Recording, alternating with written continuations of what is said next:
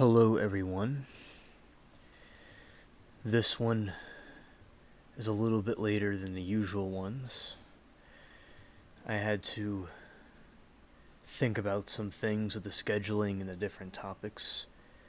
Had a very busy day. And tomorrow night, around 11:20, no 11 p.m., not 11:20, Friday 11 p.m.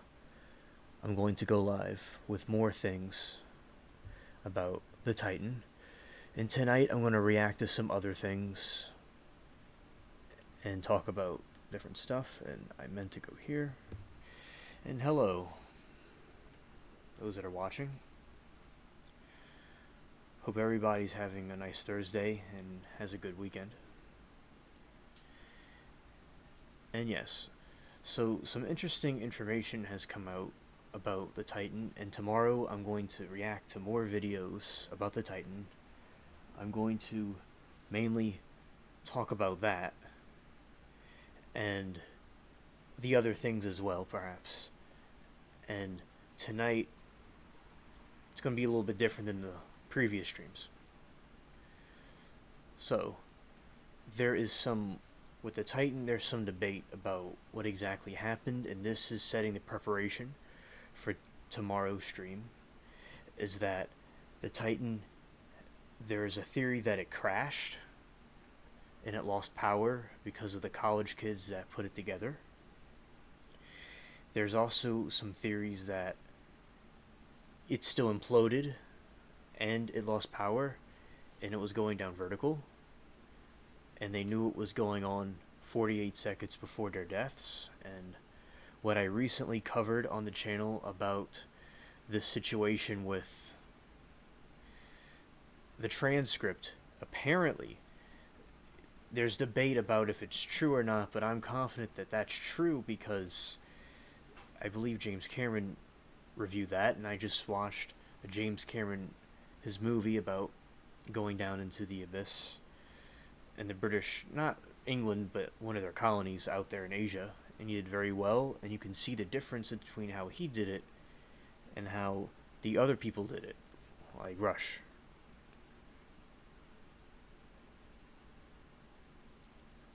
Did they use a kit to put it together?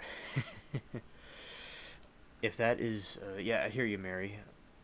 And yes, which guy do you mean, Mary? I would like to know what you mean.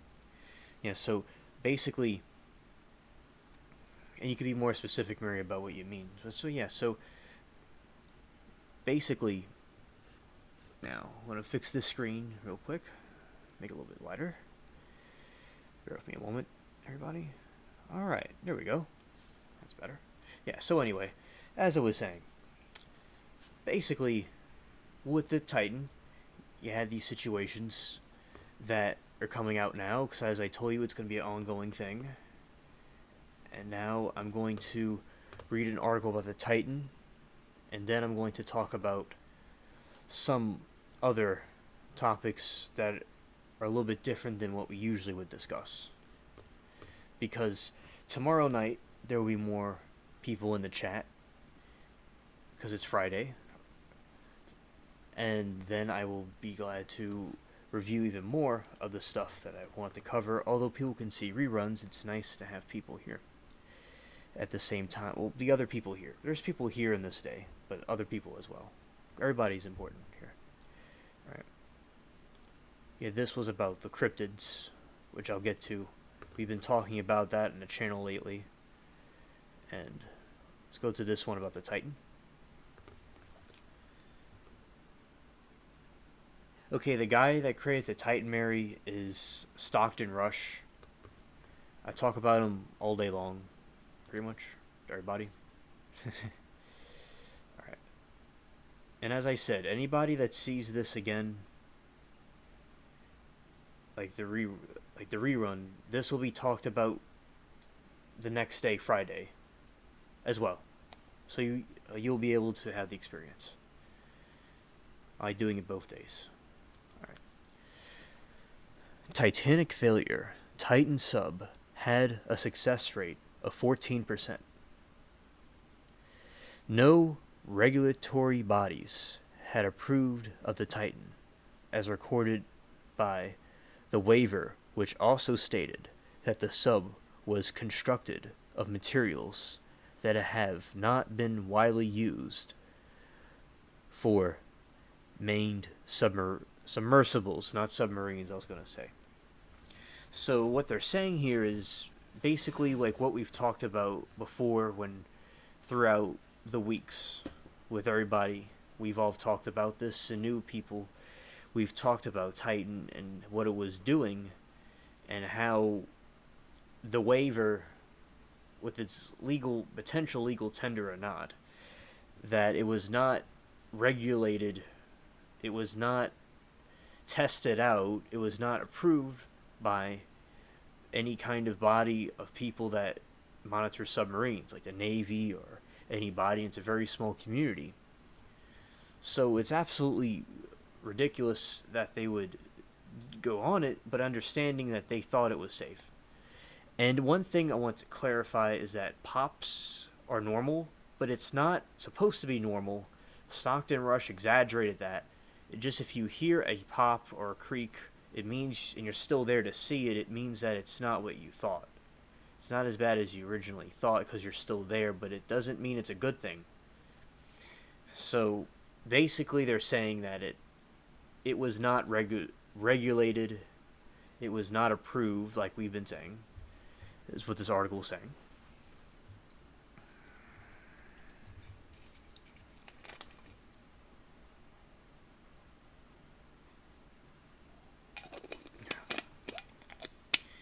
OceanGate's Titan submersible, which gained notoriety after 5 wealthy individuals died on a trip to the Titanic's ruins, was known to have very small percentage of successful divers.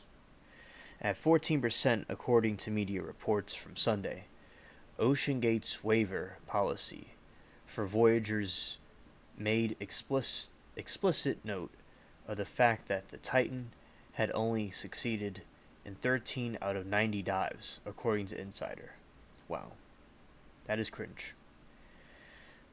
The Titan, which was marked as a commercial experience to see the Titanic wreckage on the ocean's floor, was described as experimental 3 times within 4-page liability waiver. So it was 4 pages. It's very interesting to know the exact pages. No regulatory bodies had approved of the Titan, as recorded by the waiver, which also stated that the sub was constructed of materials that have not been widely used for manned submarines. Manned submarines, I think that means. I'm reading it wrong. So they're using these materials that are experimental. And when you see like James Cameron submersibles, they're very intricate. But his thing was like a trash can. It was a made in China hot water heater. It was plastic, so to speak. It had nothing in it. And a remote controller that was cheaper than this TV controller. Cringe. The Titan's history of disaster. The Titan's safety had been drawn to question numerous times. Concerns over the Titan's safety had been reported as far back as 2009, with further concerns brought forward in 2018. I remember 2018. It was a good year. This is a good year too, but that was a good year. Past adventures aboard the Titan also experienced a number of malfunctions, including a torn stabilization tube and electrical issues. They believe that basically the electrical failures helped contribute to the downfall of the submersible. And as I said, tomorrow review even more stuff about that as it comes out. And that's the Titan floating around. Yeah, a lot has changed since 2018. It certainly has. Tests on the sub at Deep Sea Ocean Test Facility, part of the United States Naval Academy, also found that its carbon fiber hull showed signs of silic fatigue at lower depths, according to GeekWire. Yeah, that makes sense. So it means the hull had fatigue to it. It was getting worn out. Mary, I like the cat in the box. Cute. Bob McCollum, who raised concerns in 2009, told Insider that the company's approach to the engineering was ad HOC and ultimately inappropriate.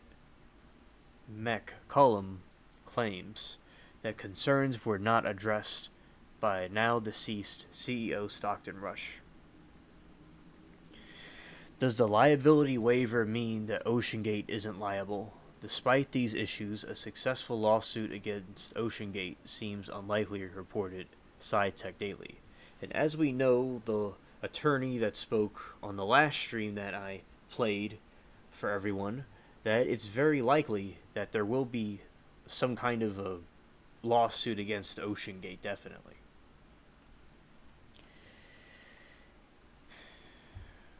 Let's see. I missed my spot. A lawsuit is unlikely unless the company misrepresented the safety of the submersible, like Rush telling everybody that the cracks and creaks are okay, that he was constantly warned over and over again that it wasn't safe, and he still had people go on it. So I think they're very liable. They're not liable. They're very liable. Despite these issues, a successful lawsuit would be unlikely, as I said. I just said that. And because this thing keeps jumping up the page, there's some kind of, these people with their website, they need to get some configuration in their website. But anyway. And Richard Denard, a professor at Northeastern University School of Law, explained that it's a classic example of assumption of the risk. You sign a massive waiver that lists one way after another that you could die on a trip. Former Titan passenger Mike Rice told BBC, so nobody who's in this situation was caught off guard. You all know what you are getting into, in his opinion. And I would feel the same way, but basically he was convincing the people that he made it clear that there would be a risk of death, but Rush was constantly convincing the people and other people, like the other father and son that didn't go on, how safe it was to go on there. And he kept urging and pressuring people to go on there. So they signed a waiver, but they were convinced that the death would be very minor. Or else they wouldn't have gone on it. But that could be argued in court. However, despite the waiver, a lawsuit could still have a successful outcome if a plaintiff could prove that OceanGate was grossly negligent, I think I'm saying that right, in its actions. Like we've proved on our past streams, and other YouTubers have come together. We've all come together, just like with the Johnny Depp trial, and all of YouTube came together against a common goal, and we've come together and exposed that this OceanGate thing is goofy, that they definitely were doing tons of gross negligence. And safety, and actions of safety that warnings and concerns that OceanGate failed to investigate.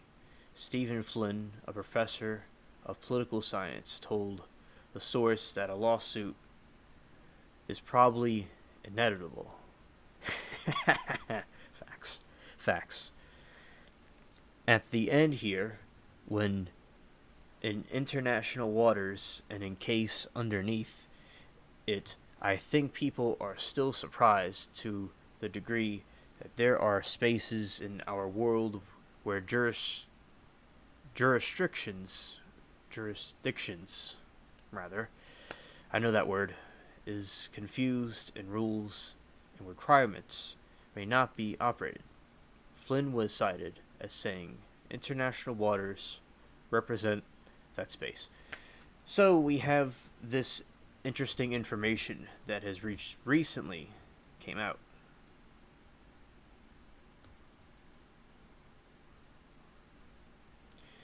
And here we are. So that's basically what's going on with them.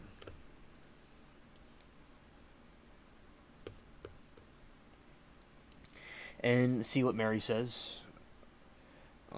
I worry about being run over in a parking lot by a bad driver. These people were far too trusting. Yes, I do agree, Mom.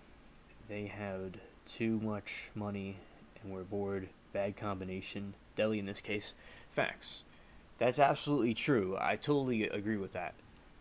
And especially the dude that took his son, but the other father and son, with the son that reminds me of Tweetzel the cat, this cute cat we have, that it was having some problems with the submersible, that it wasn't really safe. And yeah, of course it wasn't safe. That's obvious. And so, like, and I would have figured that out too. But some people weren't as aware of these things as, like, I am. And we are, chat. Because you all seem to be very well-rounded about things with common sense and logic.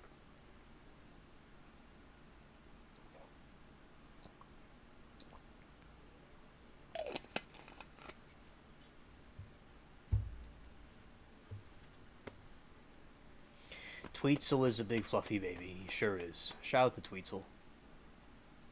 People like watching him on the shorts all over the planet. Alright. And close that window because it's causing some glitches. Alright.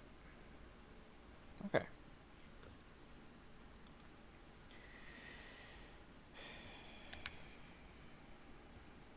I'm bookmarking the pages so I could have these for tomorrow. Okay. Titan sub-victims likely realized their fate between 48 and 71 seconds before their deaths, and as we were talking the other night on the stream, it was 19 minutes before their death. I believe until I could get complete confirmation that the transcript was false or fabricated, they knew 19 minutes before they were going to die in at least 48 seconds. So 19 minutes and 48 seconds, in my opinion. Alright. Now that's... yeah, I've heard of those things. We're going to pause that because it's going to be distracting to what I'm trying to do here. Okay. The 5 people who perished aboard the OceanGate submersible were likely aware of the impending implosion between 48 and 71 seconds before it occurred. In my opinion, it was 19 minutes. According to an expert who likened the scenario to a horror movie that I would be interested to see James Cameron film. He did well with Titanic. He did excellent with Titanic, in my opinion. And the other movies he did, even if it's a different flavor, it's a good movie. In the Titanic, James Cameron, it depicts the ship breaking in half. The other movies are very good too, but they don't do that. They don't depict it breaking in half. Like the Titanic, there's Jack and Rose, but it's like you're really there, and they go underwater. So I do think the Titanic James Cameron did, it may not be given the credit it should be, in my opinion, for what it was able to capture. Alright. Spanish engineer and underwater expert Jose Luis Martin offered a timeline for doomed Titan's final moments before it was destroyed June 18, less than 2 hours into the dive, the Titanic shipwreck. During the controlled immersion of the Titan, there must have been an electrical failure. Electrical fault, which left the craft without thrust. He told the Spanish news outlet, Nues, according to the English language, Dario AS. Hello, Miss Madam. Glad you're here. During the controlled immersion of the Titan, there must have been an electrical fault, which left the craft without thrust. He told the Spanish news outlet, Nues, according to the English language, Dario AS. Without thrust, the weight of the passengers and the pilot, about 400 kilograms, which was focused on the front end, close to the viewport. When have disputed the Titan's longitudinal stability, Martin explained.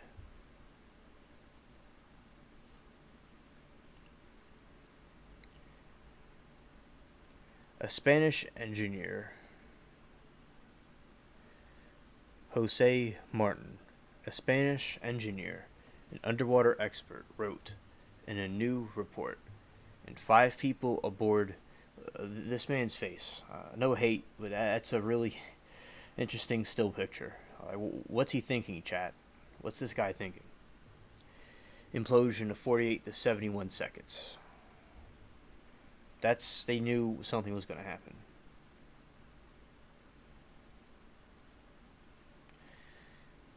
And those are the victims, as everybody knows. So what's been going on here recently that we've been covering is that the Titan success rate was 14%, and many of the people thought that it wasn't going to work out anyway, and it failed, and it's very likely that there's going to be a lawsuit with the Titan.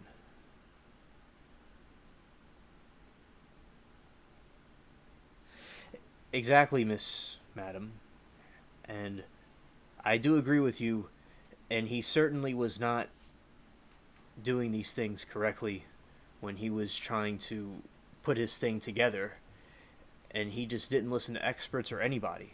It's a shame, and he was able to convince some people to go on it, but not everybody, and the psychology of him is that he was high on Mount Stupid, so there's like a graph, and his awareness level was very high in the Dunning-Kruger effect, and that's a scale that you basically measure that when someone's high on it, they're real overconfident about what their abilities are. So yeah, that's what he suffered from. Absolutely correct. It is very tragic. He said he believes the deadly malfunction occurred at a depth of 5,000 feet, and it just uncontrollably just went downhill. Now, the implosion is still a theory that happened, but this is another additional thing about it.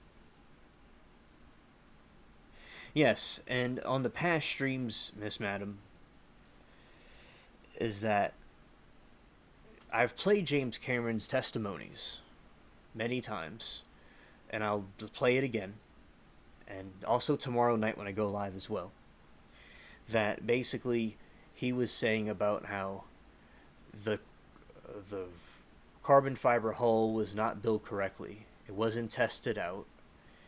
Basically, it was not made out of complete titanium. James Cameron is a very intricate device and very intricate machinery, and this guy didn't have that, and it's cringe what this other guy did.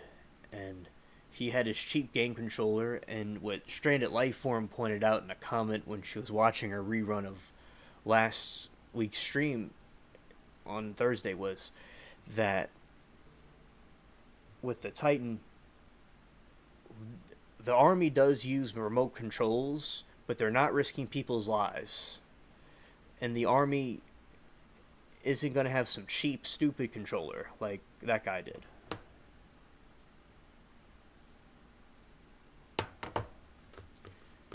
Let's see what's going on here, because people said there's something going on.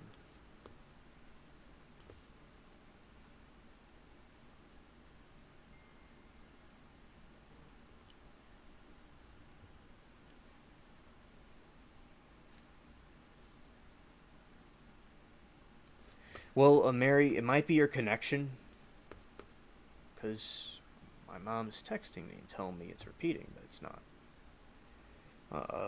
Yeah, chat. But anyway, so basically with Rush, he seemed very nefarious.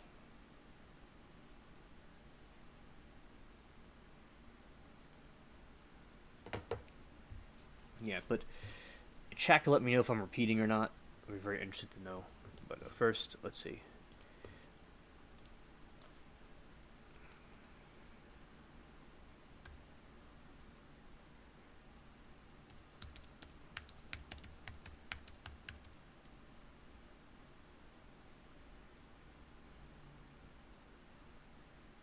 Right, Miss Madam. And okay, so everybody's still here, and everyone can still hear me. All right, that's good.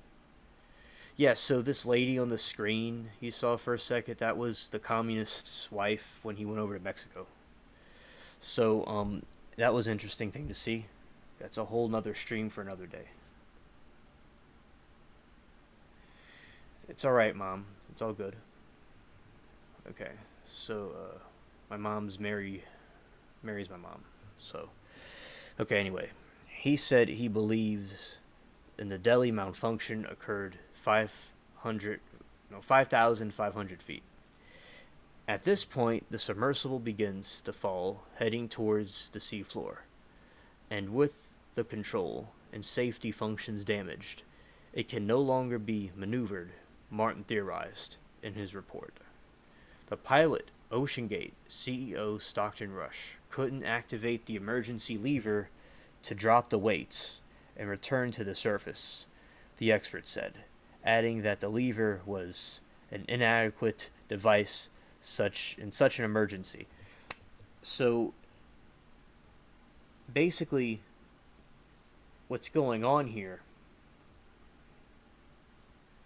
that this dude with his cheap devices and all of his nonsense that he has, he's like James Cameron. I remember like Georgia Peach was sending me that one and the movie, and James Cameron had the weights dropped and he would fly back up. This guy, he has a cheap game controller, a cheap thing, everything's cheaply done. He's not getting anything regulated or tested out. And it's God blessed him that he was good at doing 3 successful dives. I mean, he's very blessed that it went well the 3 times. But pride before the fall, God will only save a moron to a certain extent and then just let them get what they deserve sometimes, but maybe by the grace of God, we don't get what we deserve. Amen. But, so, yeah, he couldn't activate the emergency lever. And that's pictures of the wreck, because everybody saying how it blew up in a million pieces. Everybody does these different things. It implodes, everybody heats up and explodes. Yeah, Miss Madam,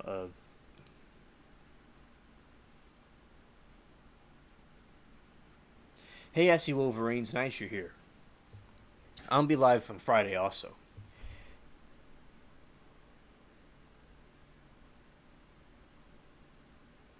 Yeah, so I'm gonna look at chat for just a moment because I know like people are watching this are a little bit confused, but there's something interesting going on down here.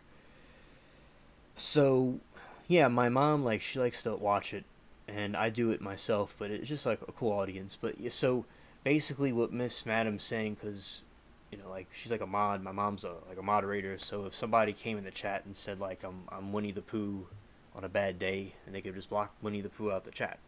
Well, Winnie the Pooh wouldn't have to be blocked out the chat, but just his evil brother. Yeah, it's called Twitch. You're right. And yeah, thank you, SC Wolverines. I'm glad you're chilling. I'm glad everybody's just chilling. We're having a good evening. I'm doing good. I hope you're doing well too, SC Wolverines and everybody else. All right. So this is the decrepit submarine, the decrepit excuse for a submersible, right here, and it's cringing. It's very cringe. The Titan changes position and falls like an arrow vertically, because of the 400 kilos, 880 pounds of passengers that I'm not, I just, they're acting like, okay, so it's a combination of the weight of the sub and the passengers. It's not like the passengers are uh, making it 880 pounds. They're adding weight, but it's also the submersible itself of the passengers that were in the porthole imbalance of the submersible. So it's like the area where the bathroom is, it was just falling downhill.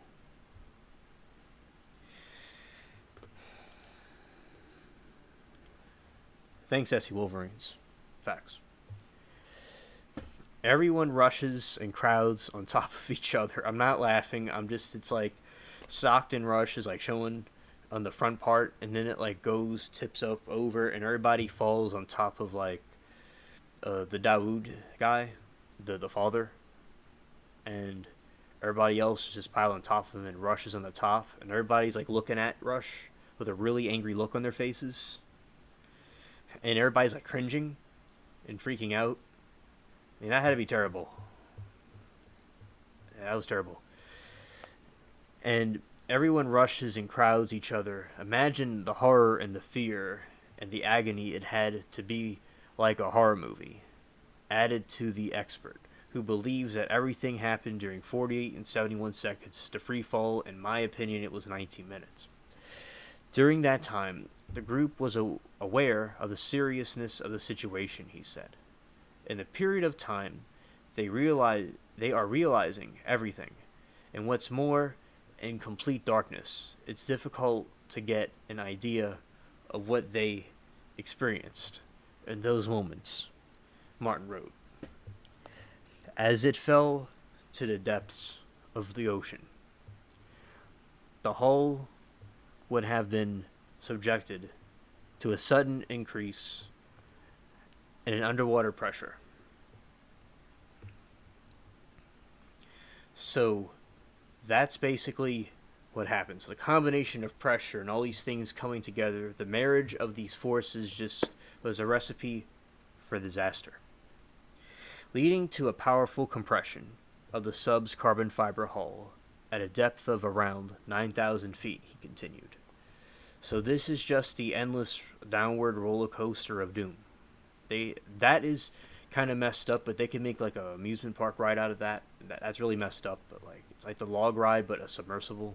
That was, y'all understand what I mean. Anyway, the rapid contraction of the hull would have been out of the step with what was happening to the acrylic material. Right? The acrylic material, because I just lost my place, because I glanced at chat for a second. That's okay. So, yeah, acrylic material of the viewport, leading to a micro fissure of implosion. That's not just an implosion. It's a micro infusure of implosion and implosion. So it's like you get like dissed and then you get imploded. It's like before the career's over, the submersible gets dissed. After those 48 seconds, or 1 minute, or 19 minutes, the implosion and instantaneous sudden death occurs. The experts added. Miss Madam, it's like 11:56 p.m. No, it's 11:55 p.m. right now. That's what time it is down here in the New Orleans. So, after those 48 seconds, and the deaths occur, and everyone dies, structural issues with the hull have been cited among the cases of the Delhi implosion. Virginia Tech ocean engineering professor Stefano, that's a cool name. I like that name. Reminds me of a YouTuber. Brizzalerio, I could do this. Brizzaleria has suggested that the vessel's pressure hull could have had a defect that may have fractured under immense pressure. It like rained yesterday. Look how arrogant this dude is. I'm talking about Rush, not the president in the side. Not Nixon, but Rush. That's what I mean. So like, yeah. So like, look at Rush. He's all like, with his, although nothing wrong with inventing things and being an innovator, and thinking differently. I'm talking about not doing the submersible right. It looks like a nuclear bomb. Like he took like a model of a nuclear bomb, of an atomic bomb, and just built a submersible out of it and said, you know what, we're gonna put half of a light up in here.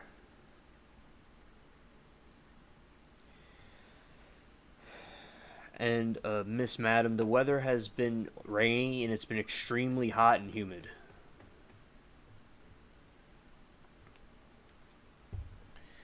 And you see, that's the interior of the submersible and his one little button.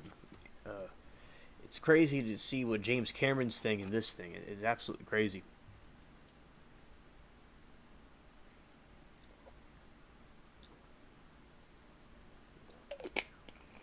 Nice water. Okay. Yeah. So anyway, the submersible obviously doesn't work. And for the record, OceanGate has canceled all of its underwater ambitions. It is difficult to say what caused the structural failure in this case, but any small material and geometric imperfection, misalignment or connection, flanges, tightening, turquoise, or bloated connection have started the structural collapse, Bizzolera told the Post recently. Bizzolera said carbon fiber is very prone to possible defects and that it exhibits a more fragile behavior than other materials. The experts said any small leak of the extreme depth would have sent water gushing at a speed about 620 miles per hour, killing everyone instantly, like a bullet. So, now apparently from what I heard, from what I read, that there was some leaking going on, but it was like mild leaking, and everybody was freaking out. The thing dips over, it implodes. It sounds like some catastrophic terror.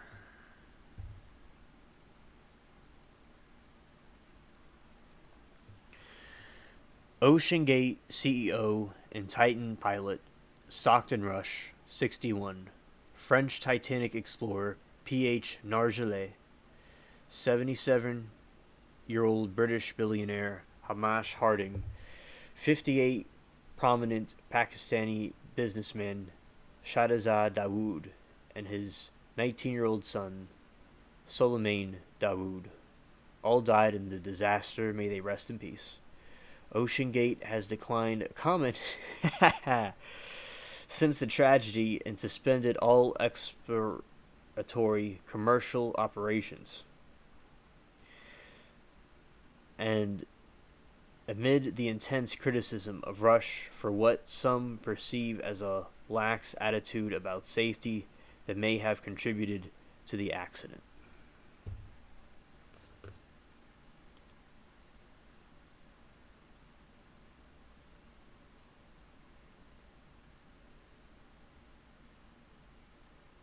Wow, Miss Madam, I did not know this. Thank you for telling me about that. I'm glad that you made that clear because I wasn't aware of this.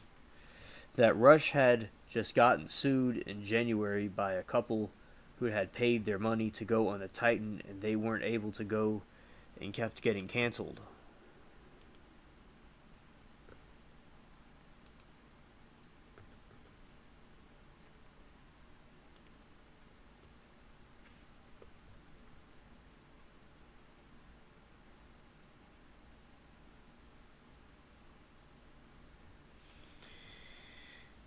In 2021, Rush said he would like to be remembered as an innovator during an interview with Mexican traveler blogger Alan Estrada.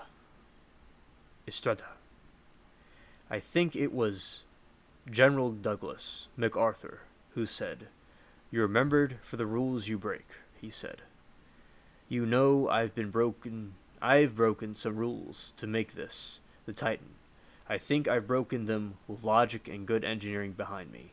We obviously see that this is not actually the case, but what really is the case here is that he thought he was, but he really wasn't.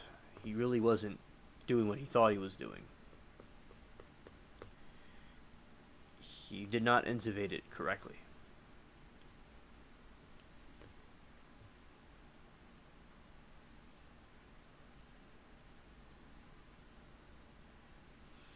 Yeah, chat. So, basically, that is the situation with the Titan.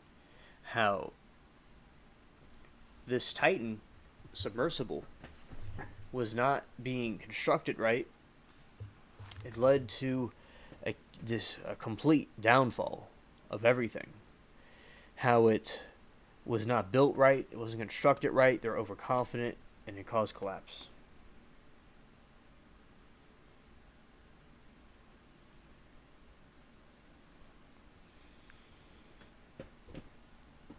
Alright. And Miss Madam says, I can totally understand cutting corners. I do with my Crockett sometimes, but if I'm doing something with someone's life is involved, there's no cutting corners.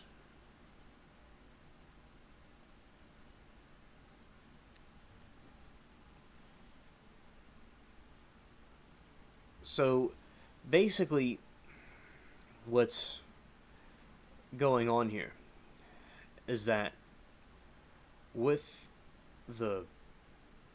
Yeah, I totally agree that when the people cut the corners with these things, I think that it causes more harm than good. In these situations when they're dealing with other people's lives, because people can die, as we could see in this situation. And I think that if people can learn from this, with mistakes you can learn a lot. So, with the mistake, the lesson to learn here is that people need to not be overconfident about the ability to do these certain things. The people have to not try to keep on doing these things without getting their stuff approved. It's important that everything gets approved properly.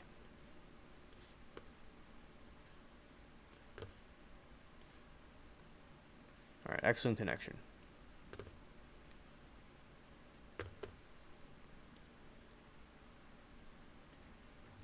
Alright. So, and then tomorrow, I'm going to still cover some things in chat. And then I'm going to react to some strange noises that were heard. And tomorrow on the Friday stream, I'm going to show the videos of YouTubers covering this event. And Miss Madam, basically, and I understand about the actors, she was just talking about his looks, that she feels, in her opinion, he aged well. It's not about the different political things that the actors are doing. It's just the way the person looks, in her opinion. All right.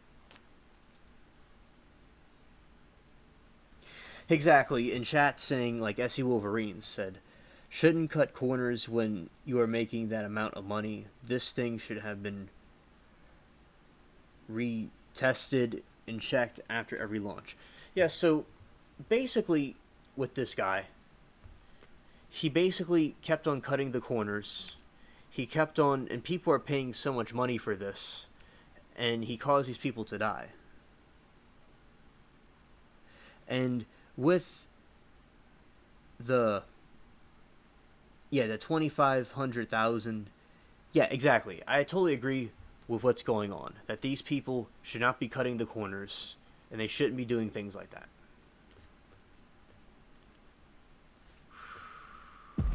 Overwatch, I have him. My bad. Listen up, an American. Okay. I was looking up something else I was going to show on the screen. Alright, Miss Madam. Yeah, so, as I was saying, I was just looking up something I was going to show on the screen.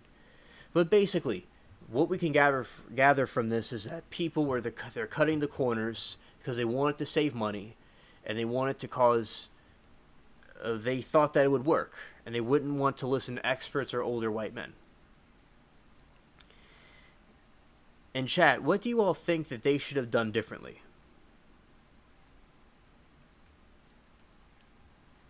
I'd be interested to know what y'all's thoughts about that are. Like, what have the guy Rush could have done differently?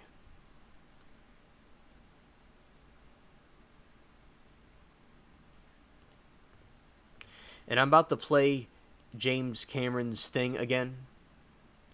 So, like, ASSV Wolverines and people that saw this.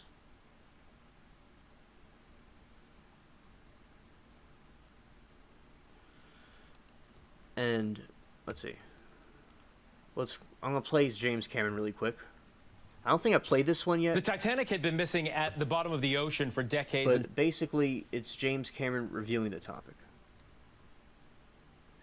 And I'm going to try to make sure this thing is working. Everybody, thank you for your patience. And then I'm going to get to another topic about the cryptids. And react to strange sounds. So next, I'm going to react to strange sounds and the cryptids. 1985, that's...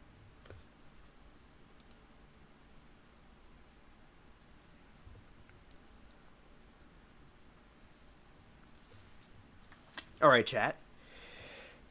Now answering your questions. So, making the front better, no carbon fiber. That's a good point, ASSV Wolverines. And did they have any rules to follow? Any safety measures? Did Stockton answer to anyone?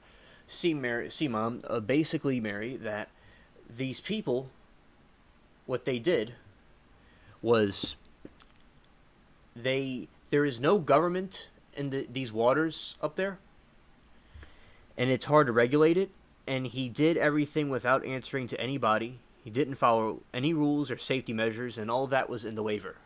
So he didn't follow anything. He just, like, came up with an invention and tried it out, and used himself and everybody as the guinea pigs.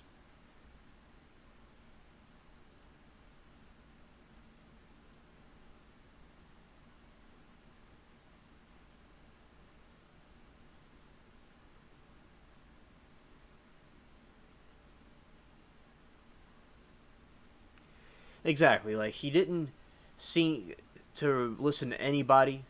He didn't do anything to ask experts what they thought, how they could be improved. That's basically the downfall of this whole thing. Alright.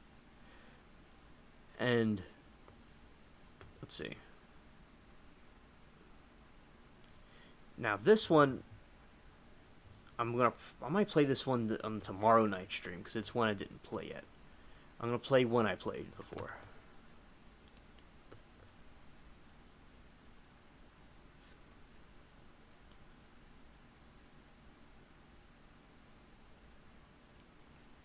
Thank you, Miss Madam. Thank you.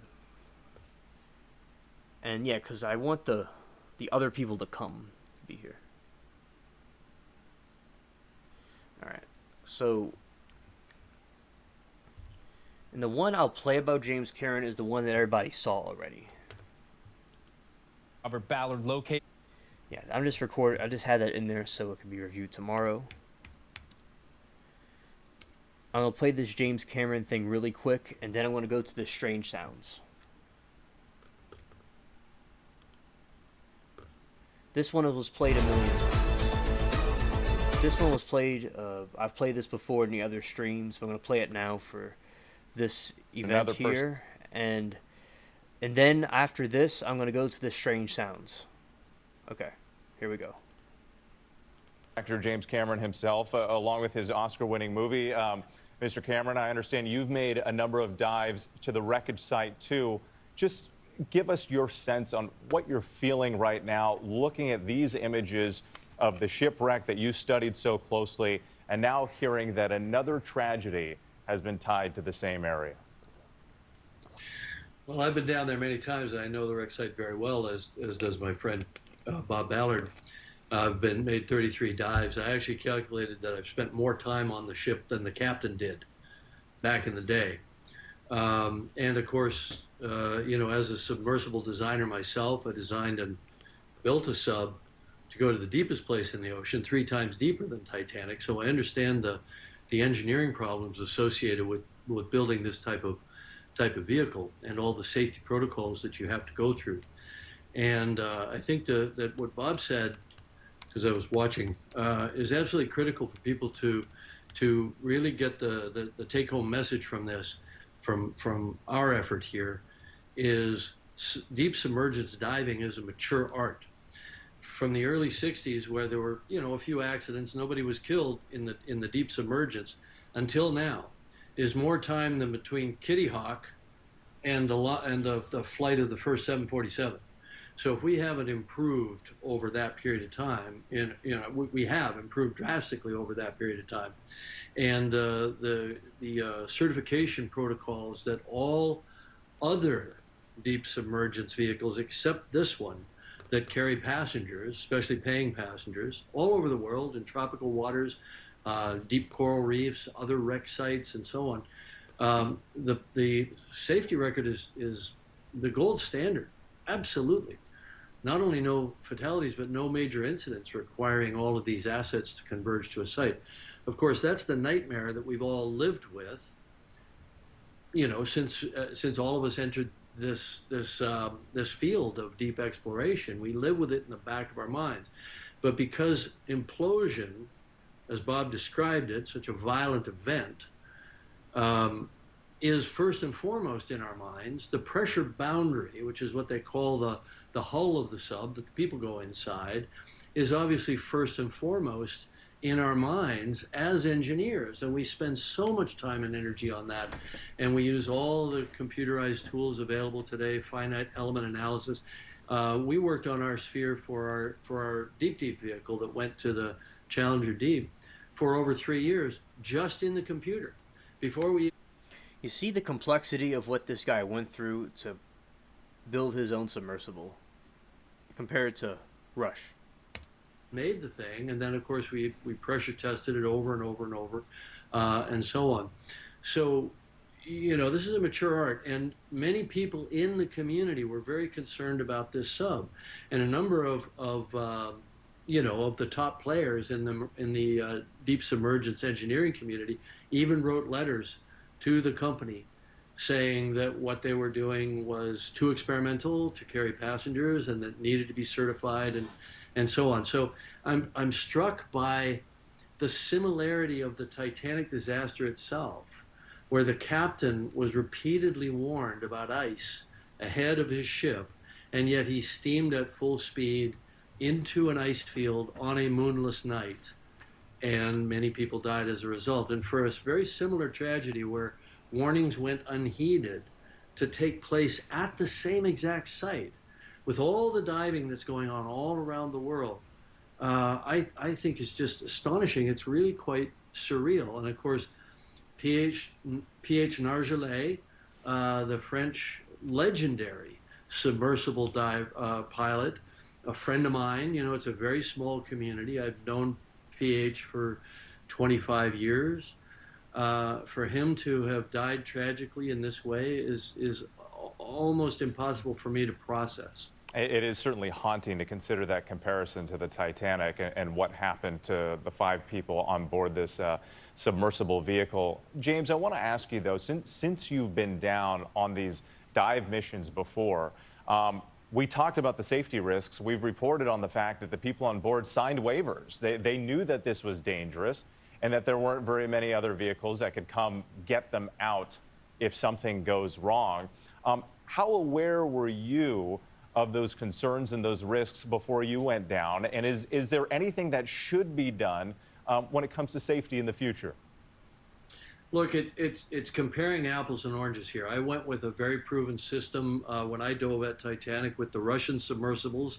They used very, very well understood design methodologies, and they had an excellent operating record when I dove with them, and they continued to have an excellent operating record, flawless operating record throughout their entire career. I think they're now retired, but I always had great confidence. Now, having said that, I always had confidence in the sub. The Titanic wreck site is a very hostile place. It's a dangerous site to dive. If you think of a typical research dive, you go down and you're really just operating over a bottom. You may be looking for organisms, you may be looking at geology. Hydrothermal vent sites can be. You see, because like when he went into the Mariana Trench, I just saw the movie the other day, and like he saw octopuses coming at him. He saw the ocean floor. You know, that's what he's referring to. Or the Titanic, it has cables and wires you get caught into. So that's what he's talking about. But the submersible itself to implode, it's not. They never worried about a thing like that. It can be a bit dangerous as well. But Titanic, you've got, this 8-story, 10-story high structure with overhanging metal structures. It's a twisted mess. You can get entangled.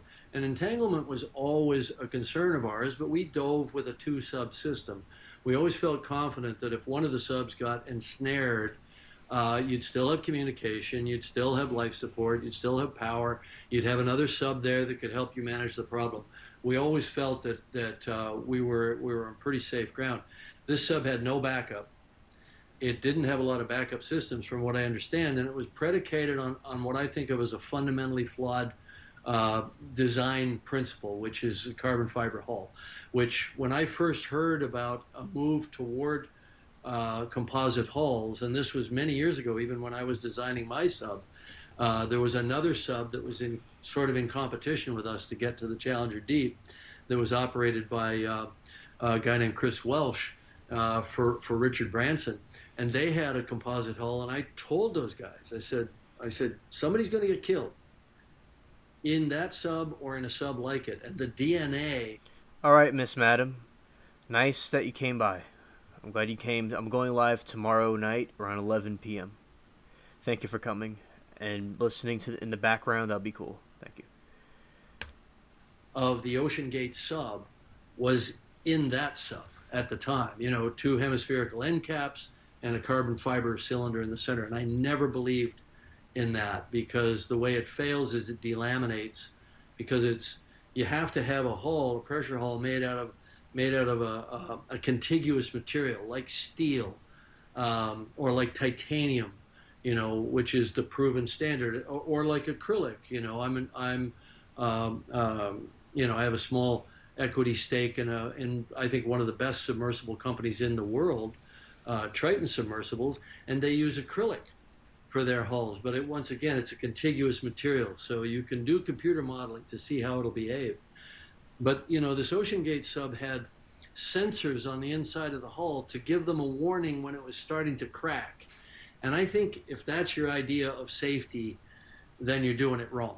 You don't, and they probably had warning that their hull was starting to delaminate and starting to crack.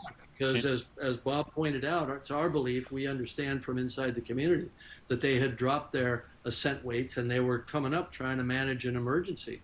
And to your point, a warning only goes so far when you have the ability to get back to the surface, or there's a backup vehicle there to come help you out of a bad situation. James Cameron, thank you so much for your time. I would like to bring Bob Ballard back in while we still have him on the line here, because Bob, I understand the wreckage of the Titanic here, it's not going to last forever. Exactly, SC Wolverines. Stockton Rush did nothing. He didn't do nothing. Anything about computer models. He just got his little button and his game controller and his shitty can. He said, all right, we got this. Exactly, SC Wolverines. And you could see the difference between Cameron and Rush. You could really see the difference. And I'm about to review the strange sounds, everybody. And then I'm going to talk about the cryptids. And that'll, yeah. So, some more to go. And here we go. More can we learn, should we learn about that shipwreck, and what can we do as we continue to explore this space in the ocean? Well, the Titanic's bow went deep in. The anchor you were just showing is almost touching the sediment, so it went far in. And what we've learned about the deep sea is as soon as you go in a couple of centimeters, it's anoxic. So when we were down, we could literally scrape away the mud and you see a brand new hull. So the Titanic's bow is literally being held together by the fact that it's deep into the mud. And we all have different views. I think the Titanic, the main hull and those main pieces will be there for a long, long time. All right. So a shout out to ABC News for that one. And we're going to go to the other thing. And I'm going to answer chat. And I'm clicking this video, but I'm technically going to watch it tomorrow. Now, this isn't scientific, but I did a poll I'm around New technically York. going to watch it tomorrow with chat, but I'm still going to be talking about different things. Yeah. Of implosion, we are still. When everybody's like here tomorrow, I'll talk about it. I'm going to go into more detail about all this tomorrow, but okay, so we're going to see what SC Wolverines has to say. So when he got the warnings, it was too late, but then I wonder if people stopped going to sea for it for a while. Yeah, I agree. And another thing about him, it has a 7-inch glass. You know, and the thing was about the crack. When it's about the crack and leaking and implodes, you know something's about to happen. He said how, he's like, hey, I mean, at least we know something's about to happen. You get a warning. It's like, you're about to die in 10 seconds. It's like plankton. You know what? And Mary can understand this, is that Stockton's a lot like plankton. Because he presses his own self-destruct button, and it's like self-destruction in 10 seconds. That's what Stockton rushed. It's like, well, at least you know you're about to die. Like, it's a way he markets things, chat. And I know that's a funny face. Now I'm going to go over to the strange noises. Yeah, nice to see everybody. Everybody's chilling. Everybody's chilling.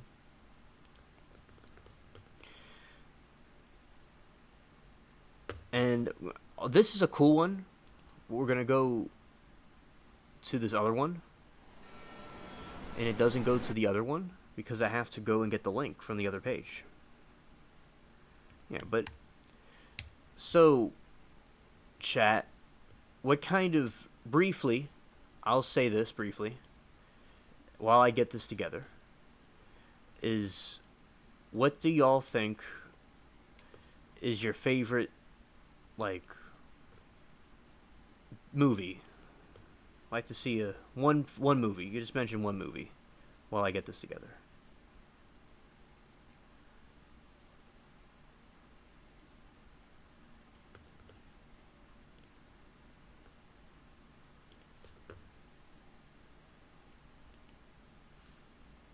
Now we're going to watch that one. But before we get to that one, we're going to open another window. It's going to open. It's going to work. Yeah. Okay. Okay.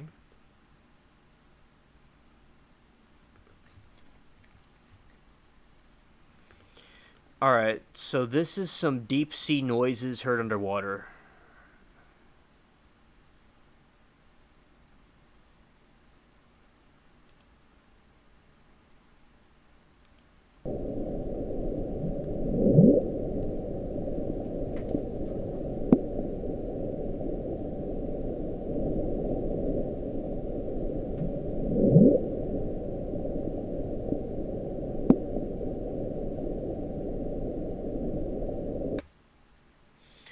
Yeah, SC Wolverines, you could talk about the Cryptids.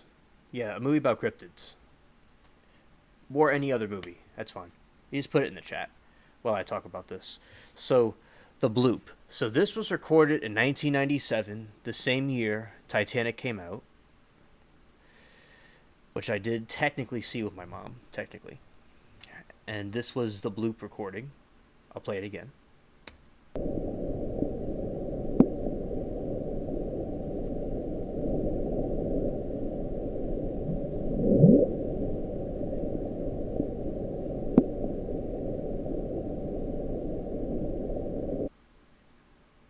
So that was the bloop. That was very interesting. It just was like bloop. And these are just mysterious noises underwater that they don't know of. And SC Wolverines, you could say any movie. It's fine. Anybody can.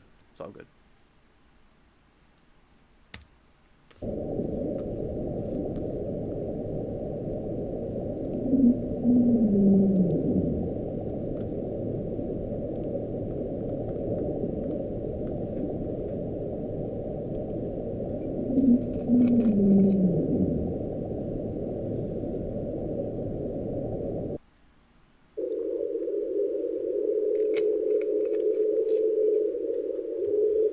So,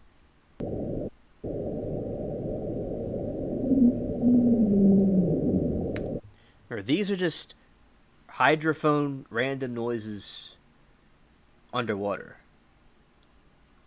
We don't know what they are, okay? Just in the vast abyssal ocean, just somewhere, there's just these noises. Yeah, they are creepy. Yes, they are. And about the movies, yes, I like the Rambo. That's a good one. My old friend from school liked that one. And Red Dawn, and the zombie movies. And yeah, I agree, SC Wolverines.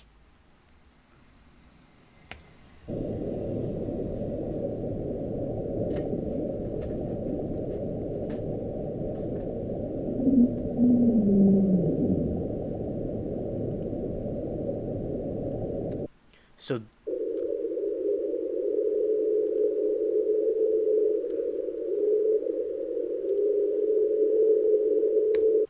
to give some context to everybody that's watching this in the future and everything, these are noises we have no idea what they are.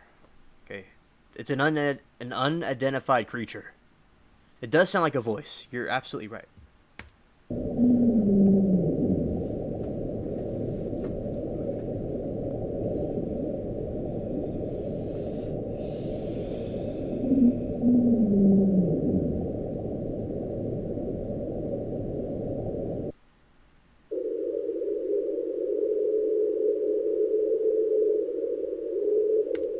This one's like a train.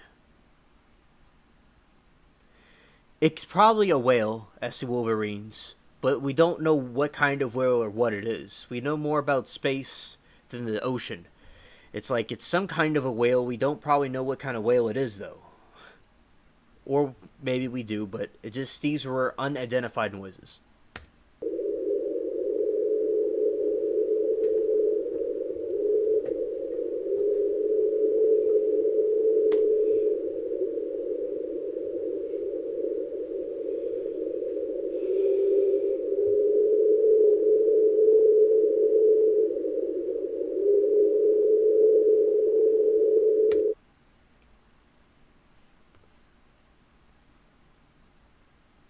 Yeah, so this is the train. It sounds like a train. So this is the same noise but sped up.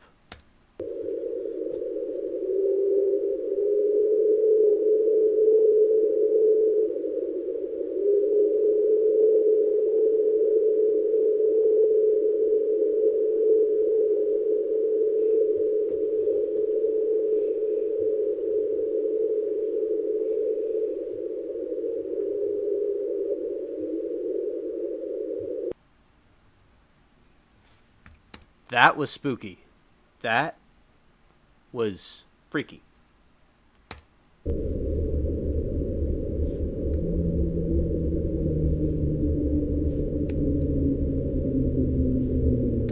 This sounds like a airplane about to crash.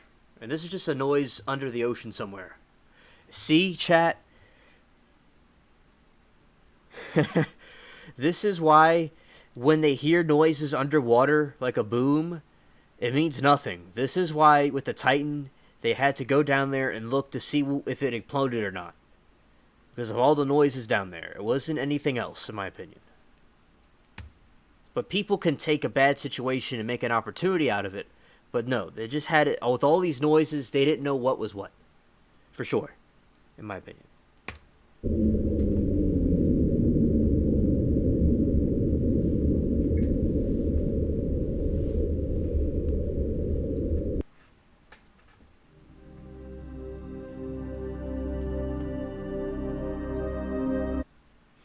It says these sounds all share something in common with they created by icebergs. So basically, to answer some context here, is these four sounds all share something in common. They were created by icebergs. The bloop is said by NOAA, NOWA, NOAAA, to have been created by an iceberg cracking. So this situation, some of these noises you just heard were created by iceberg cracking.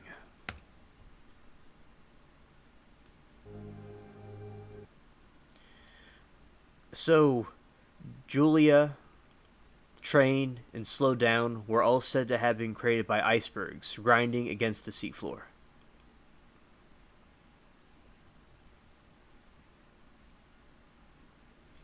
Numerous recordings of icebergs similar to Bloop Julia have been made in the past with 2 decades. So it's very rare to hear these things, but there's noises like this all the time underwater.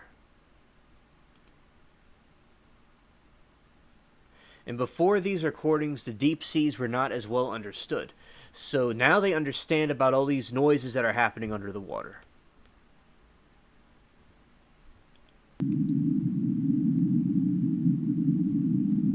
This is a new set of noises.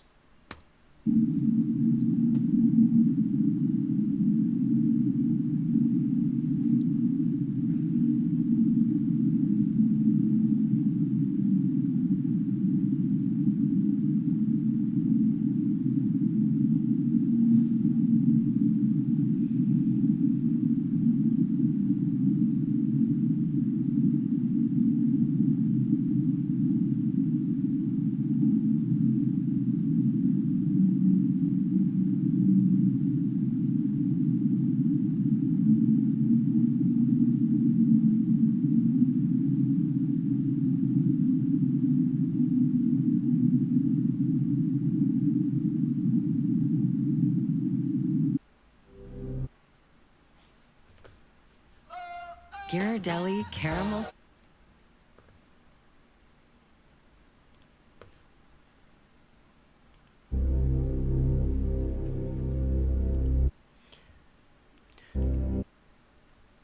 So the sound you just heard is like the sound of a submarine and a volcanic eruption.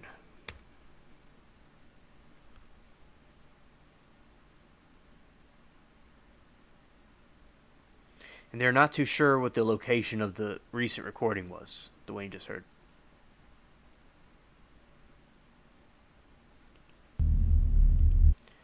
So, okay, now what you're about to hear, chat, is the sounds that have not been identified. The other ones weren't identified either, but then they found out later what they were, but these are completely unknown, what you're about to hear.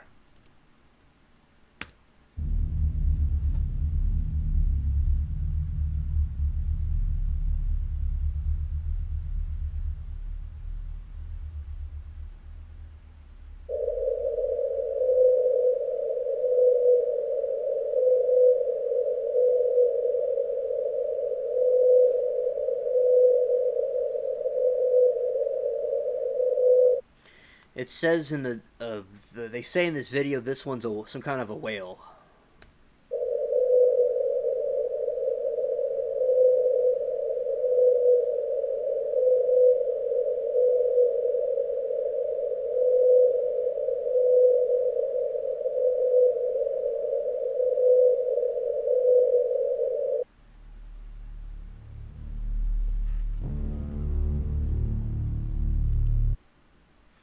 So it's an unknown whale that you just heard. That's what that was. It's of an unknown species. Facts, sassy wolverines. And the frequency is called H2Z52HZ, is significantly higher pitched than those of other whales. Blue whale 1039 hertz. Fin whale 20 hertz. So the other one was 52 hertz. So it may be a smaller animal.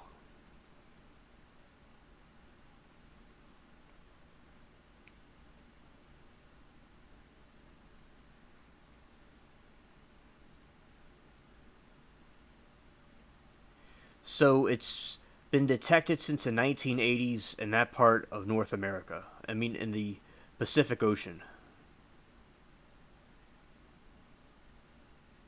It appears to be a single animal making these sounds, earning its nickname the world's loneliest whale.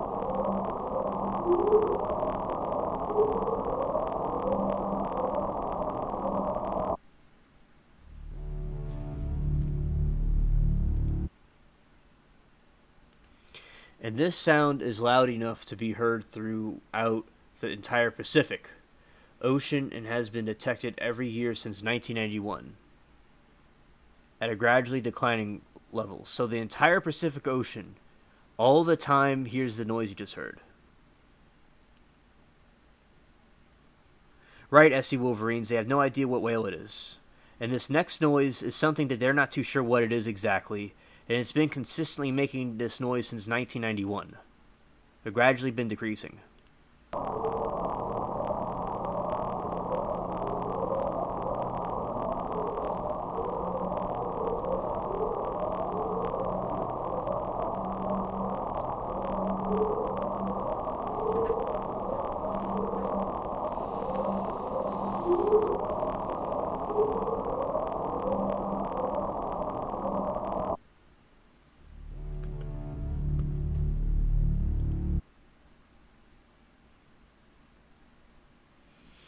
So it's crazy. This animals been making noise since 1991, but gradually declining. And the sounds have seasonal patterns. In the fall, the spring, it is unknown whether this is due to the sound's origin or due to environmental factors.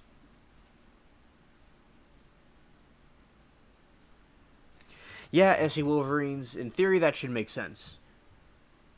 So, SC Wolverines, the last sound you heard, they don't know what kind of animal it is. They don't know what kind of thing it is. But it's been consistently making noise all the time. Yeah, but the thing is that the ocean is so large, it would be hard to detect where it is. Again, this is why with the Titan, it was so difficult for them to confirm it was the Titan until they went down there and looked. Because of all the racket that's going underwater. It was on the other side of the ocean in the Atlantic, but all this is going on underwater. So, a boom, it's like, it could be a whale farting, it could be anything. So they had to go and look. It's mysterious. Like, we don't know exactly what that thing was.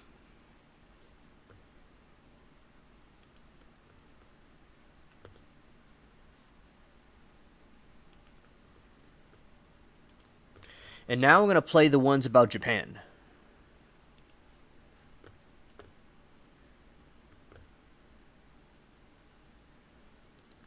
This is about strange ocean findings from Japan. I'll put the link to this dude's channel right here. The dude that made these videos. All fair use.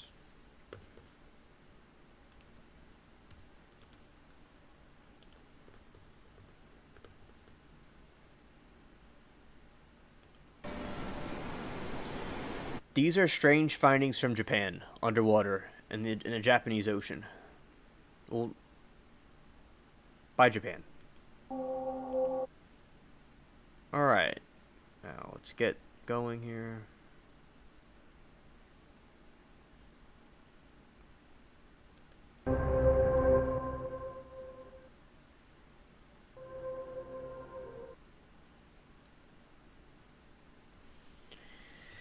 Now, SC Wolverines, it definitely could be alien signals because there's apparently ETs underwater, so it very well could be aliens.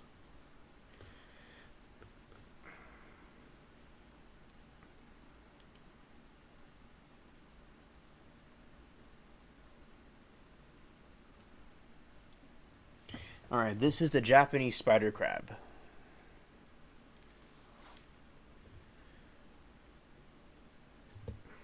This footage comes from a Saraga Bay. Depth not specified. 25 November 1986. Wow. That is an interesting looking crab. It looks kind of like a frog and a spider.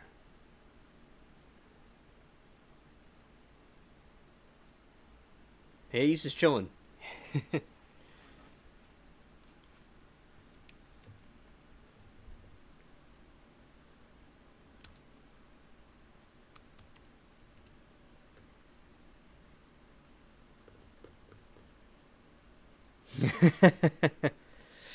I'll make a note.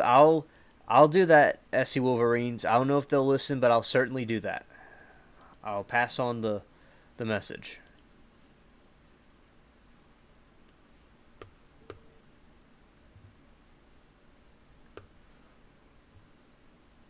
Yeah, this is a very interesting crab.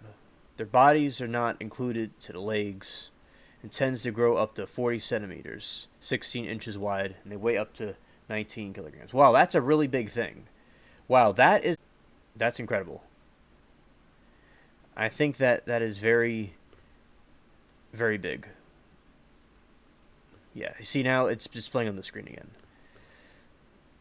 So basically, what you see in the screen is a giant crab that's underwater from Japan.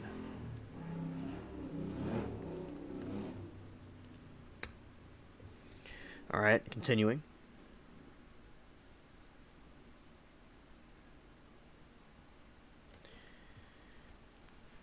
Oh, they live 50 to 100 years when not predated.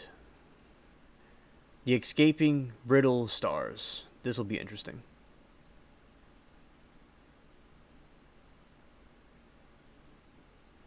This footage comes from off Sanruki. Both encounters took place around 345 millimeters. This is very interesting stuff. Very well reviewed. So this is some deep sea starfish that are down there in Japan. And they're just chilling on top of maybe a dead squid. I'm not too sure. Squid tastes interesting. Especially when it's fried. Yeah, just look at that. All those skinny stars. That is very incredible. Yeah, you see how they all just go around and they're devouring, I suppose, yeah, a dead squid. Kind of like vultures. Underwater vultures. He goes away. He's not dead. He just flew off. This man just took off. He's like, alright, I'm out. And he goes.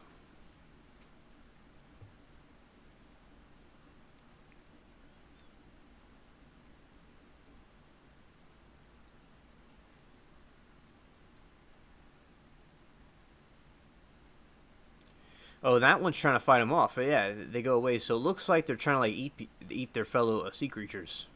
Both squid and fish species not known were luckily to escape the swarm of brittle stars. Oh, SC Wolverines, I love seafood. We have a lot of seafood down here in New Orleans, and there's a lot of Japanese restaurants and things like that as well. I love seafood. What do you think of seafood?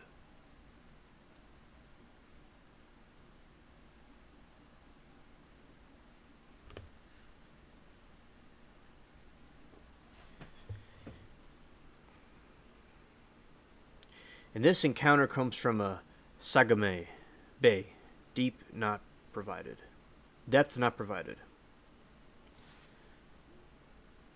Wow, that is an interesting critter right there. It's kind of like a plankton and like a 3D cockroach.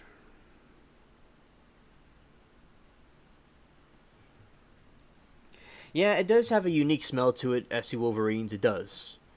You're right. I mean, basically, like when I have things with seafood, now down here they fry a lot of things and they cook things very well down here. Okay, they do, in my opinion. You know, I like the seafood. Now, New Orleans has great food.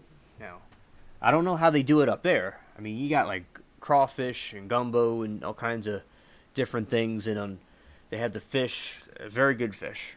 But yeah, no, I understand. And the Asian food is different. Yeah, so this Japanese critter is a very interesting looking critter right here. You know, I was looking at the strange sounds, and then I'm about to get to the cryptids.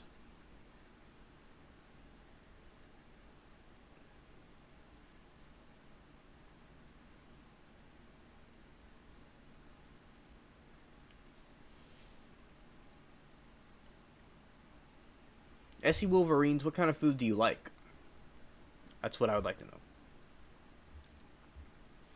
Mannequin head. Really?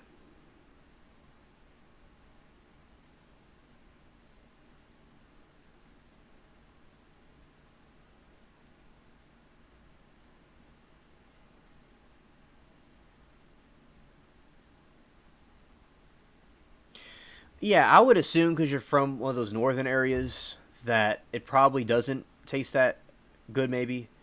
Yeah, I get it. But yeah, Whoa! Whoa, there's a mannequin head down there. So this is a strange finding from Japan where they had a mannequin head underwater. That's creepy. But yeah, so it depends like how they cook the food. Like I'm growing a lot of peppers right now that was from South America that was brought to Asia and Africa then brought back here because of me purchasing it online. So when you put like seasonings and stuff in things, like a lot of peppers and hot sauce and stuff, it makes it taste better. And we fry food. Yeah, chicken wings is good. Steak, I like that. That's good. I like that too. Yeah, Maryland would be. I think the crabs are pretty cool in my opinion.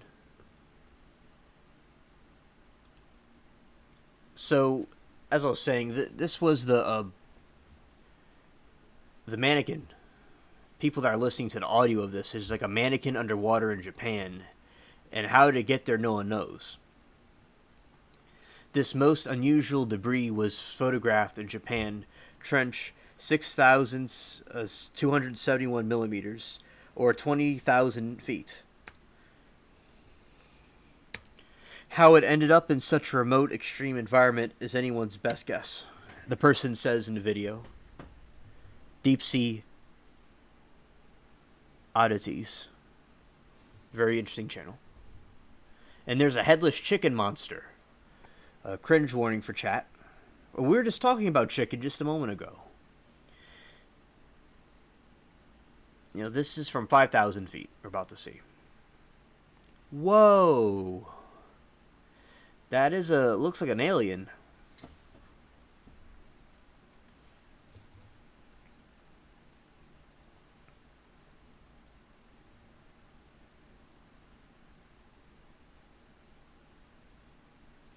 Yeah, that's really alien looking.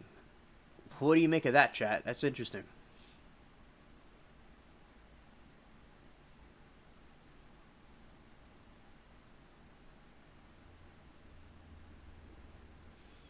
Do you like spicy food, Essie Wolverines? This thing's like a little butterfly underwater. And I'm about to get to the cryptids and stuff in a moment.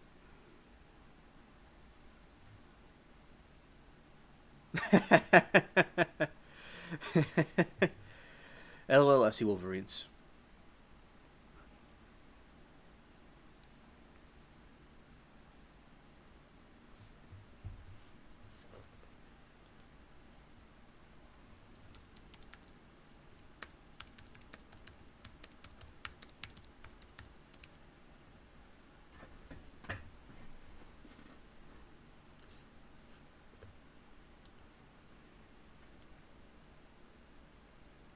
Nice, Essie Wolverines. I love spicy things. Sometimes I got sick from eating too much spicy things. But yeah, I'm growing a lot of spicy things. And they have a lot of that all over New Orleans. Yes, Essie Wolverines. Yes, indeed. I remember while we were watching these exotic creatures from Japan, I remember my friend down the street, you know, they're very good cooks. Because down here, especially the blacks, they're very, very good with cooking. And the French cooking and stuff that they had. And I remember they put all the seasonings and things on beans and rice and all this stuff, and oh my god, it tasted so good. The seasoning is the thing that makes it taste really good. That's the thing. It's the seasoning that they lack up there, that y'all lack up there in Maryland. That looks like a floating, transparent bag or something. What in the world? Is that a jellyfish? But yeah, so we have a lot of seasoning here, and the Japanese have a lot of similar food. Because remember, they thought this part of the world was India. But it wasn't India, but they thought it was India. That's why they called the American Indians Indians.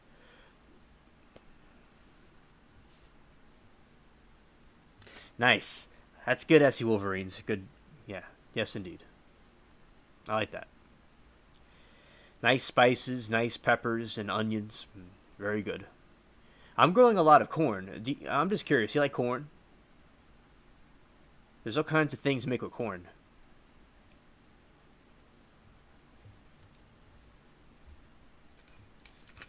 Yeah, so these are some very interesting creatures from Japan.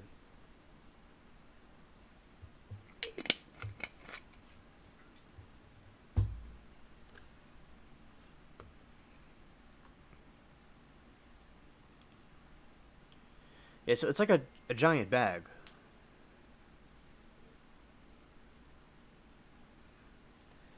You know, it looks like a giant bag floating on the TV. Nice.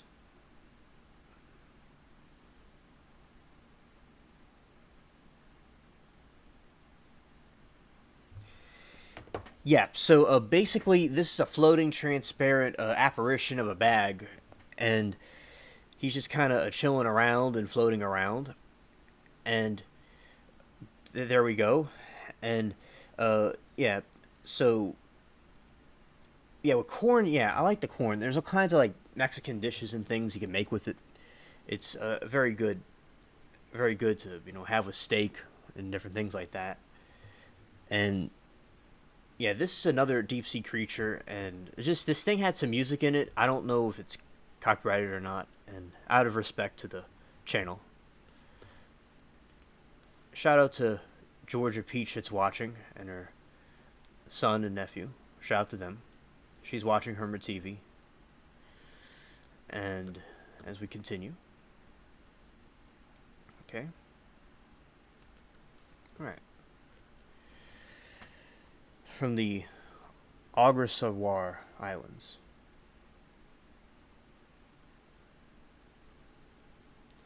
Alright, so this is a cute little squid right here. It looks like an anime character. I like watching those anime things. Those like Naruto and Pokemon. That looks like it's from that.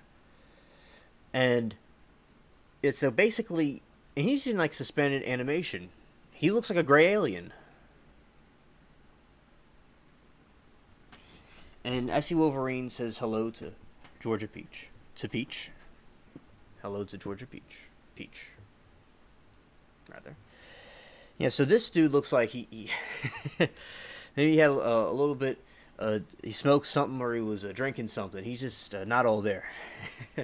He's just having the time of his life right now. Just having no care in the world.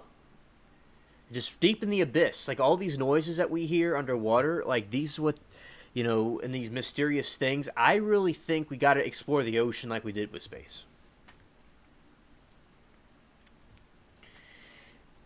I think that it's very important. And he's just flying away. This man has wings. This man is like, nah, I'm going to be flying out of here. He should be in a video game. I should put that in a video game.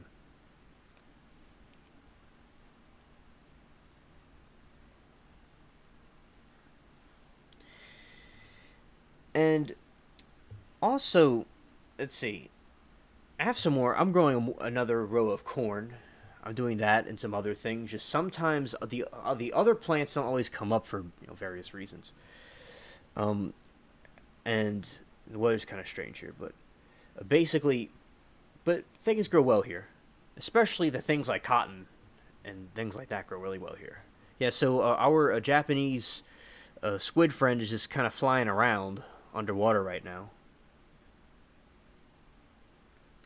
Oh yeah, SC Wolverines. There is something that like the Nazis were trying to discover the cure for cancer because Hitler's mom died of it, and they found something about it, and then they had this information,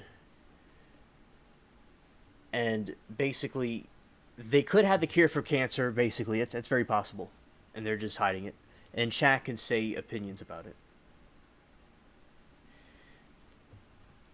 And yeah, so yeah, this dude's chilling.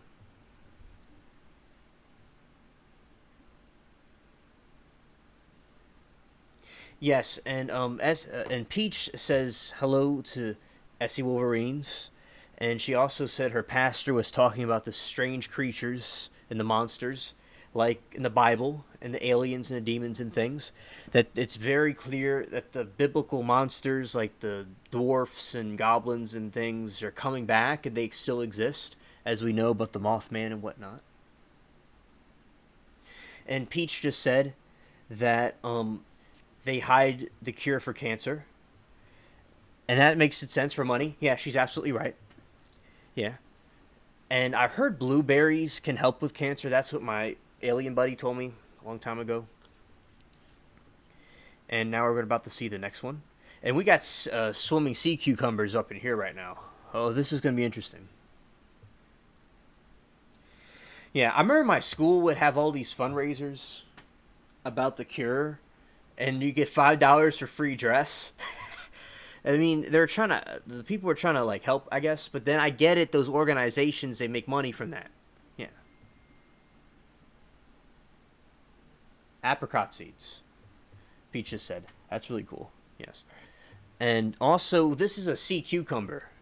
Get a load of this, chat. This is incredible. Look at this thing. SC Wolverines, would you want to hang out with that thing? He doesn't even have a face.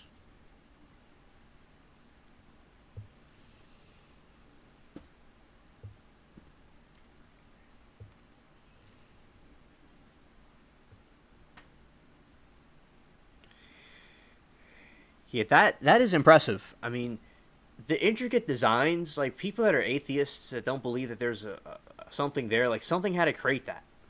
And it's just chilling in the middle of the ocean. It's just like having the time of its life. It's living its best life. It doesn't even have a face or anything. It's just a blob of blue with some designs on it. He's just floating there. He's just hanging out. Yeah, I see Wolverines. Yeah. And we have some car new cars.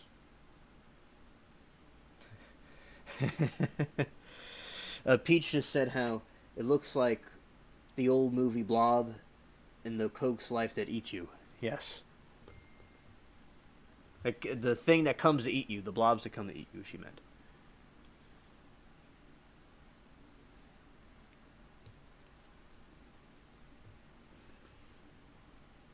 All right. It's going to be a surprise for me. Oh. What we got here? Whoa! Whoa! Oh!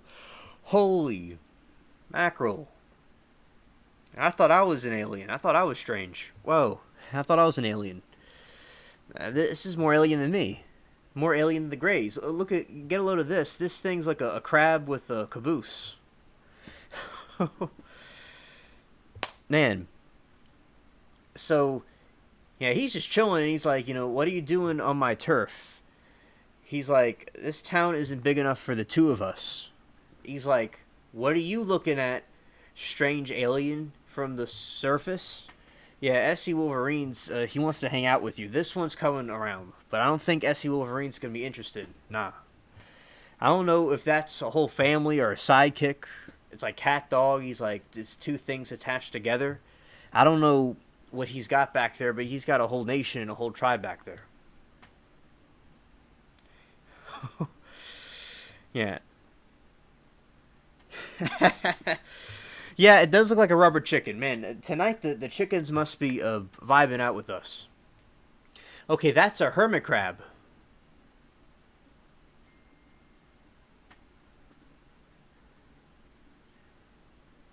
Yeah, Peach just said it looks like a donkey. depending how you look at it.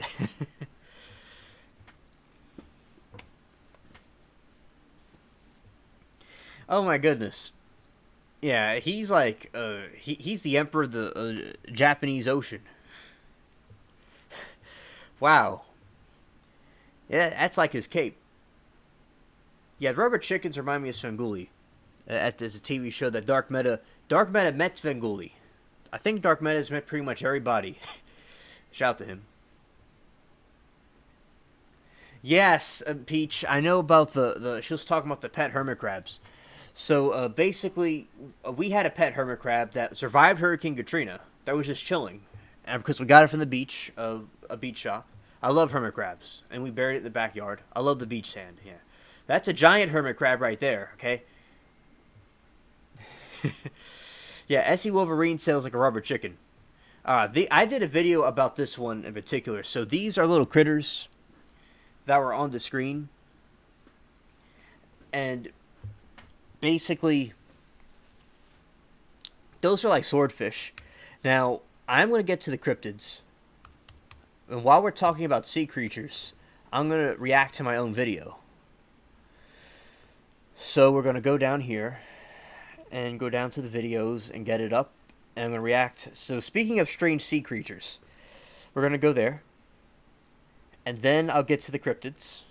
Everybody hold your horses. There's one more thing. This is a whole thing of strange sea creatures. Right here. Yeah. So so now after this we're going to get to the cryptids. So the cryptids are like the Mothman and the Yetis and the Chupacabra. And now this is going to be the final finale to the deep sea creatures. And this is a video that I did. And I'm going to react to my own video.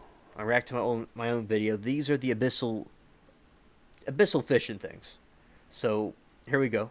Without further ado, me talking about abyssal fish. These are the strangest creatures underwater, and James Cameron has been to this part of the ocean because of his submersible. All right. These are the deep sea creatures that you may not want to swim with.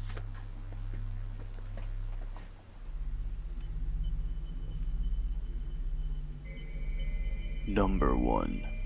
Anglerfish.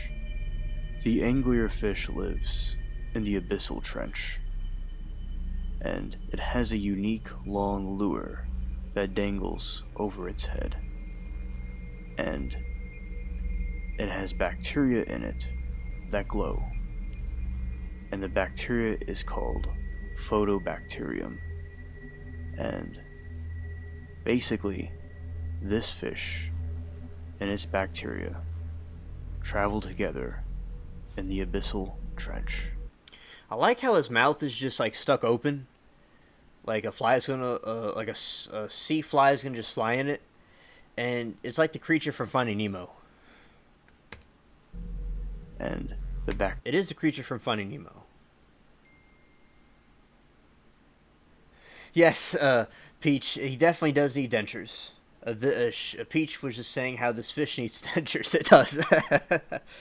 And yes, SE Wolverine said it was a good video because he saw it. Yes, and Peach said they freak her out. They certainly do. Bacterium get nutrients and protection, while the fish hunts plankton, snails, and small fish. And in my opinion, I wouldn't want to run into this fish in the dark abyssal trench like Finding Nemo's father did. And it was also in SpongeBob, the TV show. It looks like from the Vincent Price horror movie, A House on Haunted Hill. It looks like the mannequin that they used to go across the screen. It's just ready for the horror movie. And it's very interesting.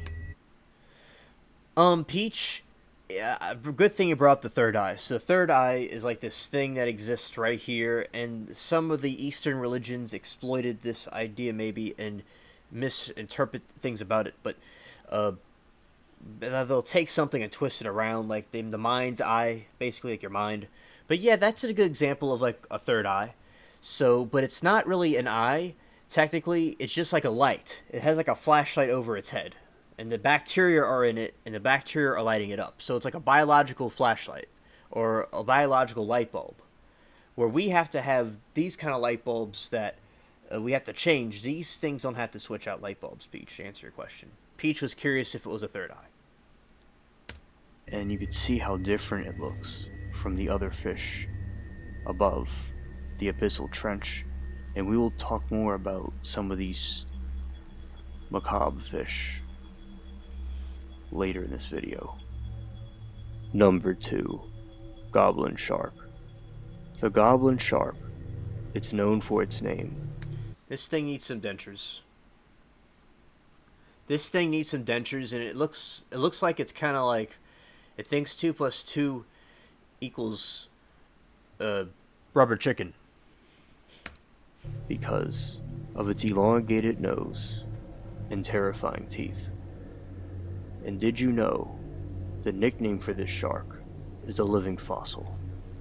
This is because it comes from an extinct family of sharks known as the Mitsukarina. They went extinct. Look how fast that thing eats the little fish. Damn. Comes from an extinct family of sharks. So ASSV Wolverines, this is an extinct shark. But it's a part of its family still alive. This is because it comes from an extinct family of sharks known as the Mitsukarina. They went extinct millions of years ago, and this one is the last of its kind. They're some of the most strangest looking sharks in the deep sea. They can be like bubblegum pink, or they could be pink gray. And they are known for their extremely harsh bites that go 10 feet per second. I'll get that information right now, Feach.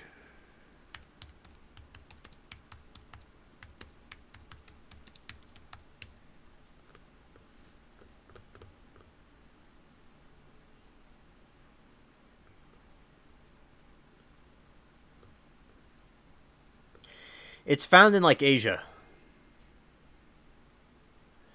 Peach, it's found in like Asia, Australia, and like in the Pacific. Yes, it is incredible, Peach. She was saying how the jaws are really big. Yeah. Yeah, it is ugly. ASSV Wolverines, right. And you see, before the flood, and God created all these creatures. And there's more of these creatures that haven't been discovered, especially like the Mothman and the orcs and goblins and Nephilim and things like that. I'm like a junior Nephilim. It could snatch a fish and bite it in a moment. And I surely think that it's magnificent and terrifying. And did you know that its nose can pierce its prey like a spear, and it could go very fast?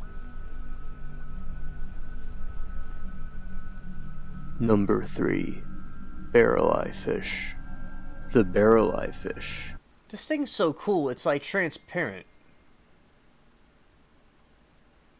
Yes, Peach said it's very scary but informative. Yes. This thing's transparent. Like, that is so cool. Like, it looks like a machine. It's very unique because of its transparent head. And it has 2 glowing spheres inside of its head. And the eyes of the barrel eye fish are tubular. And they were recently discovered in 1939. And they have fins that allow them to hover. They live in a twilight zone. What does this mean? This means that the fish exists in a zone where light can hardly travel, and it monitors its surroundings for prey that would attack it. The barrel... He's like a cute little cat, and you see, like my friend and I were studying about this like we were saying about the aliens, and we were interested in the abyssal fish and like how they're transparent and they glow in the dark. It's so cool. Fish has a very interesting habit of stealing its friend's food, and it can be found in the Baja of California. And this one's found in Baja, California, which is in Mexico, south of California.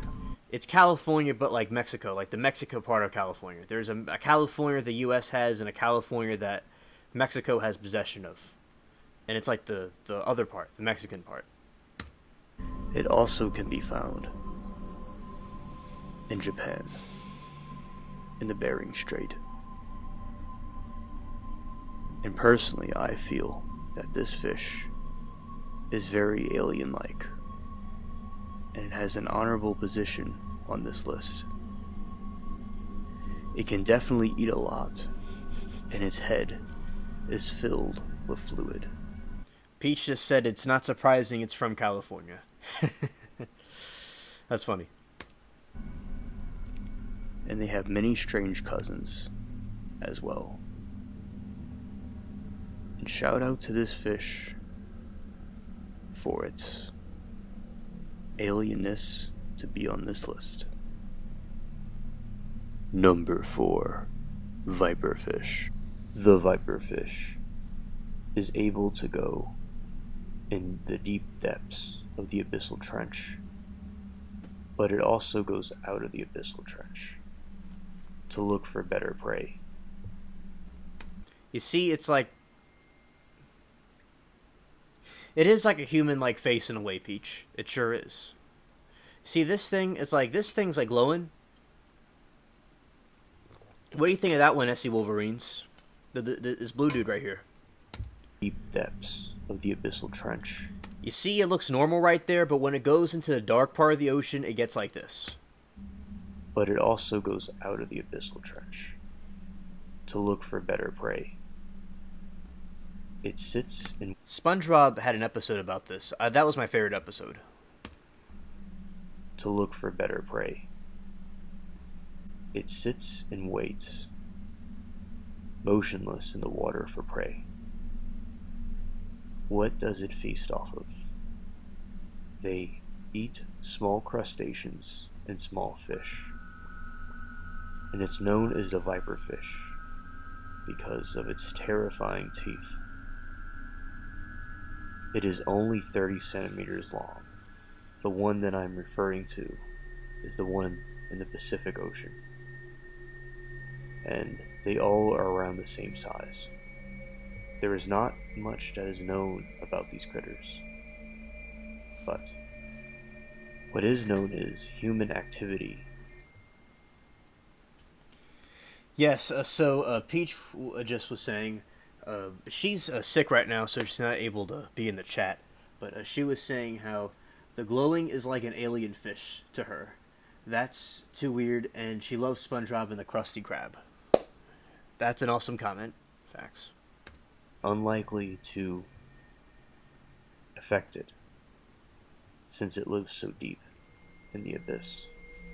It has bioluminescence, so it's able to show terrifying colors, glow in the dark. I have to say that I thought this was a vampire fish at first, but a vampire viperfish would be more suitable in my opinion. Number 5. Bioluminescence.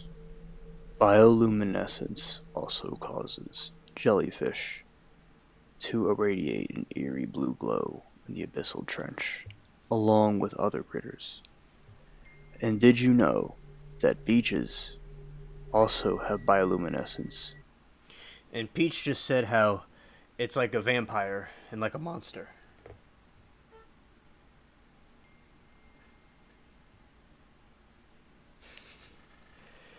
Yes, indeed.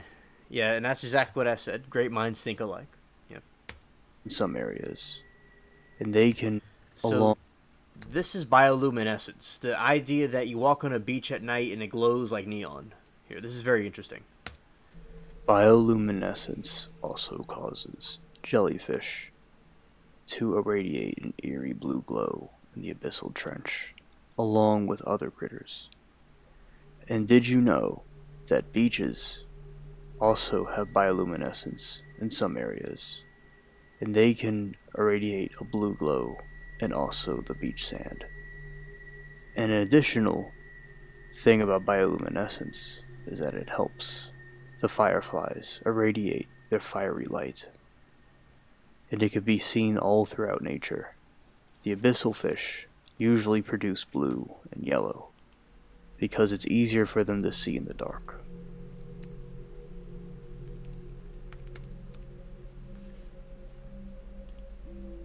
That squid right there is like the coolest thing to me. Like, dude's in the dark, he's just like gliding away. That's awesome. Number 6. The Kraken. The Kraken is...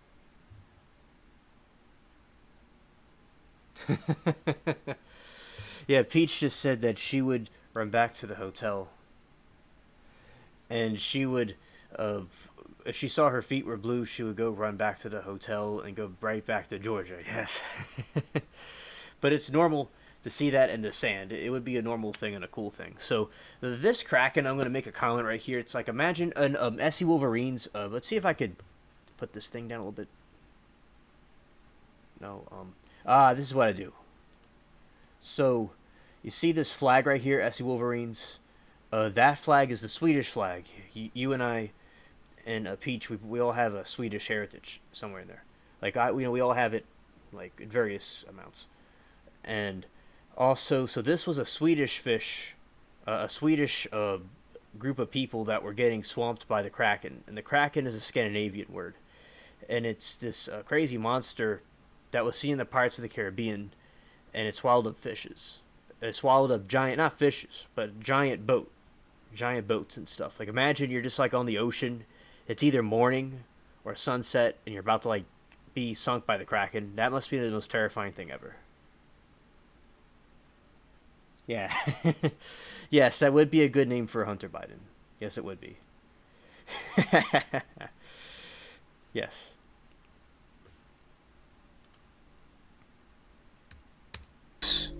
The Kraken. The Kraken is a mythical gargantuan octopus that was known in the old world to attack and take down large ships such as frigates and brigs,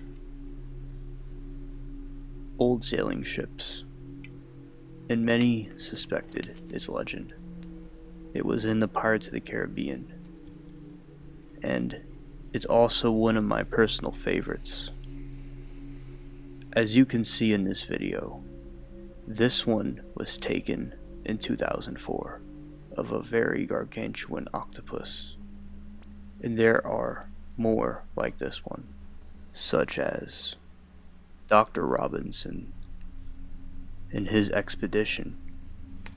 You see, the video that caught this right here, it was the same video that was talking about the dragons. So the Chinese were able to take like a reptile and another bird, and they made like a dragon, and they had an incubator, and they incubated the eggs and created these terrible dragons that were venomous. And in the Bible, in the old world, there is these dragons that like Saint George fought off and killed. So, and Job talks about the dragons. So this is one of those mythical creatures that the Bible talks about that God made.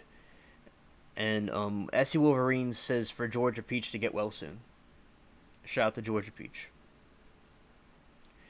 Silence of the Claims. Interesting. Dr. Robinson in his expedition, you can see that he found this strange gargantuan octopus, and this one is in recent times. And this is leading researchers to believe, in my opinion, that they are definitely convinced the Kraken does exist somewhere in the dark abyss. Or maybe it went extinct, or maybe it's lurking, waiting to strike again. Number 7. Great white shark. The great white is on top of the food chain in the deep blue sea. When I was at the beach when I was younger with my mom, there was all these, you know, these, I had a shark necklace. I still have the shark necklace in the other room. I think somewhere around here or the other room. Yeah, but I collected shark teeth. Pretty cool. Georgia Peach just said she's mentioned Jonah and the whale. That's another interesting creature. Yes. The fish swallowed him up. Because God made all kinds of interesting things. Males can be 15 to 16 feet. The males is on top of the food chain in the deep blue sea. The females can be 15 to 16 feet. The males 11 to 13 feet. They have a very good sense of smell and are not mainly after humans. They just want to try a taste. As you can see in this video, this diver is trying to witness the ocean underwater in the cage to protect himself. And the shark attacks. And if they pull... This dude went to go visit a shark ASSV Wolverines. And Georgia Peach said it's huge, and it's a huge shark. Yeah, ASSV Wolverines, this dude went down there in the cage to tell him hello to hold his hand secretly. Up, it would be dangerous. And if it hits one of the airbags to protect himself, and the shark attacks, and if they pull him up, it would be dangerous. And if it hits one of the airbags that are holding him up, it will also be bad. Look how massive it is, how violent it can be. I certainly would be uncomfortable in that situation. In the mysterious water. And then over in this other clip, you can see this is a diver that loses a fin. And then he has a defense weapon that is used underwater against sharks and aquatic creatures that may try to harm him. And it has a metal spear, and they can shoot it to repel the shark or whatever from devouring them. So he's there, and he has his weapon, and then the shark comes back, and then he defends himself. He's able to save himself.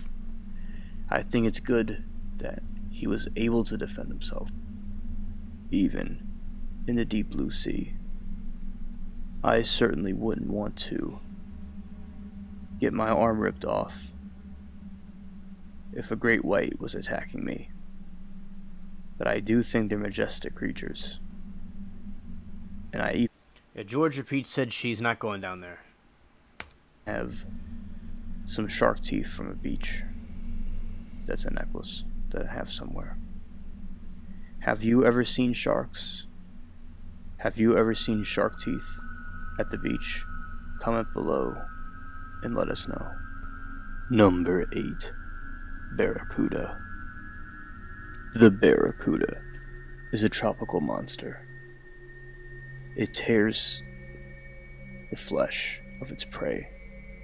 Its big teeth hold down the prey, and the smaller ones saw everything off. The barracuda is very quick and fast, and it's used as a trophy, and people like to hunt it as well. In the islands, in the tropics.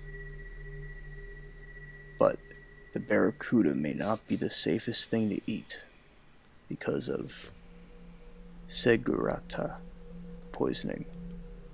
This disease can be lifelong, short, or last months. A couple of hours after consumption, vomiting, and terrible sickness. It could cause twitching and neurological disorders. The barracuda's disease cannot be cleansed with cooking Like you could cook meat and things and it would be okay, or fish, but this does not go away with just cooking. And not all barracudas carry it, and many people do eat barracuda, but it still carries this vicious toxin. I recall a neighbor a long time ago that had a barracuda trophy, and I thought it was so fascinating. And this vicious...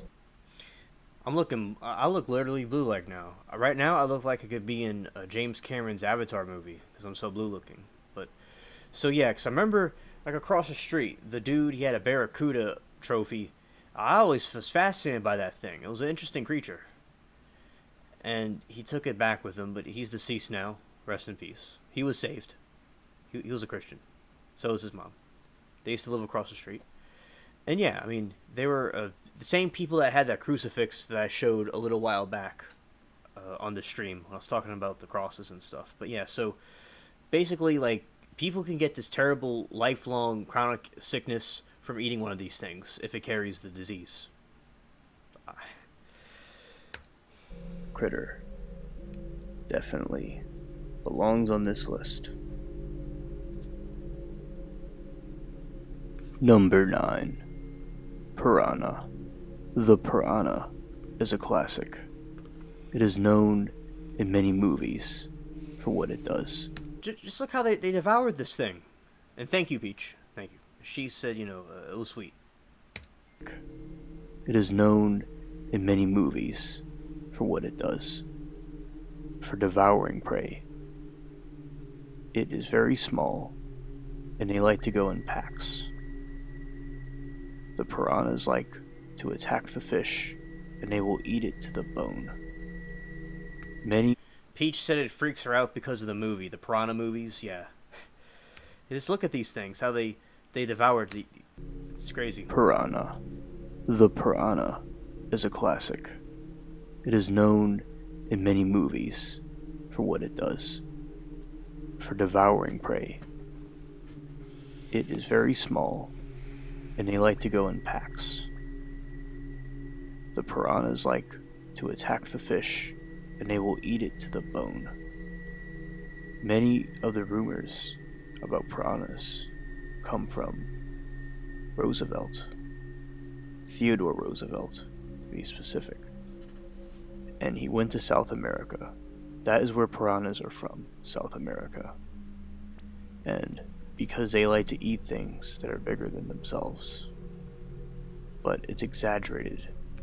They cannot eat a whole human. You would need hundreds and hundreds of them to eat a human. But they could definitely do a lot of damage. It is legal to own them in the United States, but perhaps not the best idea to release them into the open waters. But they can be found in China, or Texas, and anywhere.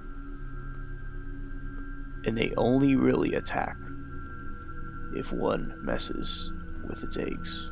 They also are known to be cannibals and eat each other. I personally will not put my finger or hand inside a pool or a aquarium of hungry piranhas because I would be a skeleton. Peach just said it's like it's fish warfare.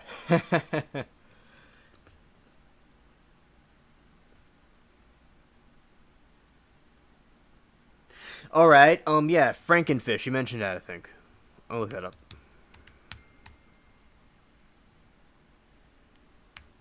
Oh yeah, turn them loose. I agree.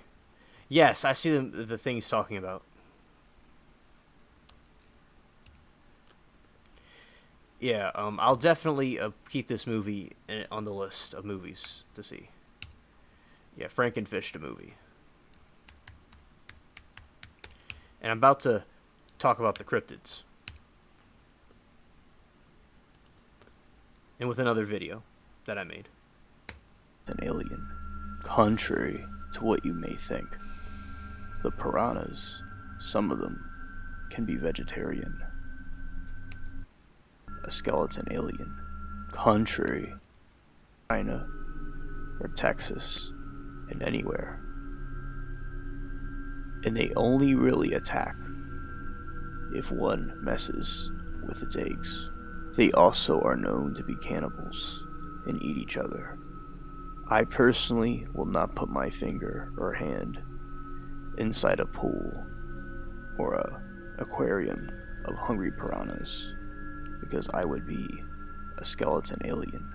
Contrary to what you may think, the piranhas, some of them, can be vegetarian. Oh no. Yes, so basically, so some of the piranhas are vegetarian. Never saw that coming. This fish is a cute fish with nice big eyes, and I actually have no idea what it is exactly. When I was doing my editing, it slipped through, but I wouldn't mind being around this fish. It's nice and cute, yet mysterious. If any of you could figure out what this fish is, comment below. But enjoy the clip of the fish swimming around, and thank you for watching.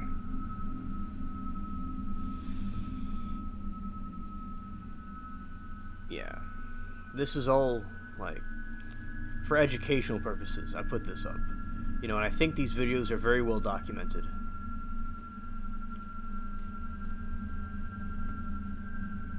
So relaxing in a way.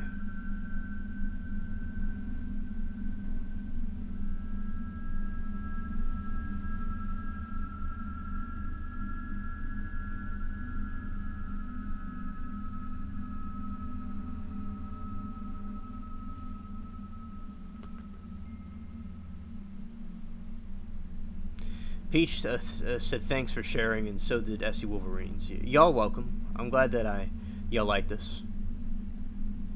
I always was interested in these things. With YouTube, I'm able to, like, express it. Well, that's perfect. That's the next video is going to play. So basically, I am going to discuss about the cryptids, and I made these fictional stories. Well, they're based off real events. So like Peach told me about the encounter her friend had with the Mothman, and Latina and Sarah said their experiences, and I put them, the real things that happened, and I put them in these fictitious, like, stories that make sense. And like kind of switching things around a little bit, but it brings a story around, and it brings some kind of like a different, you know, it's like a story based on the true events. That makes sense. So, and I'll play that in a moment, but what's a cryptid? I'm about to explain that in a moment. Cryptids are animals that cryptozoologists believe may exist somewhere in the wild, but whose presence existence is disputed or unsubstained by science. Cryptozoology is a pseudoscience which primarily looks at anecdotal stories and other claims rejected by the scientific community. I'll also be talking about this tomorrow as well to the other people that weren't able to make this one, but I'll still, I'll play it now as well. So the cryptids are things like this thing. Like this is like an extinct thing that happened. It was an extinct, like, werewolf-looking thing. There's a lot of animals that are extinct, but they still believe they exist somewhere. Let's see. Like, we have a list of them. Like the Loch Ness Monster, Duber Chau. It's like a dinosaur. And also, you got this cool frog that lives in Ohio. Loveland the Frog. So it's like a talking frog. Hey, Amanda. Glad you could come through. We just talked about the abyssal fish. And so you have these, like, dinosaurs in Africa and different places. And the Nigean, it's a humanoid. Right here, it's a humanoid ice dude. You have these dragons,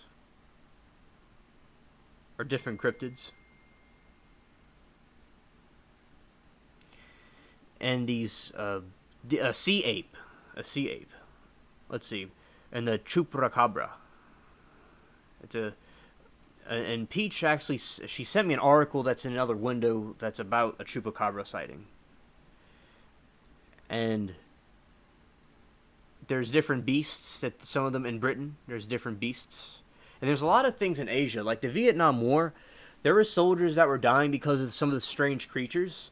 In the Vietnam War, there were centipedes that were the size of, like, bigger than the screen. Like the size of a broom, or bigger. They had really big centipedes and things. So in the Vietnam War, there was crazy creatures that were there, like in Asia and stuff. So the next thing I'm going to show, there's this a giant worm, like Sandy Cheeks from SpongeBob wrestled one. And the map Ingarui in the Amazons is this brown thing. And this one, these are two that, so the Thai Achean, the black and white photo you see above, that was a species that we know of that existed in Australia. And it's like a Tasmanian tiger, but it went extinct because of the poachers. But they still believe that there are sightings of it still around somewhere. And those are two extinct leopard. But these are things that existed, that we know existed, but they went out of existence. Right, still in the rainforest, exactly. And these are hominid. So a hominid, it's like a humanoid, like another kind of humanoid. And there's some interesting things here. So there's these different things in Africa, and this other one is Bigfoot. The Bigfoot's one. And there's these different things in Russia, like Bigfoot, and the Yowie, and the Yeti. So these are other cryptids. And the Mothman's a cryptid. We're about to get to that one. So the ivory-billed woodpecker. And there's the Jersey Devil. So in New Jersey, and in that part, there's these things like this dragon with like a tiger head. So it's like a demonic creature right here that you see that's like a flying thing in New Jersey. So it's like a fallen angel or a Mothman type sighting. And finally, best for last, the Mothman is the black thing. And the Thunderbird from North America. So you got the Mothman is the last in the list. So those are a list of the cryptids. And I'll pull up the article. I made this article, and y'all are getting an exclusive sighting on this. And basically, what I'm showing you is this exclusive article that I made about the Mothman sighting. And then I'm going to get into the video after I read through this article.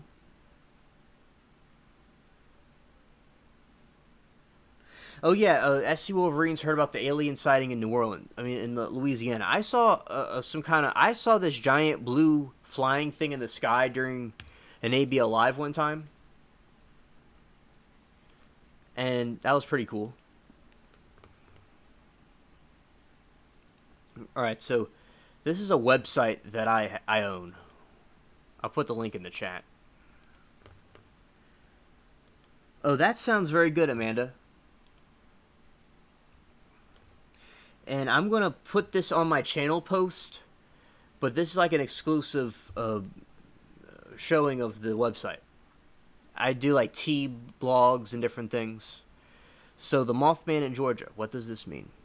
The Mothman is from West Virginia folklore and is a cryptid. A cryptid is a creature that may exist, but its existence is unproven or disputed, and are either extinct or of supernatural origin. On November 15, 1966 to December 15, 1967, newspapers in West Virginia reported the sighting that a couple, Roger and Linda, were driving one night and they see red eyes and the gargantuan flying creature and it was flying and following them. Recently in Georgia, there was a sighting above the sighting right here of the Mothman, right here. And recently in Georgia, the sighting above, and there was a debate on YouTube, which was one time I went live and we talked about it, and I showed everybody it, and I was convincing them that it was real because they weren't as familiar with these things and they understood it after I explained it to them. And on my YouTube channel, and it started, and we're talking about what it was, and I received the photo above while watching a cat.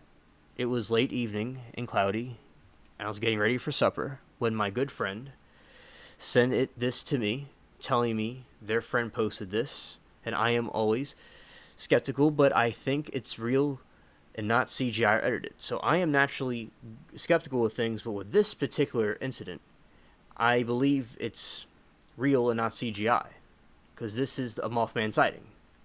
So, like, I'm not just believing things, and I believe these stories about the supernatural because they're real. Supernatural sightings are real, and this is a real one.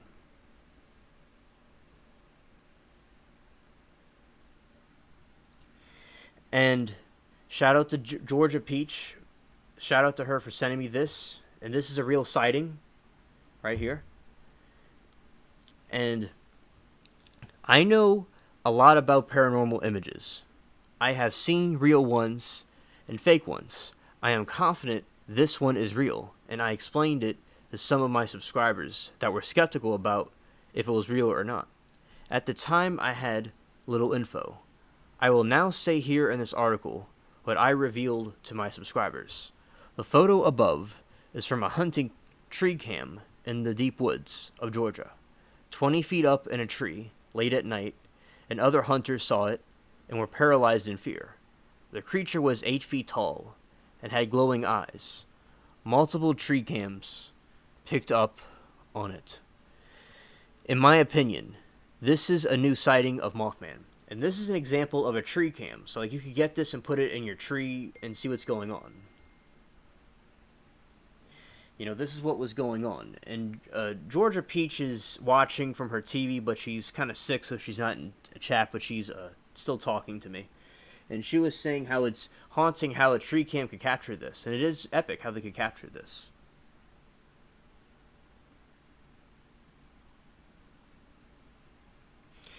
And this is not the actual tree cam that Georgia Peach's friend caught, but this is an example of a tree cam.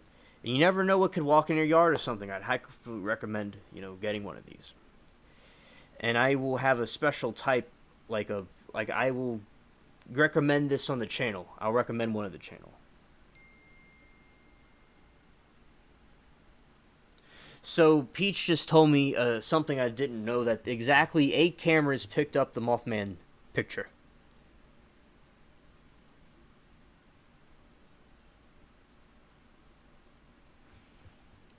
And Mothman can fly. That's a question mark. But yes, the Mothman has wings and can fly around. In the story above, the original people to see the Mothman saw him fly. Thank you, Peach, for telling me about the tree cam name. Thank you. And the Mothman has wings and can fly around.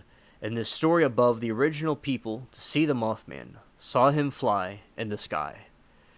The creature in Georgia flies into a tree. It was flying around. So this is a story that Stranded Lifeform was telling me about. She was telling me about the bridge. So then I had the name of the bridge right here. So it was flying around the Silver Memorial Bridge before it collapsed. The Mothman has been seen all around America before something terrible happened. It's like a Grim Reaper. It was apparently spotted on 9/11 terrorist attack. So during 9/11, they saw this thing flying around in the sky. It's unknown if there are multiple moths or if it's just one. It has a strange resemblance to a fallen angel, and the offspring of fallen angels and humans called Nephilim. So it could be, from the Nephilim, the angels, it's like my height, and different people, the height and stuff. So But these other things, like the Mothman, either it is a fallen angel or it's like a direct descendant of them. It's not like a human. It's something even more than like what a human would be. The Mothman, Amanda, is seen all over the United States. Latina said she saw it in California. It has a strong resemblance to a fallen angel, offspring. The offspring of the fallen angel are the Nephilim. The Mothman is known to be like a Grim Reaper type figure and appears when something catastrophic happens. My experience with the paranormal. Since 3rd and 4th grade, my classmate and I studied aliens, and his dad told us many things as well.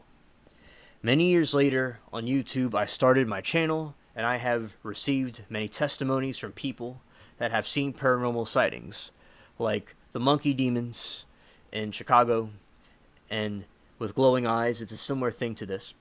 I have seen strange objects in the sky myself, and others have. This may sound strange for some. I would feel the same way, but there are plenty of video evidence suggesting that the sightings like these and above are real. Like you could see here. This video I did on aliens, in my opinion, are like the fallen angels. So, yeah, Amanda, with the conspiracy theorists, what Amanda's referring to is there is some hater during my call with ABL, and they're calling me a conspiracy theorist and telling me to get off the phone and stuff. So, but as I said, since I was in 3rd and 4th grade, I was called that with my friend.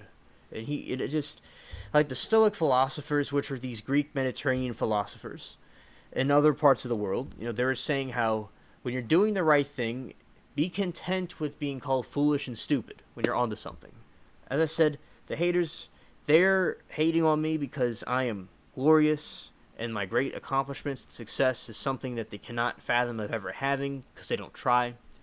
And that is why they have hatred, because they hate themselves. You just got to pray for them. And I talk about, the king in England and the different things and man that were based on true events. Yes, and Peach just said that truth scares people as well. That's another factor. Exactly.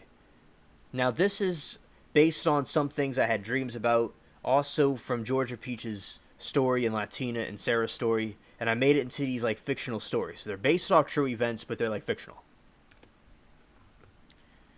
I uploaded this recently. Like it says, these are fictional stories that are based on real events. The Mothman was photographed in a 20-foot tree, and this recently was uploaded to the channel like a couple of days ago. It's the most recent upload.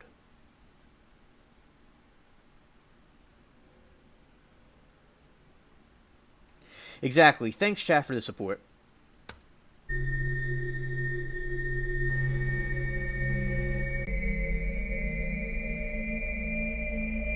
One night, I was going through my woods.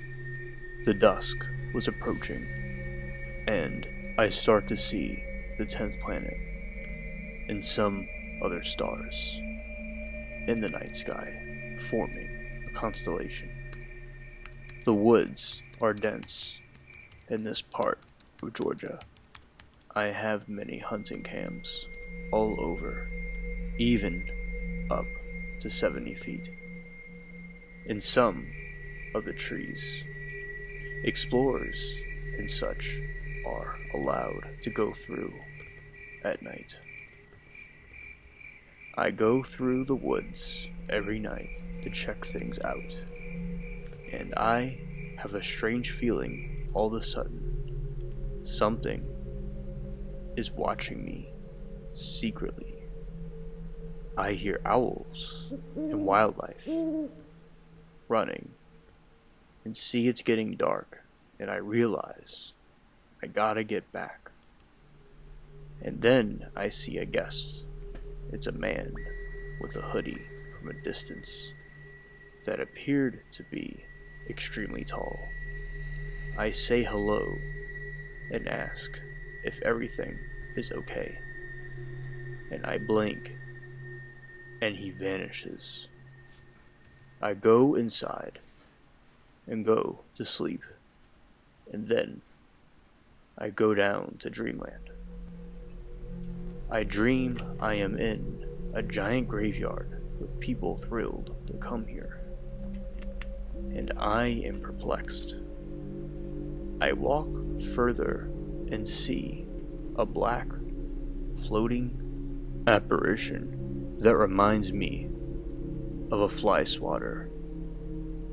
And it looks like an upside down yield sign as its head. And it has a black hoodie on. It was the same hoodie as the man in the woods. And it had insane eyes, an intense stare, and asked me if I wanted some business. Its eyes got even wider and insane and crazy looking and terrifying. I look and I see from a distance that clowns are walking further, closer to this graveyard I'm in. And they're coming towards me. I look behind me in a tree, and I nearly faint in this nightmare when I then see a terrifying thing, a creature with a cloak on its head, with glowing laser eyes, with a void for a face, and was all black in a white cloak. It obviously has wings. I can see it. I then wake up, sweating. It's 3 a.m. and I get a text from my friend that was hunting that night in the woods. He saw another one of our companions staring at one of the tall trees in a daze, and he goes by him to see what's wrong, tries to get his attention, then he yells, "Run!" And I can hear a buzzing, a humming noise from my house. They both come back safely, and they sleep on the couch in the guest room. In the morning, I go to check the trees, hunting cams, and my heart starts racing when I see the same moth-like creature in the nightmare that I had in this tree. Multiple tree cams caught this sighting. With some research, I have learned more about this Mothman that has been spotted like a grim reaper during terrible disasters and catastrophes in the United States. I was having a busy day. Before I continue, I invented a fictional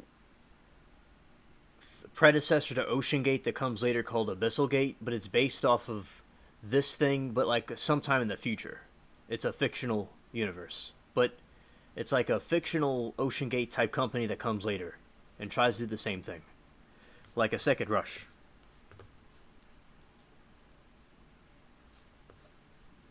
Yeah, shout out to Essie Wolverines, and Peach said it's scary. She likes it. Everybody likes it. Shout out to everybody. Work. And I was finally glad to get off from being a manager at a submarine company called Abyssal Gate. I was the only female manager. And right before this incident happened, we all were trying to convince the CEO that the submersible needed more inspection, and he was considering it. So work was over, and I get into my car and get home. I wash up and then go out on an evening walk. The stars and planets are brighter this night in the indigo abyss. It's a warm California evening with a cool breeze. The trees and leaves are blowing around. in the neighborhood, and I hear crickets. I see a strange shooting star that looks like a spaceship, and I get slightly uncomfortable because I was walking in that very direction by the palm trees and the Hansel Bridge. It's a bridge with a pathway full of palm trees. I eventually go into that direction. There were some homeless people, as usual. Everything was going smooth as I walked halfway in the palm tree part of the bridge. When I see my friend, we make conversation for about 15 minutes, and all of a sudden, she freezes with fear and is staring behind me. My blood runs cold and my legs feel weak. I turn around and I see red, glowing eyes staring back at me from the palm tree. Her and I were frozen with fear. It was a gargantuan, black-like creature, like a void, with a very bizarre texture, and a small head with smiling teeth. We both start gaining our composure as it starts revealing its wings. They weren't of a large wingspan. It was like a moth. This is another Mothman sighting that was seen before. Yeah, so this is another Mothman sighting from the internet. This picture. Almost. But it was very tall. We both watched in pandemonium as it flies from one palm tree to another. We get out of there and it disappears into the night. We get back to my house. We have some homemade tacos I made. It's been months since this incident, and we haven't seen it since.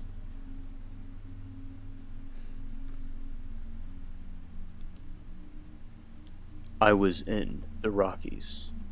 It was a nice Sunday, and it was warm. I went with my friend Jane to the service. It was good. There was an interesting interview with the guy from the Old Spice commercials at the service.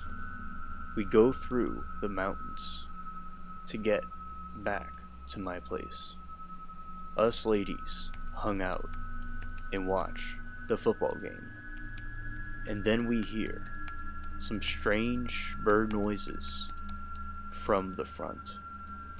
It sounds like a chirping bird. We go outside and slowly open the door to see movement in the bushes.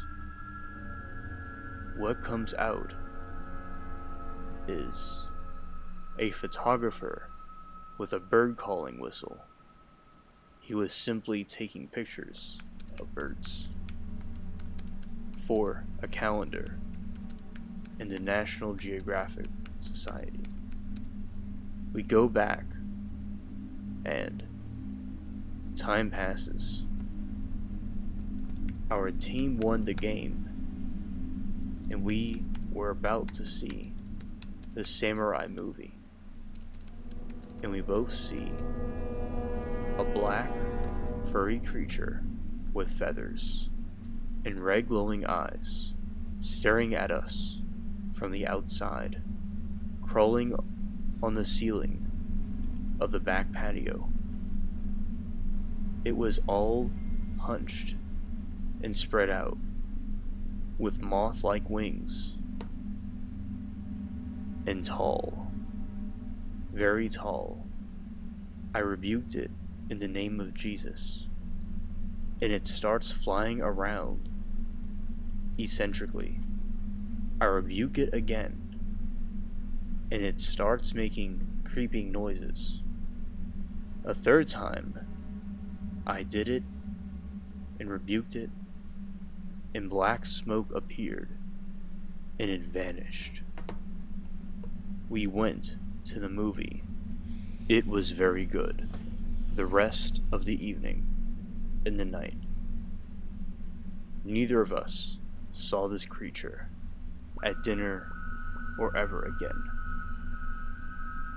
And I am thankful, and I hope to never see the mysterious Mothman again. Yeah, and I wrote these stories myself, based on the true events.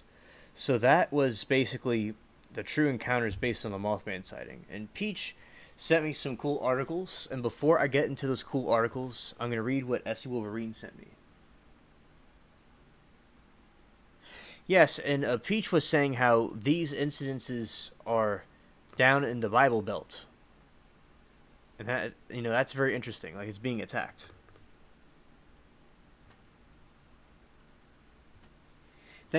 Peach was saying the story was awesome. And she's welcome. Everybody else that liked it, you're welcome to you all in the chat also.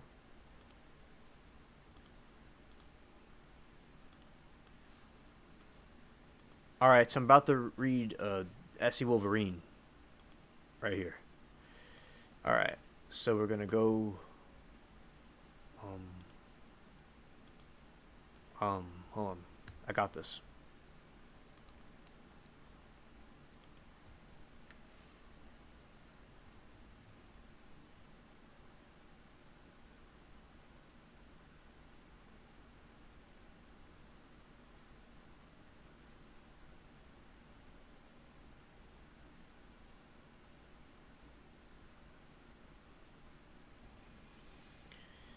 And also, I'll say, Amanda. Now, tomorrow, Amanda, I'll be talking more tomorrow night. Tomorrow night, I'm doing the stream about... Well, I'm going to talk about this later in the night like I am doing now. But I'm going to talk more about the submersible. I will talk more about that tomorrow, but I will say that... So there's videos of them, like, launching it, going to the water. And also... The messages, you're right, the messages could have been faked. There's a debate now about if it was faked or not. But we're not really too sure either way. And there's now different theories about stuff coming out about the electrical systems not working. But I'll do it tomorrow. We'll have a big debate about it tomorrow. I'll be glad to do that. But right now, we're going to focus on this. And I'll do a repeat of this exact same thing tomorrow. Because there's people that like to experience... It's like people like to chat. Like, they like watching a rerun, but it's like being at an amusement park when you come over here. Alright, so that's why people like to hang out here. So, this is a story that Essie Wolverine sent me. Snallygaster, winged creature of the Northeast. This is another cryptid in North America. You can see it on the screen. For centuries, a large winged beast known as the Snallygaster is said to have terrified the people of Frederick County, Maryland. The dragon-like beast is described as a half-reptile, half-bird living deep in South Mountains caves. The mysterious creature is said to swoop silently down from the sky, stealing farm animals, children from the unsuspecting farm folk. Some say it's real. The area was settled by German immigrants beginning in 1730s.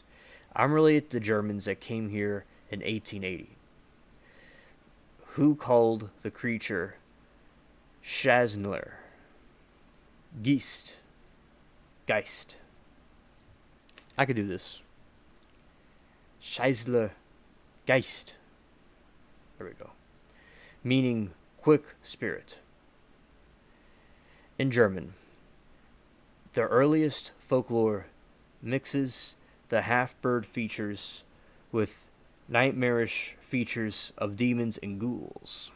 So this is a cryptid, as you see chat. Like, this is the cryptid, and he's trying to snatch me and everybody else. And this is an interesting one that S. Wolverine's sending me. So you see these creatures, they're a little bit different than the other creatures that we're more familiar with. Alright, drink some water.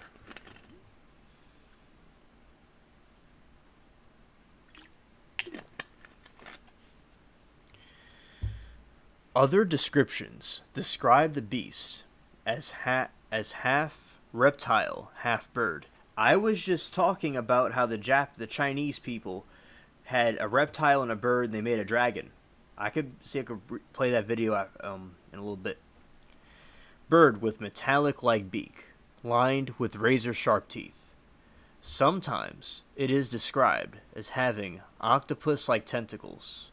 The earliest stories claim that this monster sucked the blood of its victims. The snallygaster has one widely known enemy called Duwayo. The Duwayo is reported to be a mammalian bibbed with features similar to a wolf, but the stance and stature of a human. The Duwayo and the snallygaster have reportedly had vicious encounters dating back to early settlement of the Middletown Valley. This ad about Greece. Greece is a pretty cool place. My old girlfriend went there.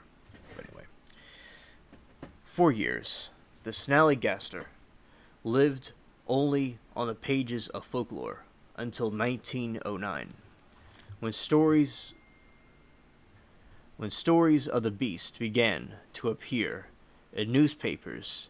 Encounters between local residents and the winged creature in February and March 1909 described it as having enormous wings, a long pointed bill claws like steel hooks, and eyes like the center of its forehead.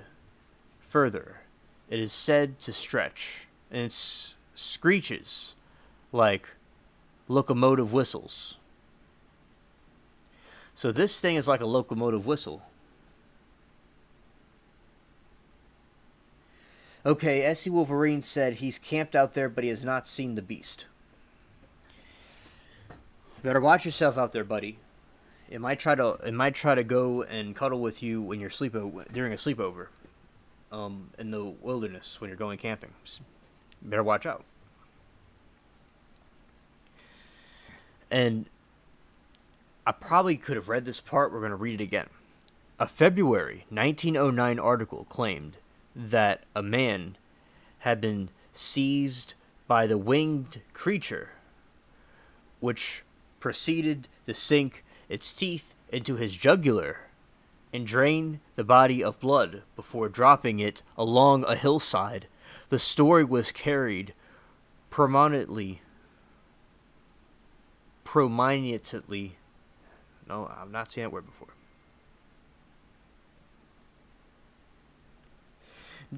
Peach just said she does not want to go spoon in those woods.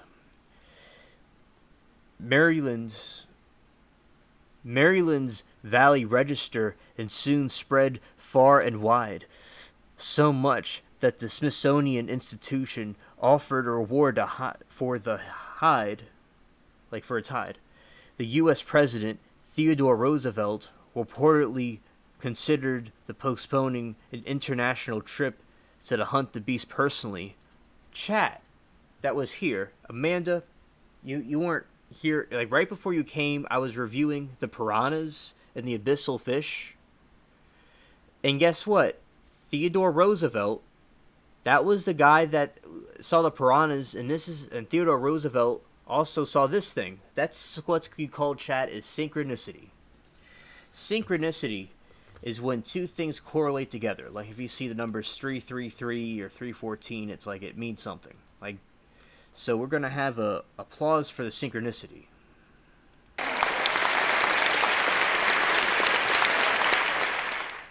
All right.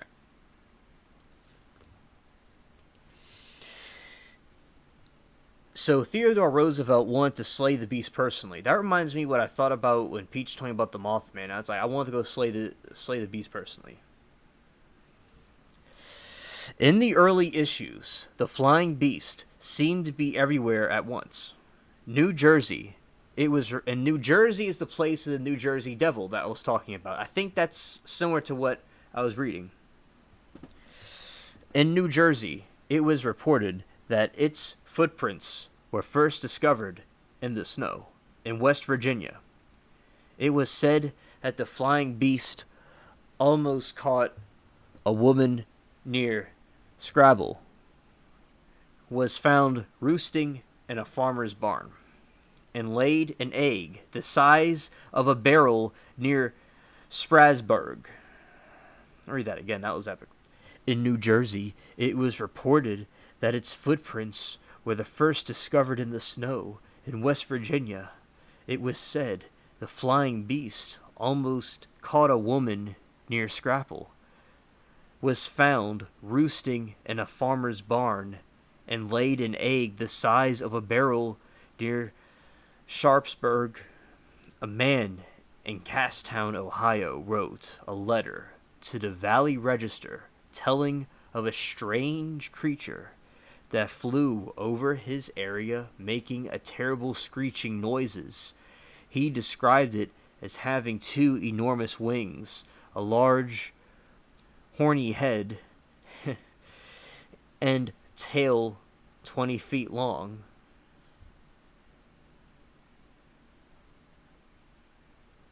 Yeah, Amanda said her dad had piranhas. Very cool. That's interesting.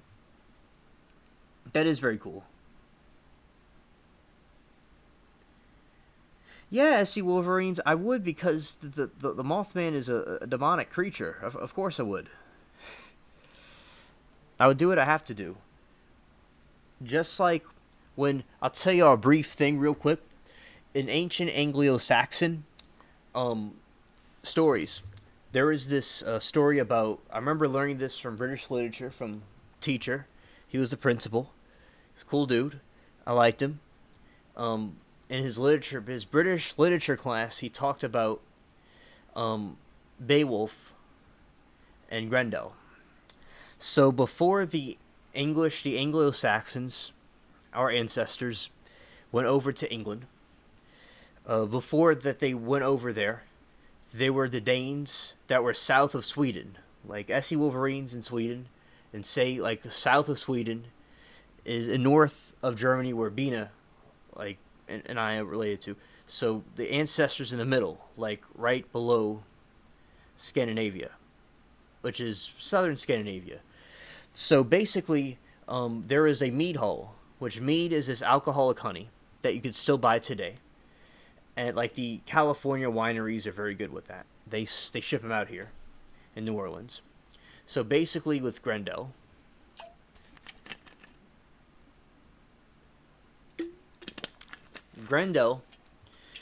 was this Nephilim creature that was like Mothman. He was tall, and he went, and there was these townspeople that were drunk in a mead hall, and he killed everybody. And Grendel was the one, Beowulf was the one to go and slay the beast. And they were having a debate, the Anglo-Saxons, the Danes are having a debate which god they're going to have to help them. Their Norse gods, like Thor and Odin, and they said, no, we're going to call on the Roman god Jesus to help us with this quest. So the ancient Anglo-Saxons, they called on Jesus to help them, Beowulf to slay Grendel, which was this a son of Cain. Cain was this evil brother of one of Adam and Eve had an evil son named Cain, and it's like a demonic thing. And so that this was a Nephilim creature. So these Nephilim creatures that survived the flood, in Christian beliefs, which my beliefs, our beliefs, that some of these things survived. And like, say, I'm tall. There's tall people that were related to these things. So basically, the story of these things existed in ancient world of Europe. Grendel and the ancient beasts. So in America, now, in this new world, the new world, we once again had these these Nephilim demonic beasts that are running around. We have bird ones. We have all kinds of them. And the aliens and different things. We have all kinds of things that are going on here. The evil aliens that I talk about. So, yeah. Until Christ returns, it's going to be this way. And so these is an example of the creatures that we have to face. So to answer your question, SC Wolverines, that's why I would slay the beast. You know, that's why I would want to slay that one. The Mothman.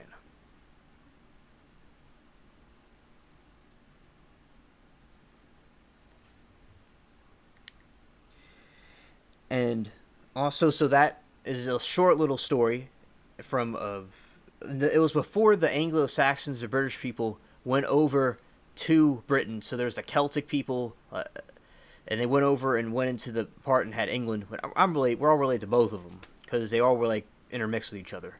But yeah, so that's basically how we mirror what the Anglo-Saxons went through with Grendel. So Mothman is like Grendel. All right.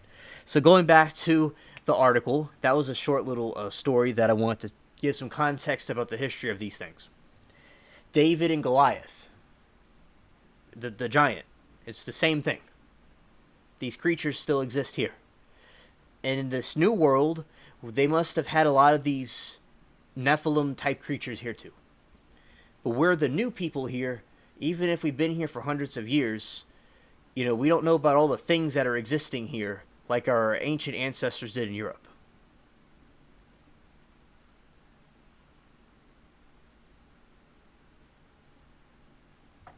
Alright, so now, continuing. In the early issues, the flying beast seemed to be everywhere at once. In New Jersey, it was reported that its footprints were first discovered in the snow in West Virginia. It was said that the flying beast almost caught a woman. Yeah, I read that. Now I'm going to go to the next part.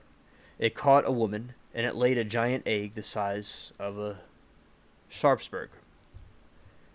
Size of a barrel. So the beast, this flying thing, lays an egg the size of a barrel. Now, continuing. A man in Casstown, Ohio, wrote a letter to the Valley Register telling of a strange creature that flew over his area, making terrible screeching noises. He described it as having 2 enormous wings and large, horny head and tail 20 feet long. I read that. Now going to the part I didn't read. In Maryland, it was the first sighted by a man who operated a brick-burning kiln near Cumberland, Speed, near the Clin's sleeping. It emitted a blood-curdling scream when it awoke, and angrily flew away. So this creature had a blood-curdling scream and flew away. It was also sighted near Hagerstown, south of Middletown, at Lover's Leap, and seen flying over the mountains between Gapland and Bricksville, where it was reported to have laid another very large egg. The last sighting in Frederick County occurred in March 1909, where there were men fought and the creature outside the railroad station for nearly an hour and a half before chasing it into the woods. So these people were fighting off this creature that SC Wolverines was telling me about.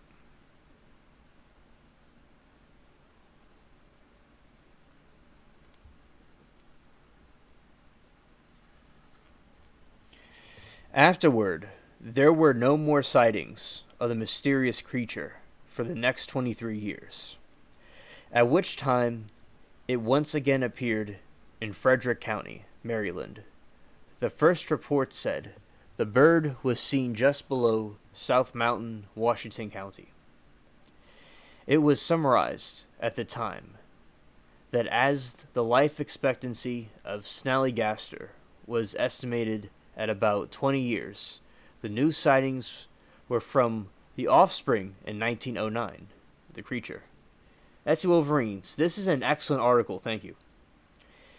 At this time, the Midtown Valley Register requested that local residents who sped the creature should provide as accurate and detailed a description as possible, soon as possible for the scientific purposes.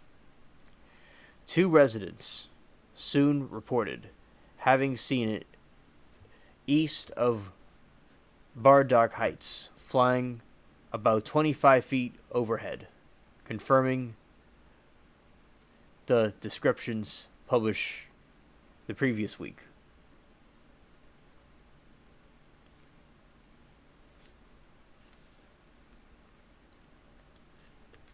Wow, that's very interesting about this thing.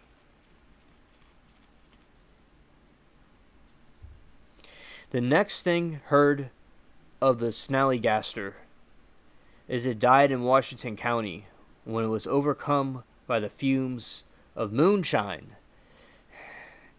Still fell from the sky into the 2,500-gallon vault of alcohol. According to the story, revenue agents soon arrived and destroyed both the beast, vat, and carcasses. No appearances have been reported since. So basically, with this creature, I know about moonshine when I was in Kentucky, and it was evening, it was getting really dark because there's like no lights out there, and it was getting darker, and I remember they're cooking moonshine in the mountains. I could smell it. And in a fancy store in New Orleans, I don't know, I think it's like Rouse's, yeah, it was Rouse's. They had moonshine in these jars, legal moonshine. You know, moonshine's interesting. It tastes good too. Not that I would recommend people drinking irresponsibly, and it's probably very dangerous. But, yeah. Anyway. Now I want to go to the articles Peach sent me.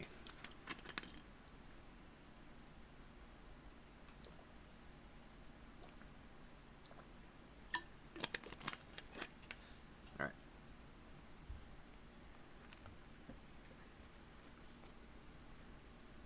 Alright.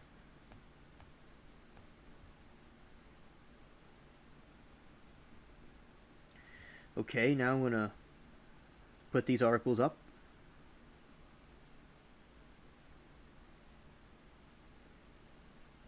Okay. Oh, that's what I do. Do it that way.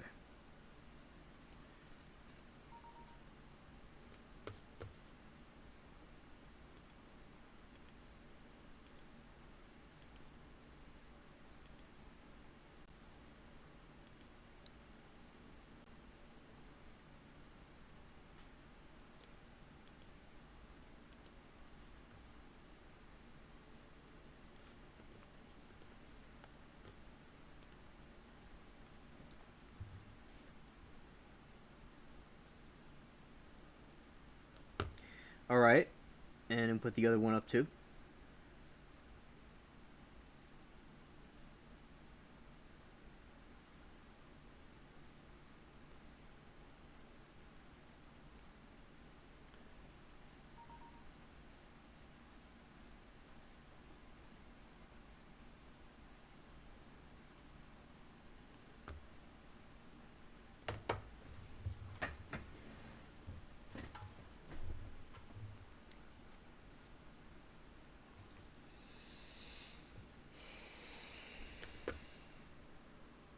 Alright.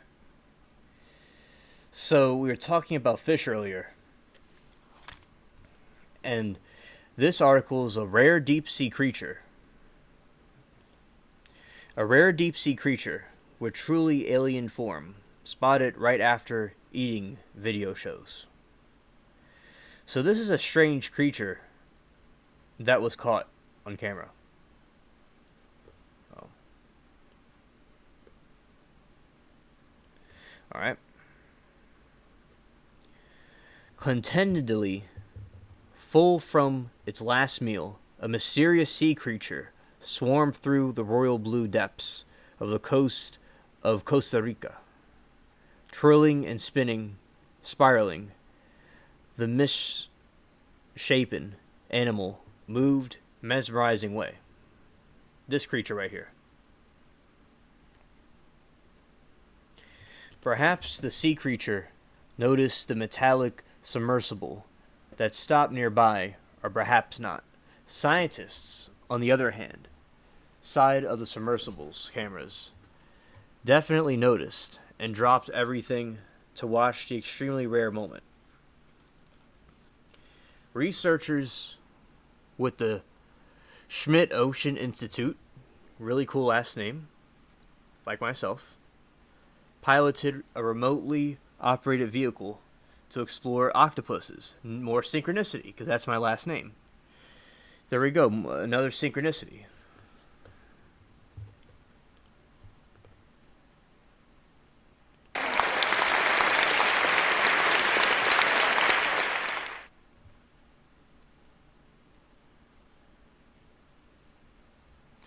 In the Explorer octopus, along the Dorado outcrop near Costa Rica. The Institute said in news release, while surfacing from their last dive, they spotted an unexpected animal, a grouper eel. The Institute said June 20 on Twitter. Grouper eels, also known as pelican eels, are known for their large, scoop-like jaw, which they can expand to swallow prey. According to the Woods, the whole Oceanographic Institute, this particular grouper eel had very recently eaten, the Institute said. Its balloon-like stomach was still flattened, with undigested prey. Wow, potentially a squid or a swarm of shrimp.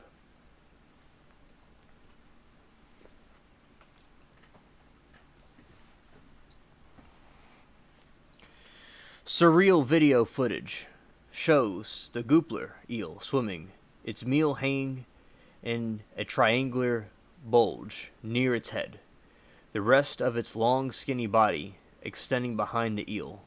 Almost looks like a cross between a ribbon, a torpedo, as it moves and turns. Eventually, the shape-shifting eel vanishes into the shadowy distance of the video shows.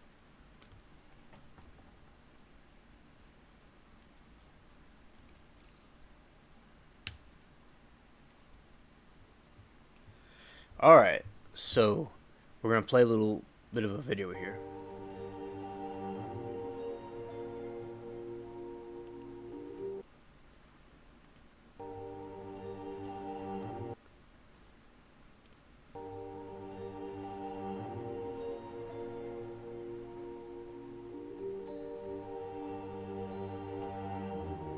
That's a crazy looking thing.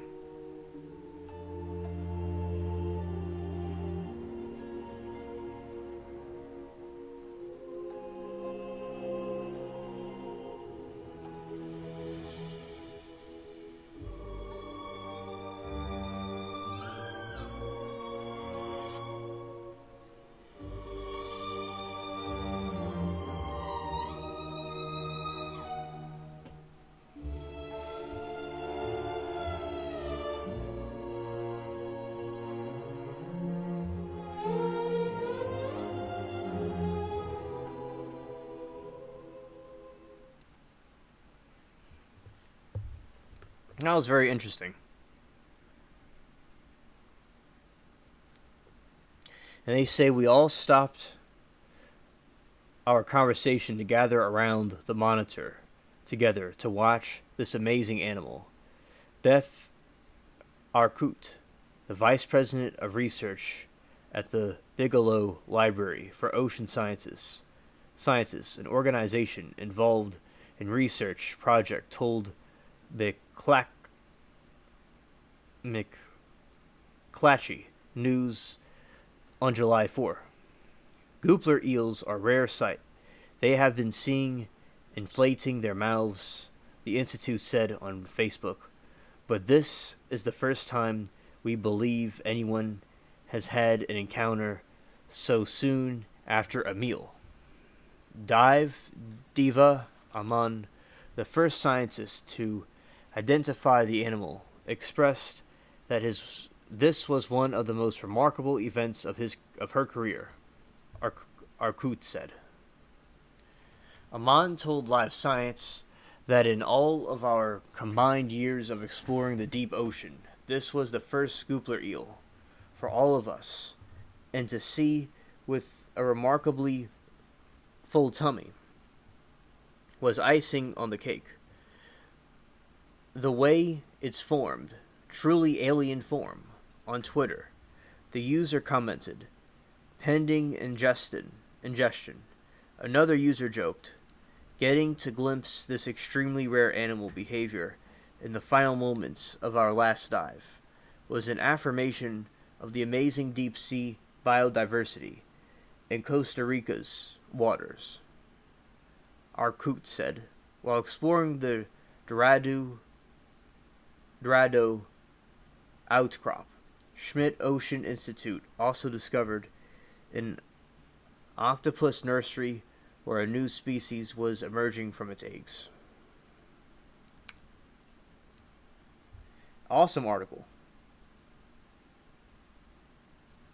Yeah, Essie Wolverine says, thanks for Georgia Peach for sharing that.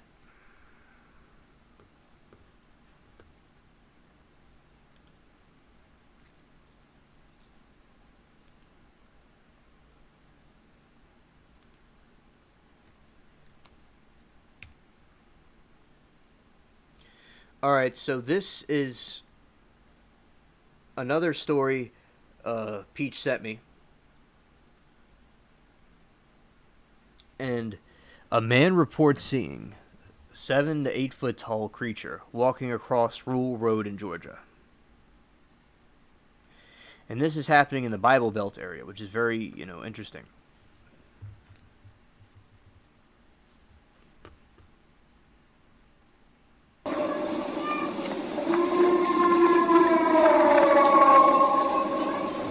Well, my wife and I moved here about 5 years ago, and we were actually thinking about, I went back to the restaurant business, where I was in it for about 25 years, and I was actually thinking about opening up a small little traveling museum and an RV to go to different festivals and stuff, but I knew that I could never pack enough stuff in an RV, so we decided to open up our own family attraction here. We didn't even have the building open yet. We just put the graphics on the side of the building, and then the people just started coming in here. People, ranchers and business owners, and people that own property. We had a guy right behind the museum that has, 15, 20 head of cattle. He came to tell us that he found a huge footprint on his property right next to the creek. He said it was so big and clear that he went all the way back to the tractor and got his wife and brought her all the way out to show her. And his sister-in-law, who lives over here on Back Pine Way, has been telling him she saw a whole family of these things moving through her property every October. He thought she was crazy until he found the footprint on his property. Last sighting was about 3 weeks ago near Peachtree, which is just east of Murphy in North Carolina, maybe 35, 45 minutes from here. And a young girl was walking her dog at night, and something slid down the embankment. Yeah, Essie Wolverines, it probably does move into other dimensions.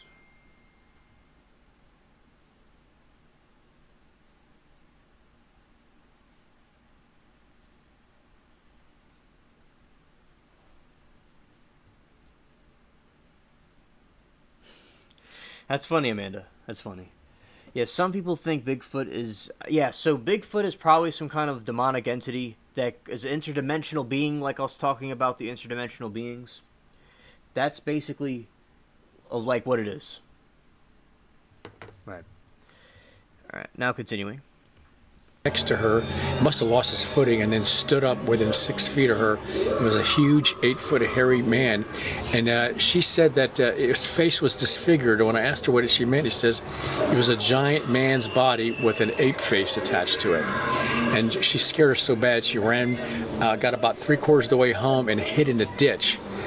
I've seen two standing side by side of each other on an investigation in Alva, Florida, back in 2011, where a fisherman kept having these things come on his property at night. Black bears don't run 35 miles an hour on the side of the road on 2 legs. Yeah. Black bears have short arms. Bigfoots have very long arms. Black bears don't have huge 4-foot shoulders. Bigfoots do. And That's the reason why. Our bears have a pronounced snout. Bigfoots have a very flat human face. And the witnesses are perfectly clear on what they saw.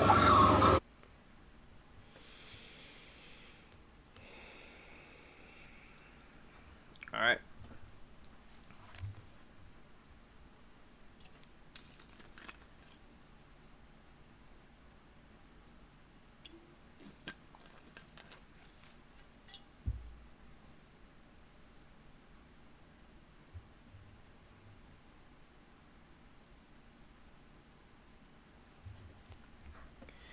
Glimmer County, Georgia. A 51-year-old man says he saw a 7 to 8 foot creature standing along Mountain Highway in Georgia Monday, leading to talk of a legendary Bigfoot being on the loose in Rich Mountain Wilderness area. Details were posted this week on the Expedition Bigfoot page operated by Bigfoot researchers and Bigfoot Museum operator David Barca. The incident reportedly happened about 8:30 p.m. along State Highway 515 in Cherry Long,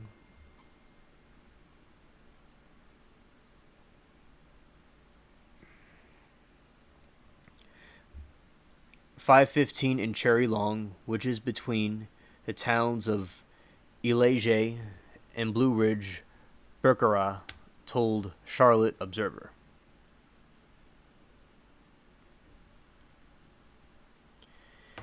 It was still light out, and the driver braked when he saw what he described as a very dark 7 to 8 foot tall, hairy, two-legged creature with a pointed head, Baraka says in the post.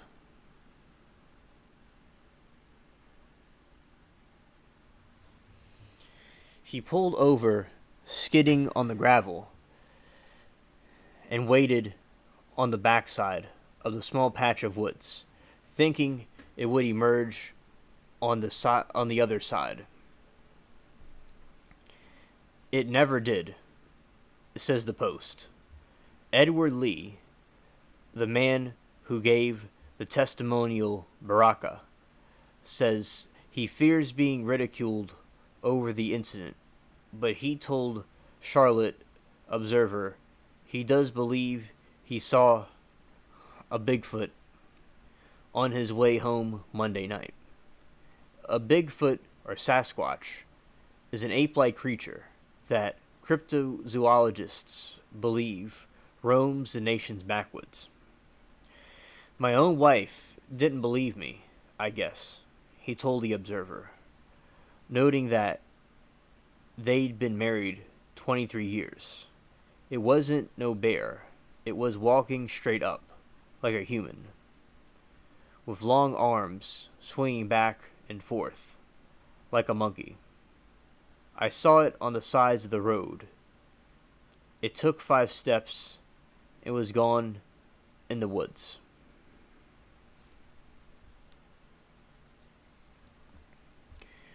Prior to that,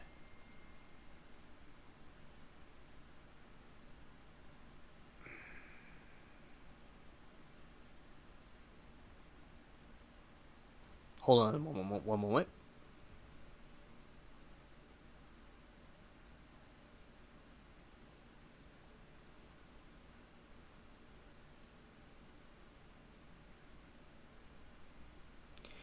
Okay, Peach told me it's pronounced Elijah. Because I'm thinking about, like, my friend. His name's Elijah. I'm thinking it's something like that.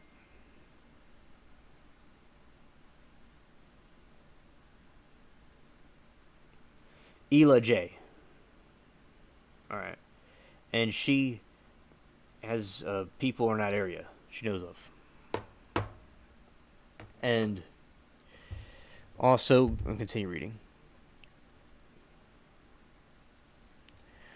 Prior to that, he says he wasn't what you call a believer in the fabled creature. He wonders if the development of the areas flushing them out.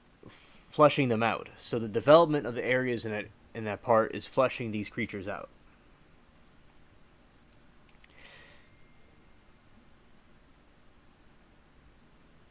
I mean, I'm 51 and I've never seen one before, he said, adding that he was definitely afraid I wasn't getting out of the truck and I wasn't going to go into the woods looking for it.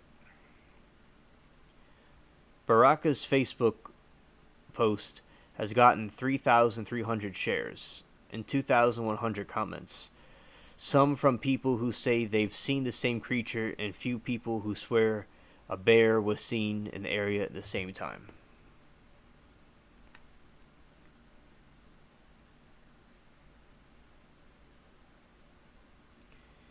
Ela J. I don't know. It's an interesting word, but that's how it's pronounced. Alright. All these sightings, and you see, because I have a way of alien interpretation, so I didn't pronounce it the way it's pronounced, but I'm glad Peach helped me understand how it's really pronounced. All these sightings, and no one can manage to get a picture, said Jenny Nunn in a response to the post.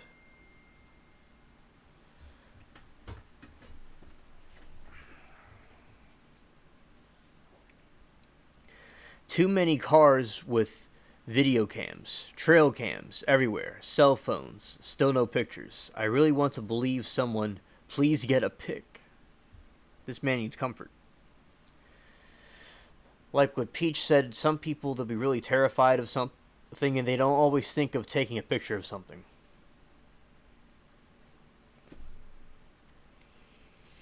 Baraka says,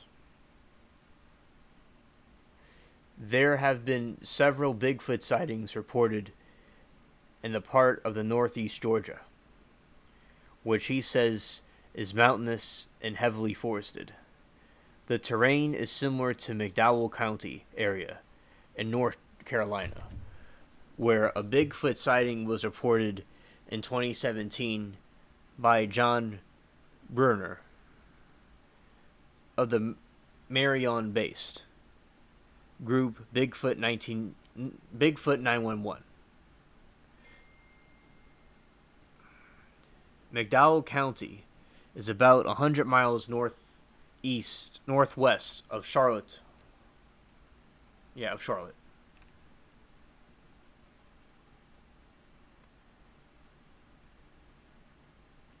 Alright, so Peach is telling me the folks that have took pics, but some pics of the creature disappeared in the pic, and a lot think they're lying.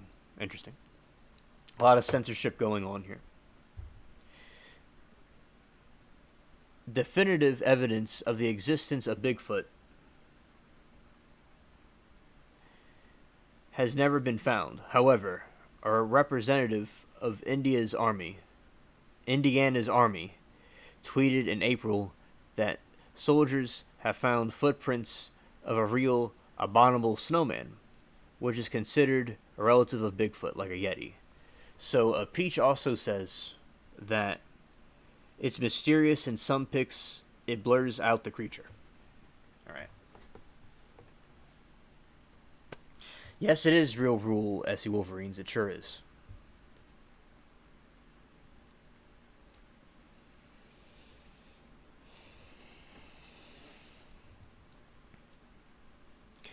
National Geographic reports there is a wealth circumstantial proof for the existence of Bigfoot, including eyewitness accounts, blurry photographs, and mysterious footprints. Scientists insist the sightings are often misidentifications of other animals.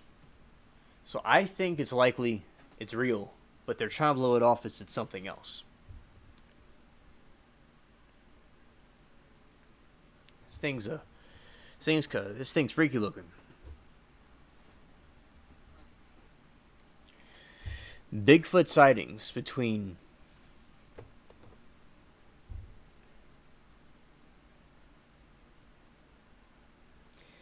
I got this. Ela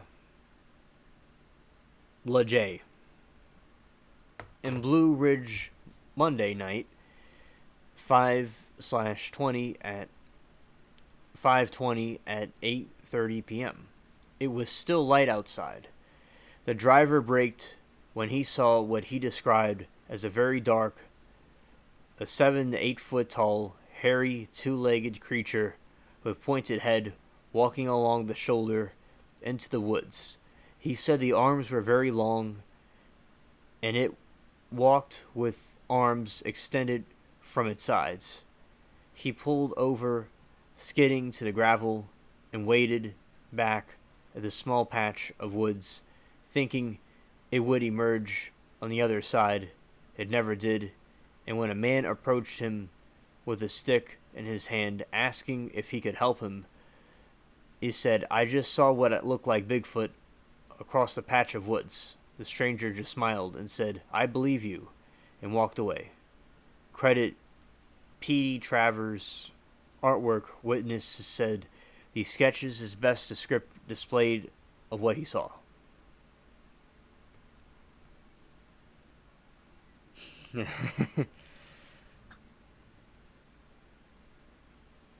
Yes, I'm a very funny alien. Yes.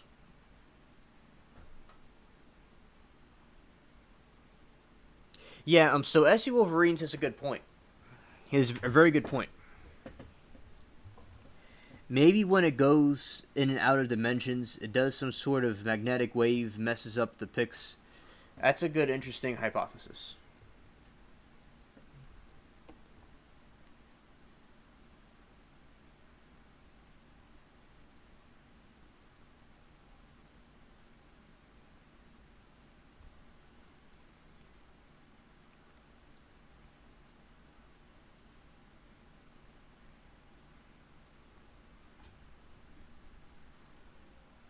Alright. And Peach was saying how this would hurt tourism, this Bigfoot thing, and money for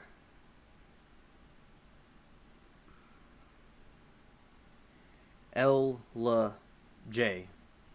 I'll get it one day. Look up Ella J in grassy mountains, very remote. Also, there's no phone signal in the mountains at all.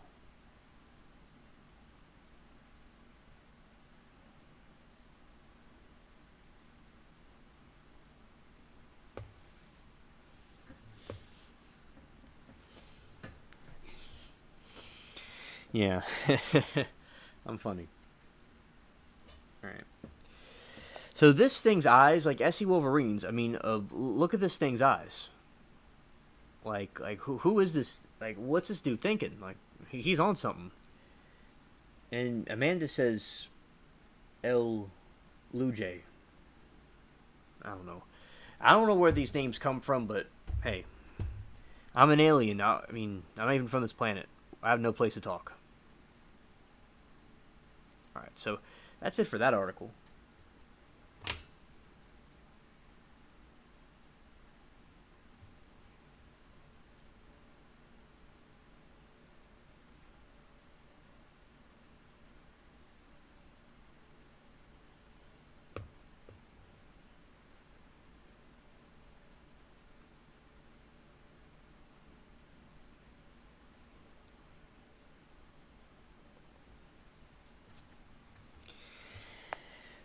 Alright, so, yeah.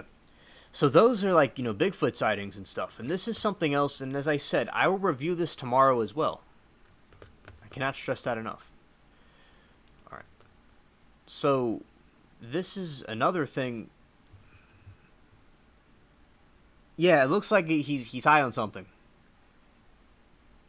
Exactly. So, this is a creature that was caught on a camera. This is Peach sent me this a long time ago. What was the creature with a giant black eye and grainy trail photo from North Carolina? So, this is the creature. They're not too sure what it is. Maybe Some people think it's it's some kind of one of those cryptids. And a state-backed camera trap program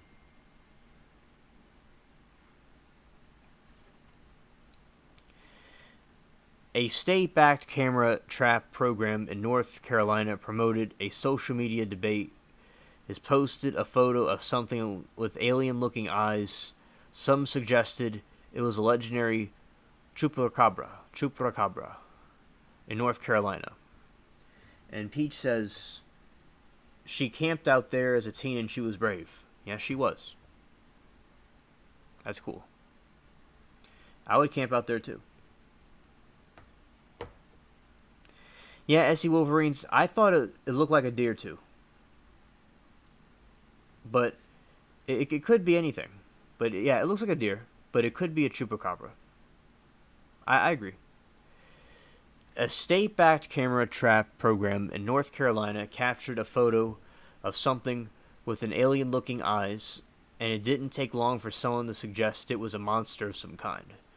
Taken in the dark, the strange photo features only a fraction of something's face, including very haunting black eyes, staring straight into the camera. What animal can be seen in the photo below? Candid Critters posted with the photo. The guess ranges from a demon, a chupacabra, a mythical half-dog, a half-vampire, known to suck blood from other animals and people. In North Carolina, Candid Critters didn't say where the photo was taken, but the timestamp is 4:46 a.m.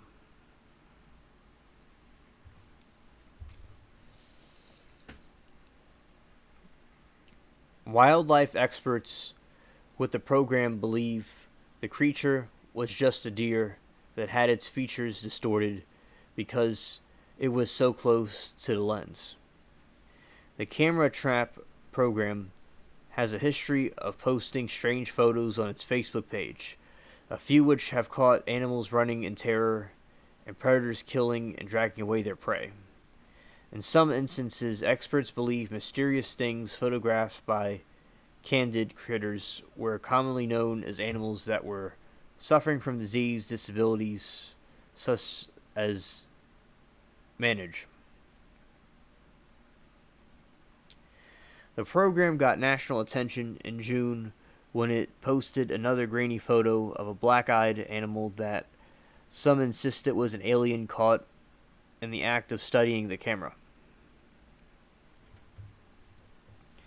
Candid Critter says it was a house cat looking up close to the personal at one of our trail cams. How they know that it wasn't made clear, but such mysteries are often solved by looking for an animal that appears in front of a camera just before or after the photo was taken.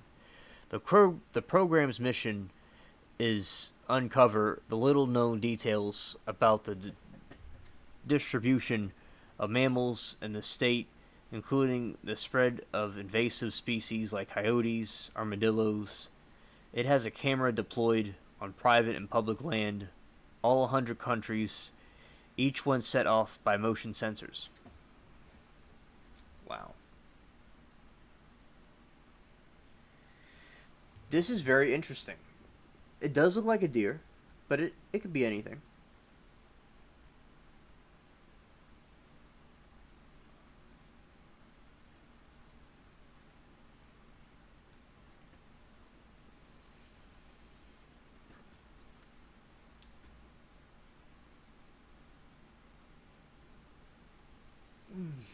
All right.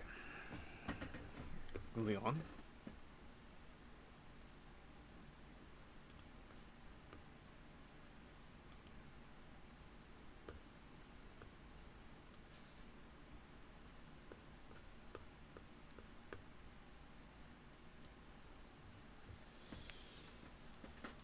All right, so chat. I want to know, what are your thoughts about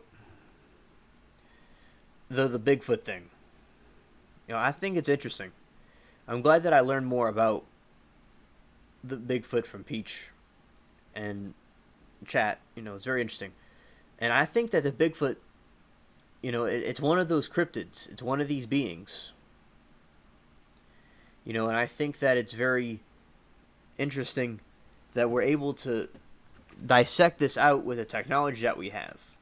There's all kinds of things out there that we do not know of. I think that it's very interesting that we have access to these things.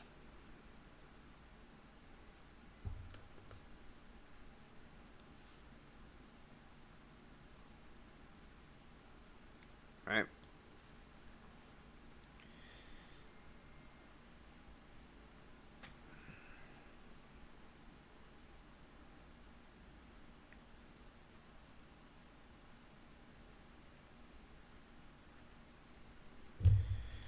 The Pentagon has been quietly investigating the unidentified flying objects since 2007.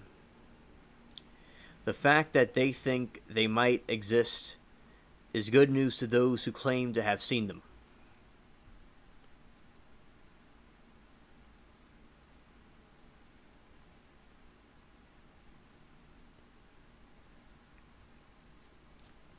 This is another article Peach sent me a little while back.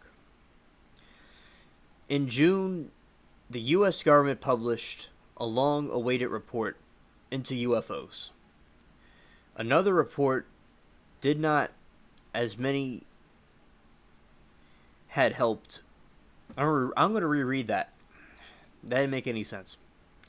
In June, the U.S. government published a long-awaited report into UFOs.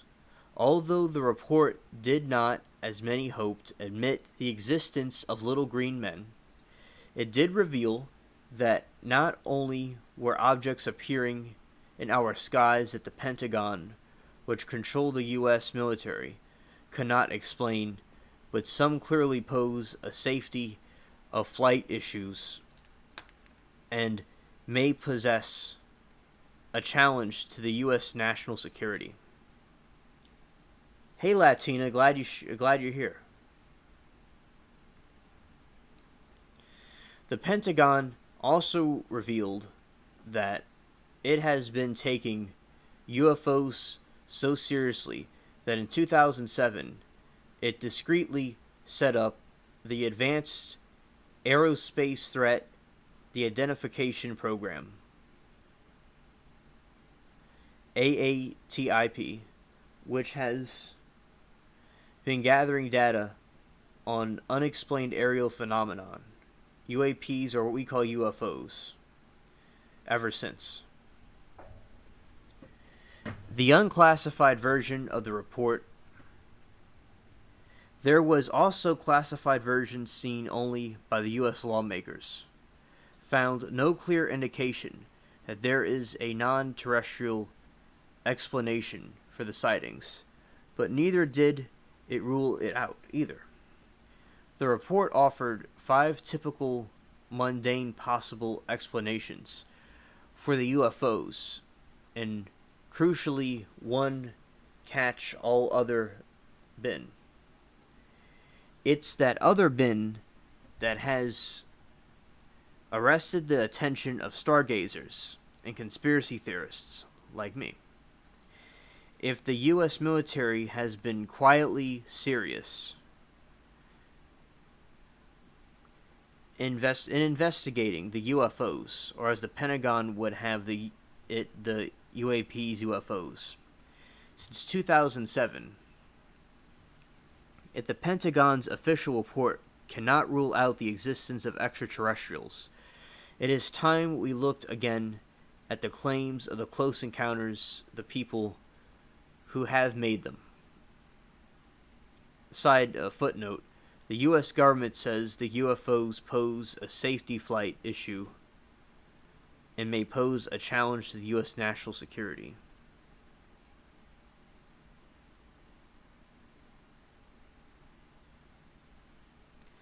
It's alright, SE Wolverines. Nice that you're here. Enthusiasm for UFOs and ETs has permeated popular culture ever since the U.S. Air Force balloon crashed near Roswell in 1947. Conspiracy theorists confuse the balloon for a UFO. That's not true, but in my opinion, the U.S. government did a lousy job debunking the claims. They quickly captured the public's imagination. Fast forward to 1961, when Barney and Betty Hill told the world's first alien abduction story. Andrew Abiatia, professor of psychology,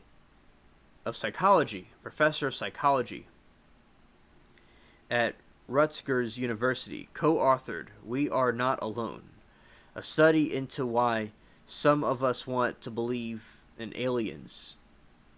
Abitia explains that belief in aliens is akin to regulosity, unfounded beliefs, and unfathomable ideas, which require a leap of faith. People have need to feel like their lives are meaningful. Ah, here we go. And these beliefs might suggest that there's something bigger out there, than there's something more important going on, Abiata says.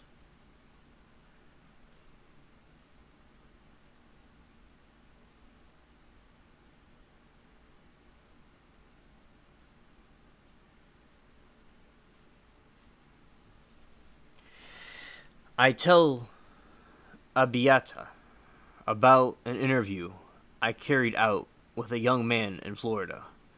The man, who did not want to be named, described an ambiguous close encounter that took place during his sleep.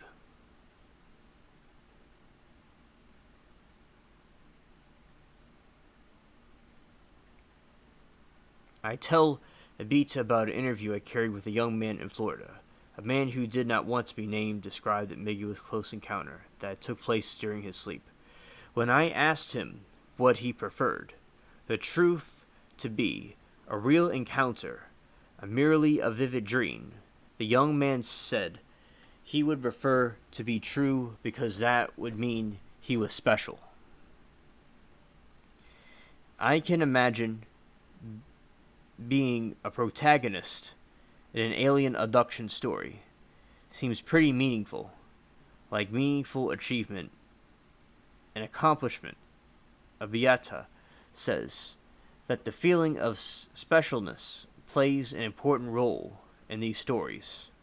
Feeling like your unexplained experience is a result of an alien abduction just seems more exciting, more important than natural explanation.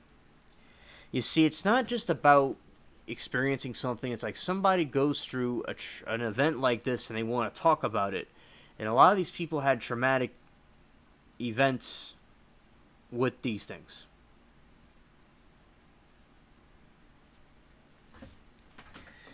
Still, the topic of alien encounters remains sensitive. I discovered just how sensitive when author Whitley Strieber, who some claim was abducted by non-humans in 1985, terminated our call after learning that I had not read his books. In a subsequent email, he wrote, "I don't know if I was abducted by aliens or not. The whole point of my work is describe what happened to me and attempt to understand what it was. I was turned into an alien abductee, Whitley Strieber, by the media. That is not my position." He added, "You are lost in space when it comes to the subject, my friend. All of you." After I got off on the wrong foot with Strieber, though, he did come back and introduce me to highly decorated former U.S. Navy cryptologist Matthew Roberts. He was stationed on an Air Force carrier, U.S. Theodore Roosevelt, when fighter jets recorded the infamous gimbal, the go-fast videos of unexplained objects of Florida coast during 2015, which went a long way to promoting Pentagon's UFO report.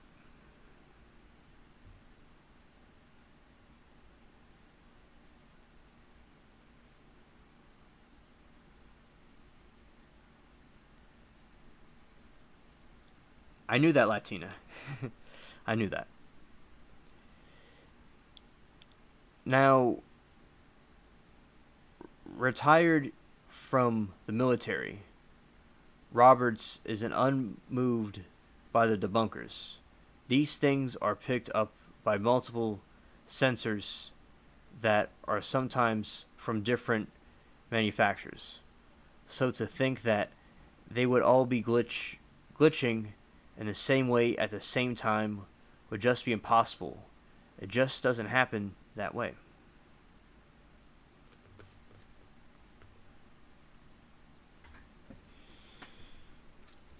Mick West, a science writer and a video game programmer turned conspiracy theory debunker, offers his own more down-to-earth explanation.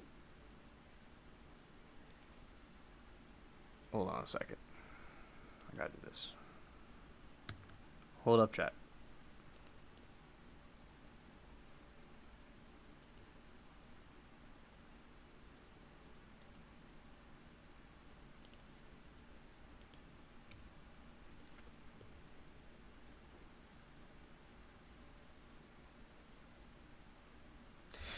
That is very interesting, SC Wolverines.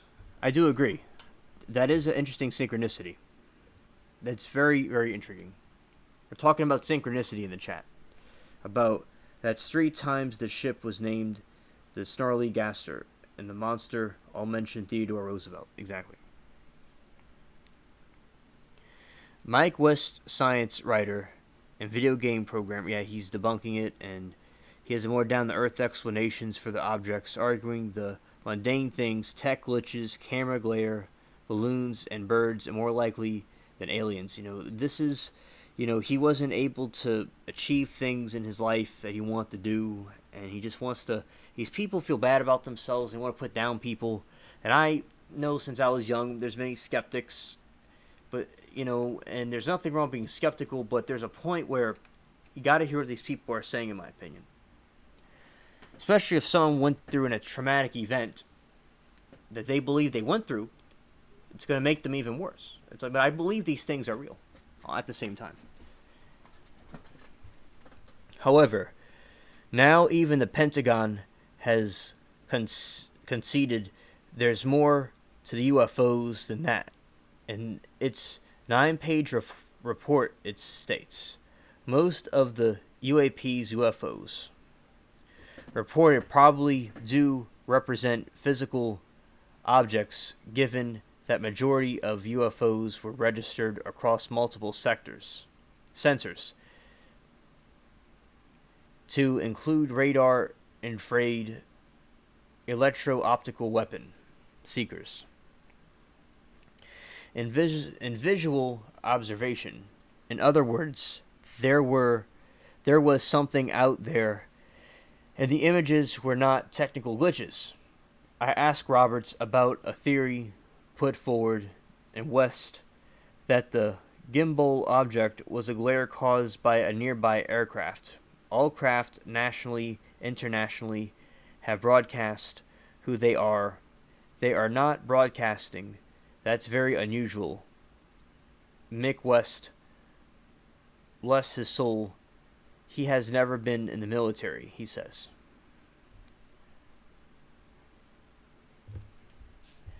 Roberts explains that after 9/11 terrorist attack, unidentified air tracks escalate very quickly. It will go to the captain, it will go to the admiral, and they'll want to know what that is, because thought would immediately be, is this a commercial airliner? Has it been hijacked? We're not as incompetent as Mick West would have you believe. If something is unidentified, it absolutely has to be identified immediately. Despite the debunkers, that's a good name for them, the debunkers, and the proliferation, chat's gonna have hatred of me for that one, for butchering that word. Of more mundane explanations for UFOs, reports of a close encounters have persisted for decades.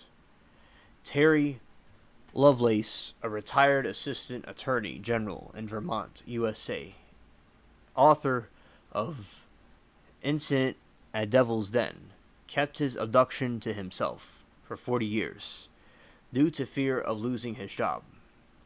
He had a close encounter in 1977 while serving in the U.S. Air Force.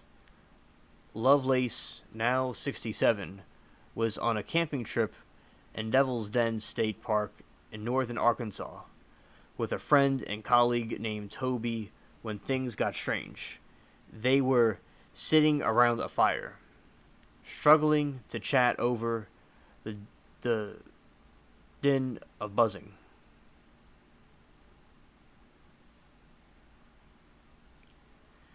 Crickets and croaking tree frogs. Before everything went quiet, that sounds like kind of cliched, but out of a movie, but that is exactly what happened to us, he said.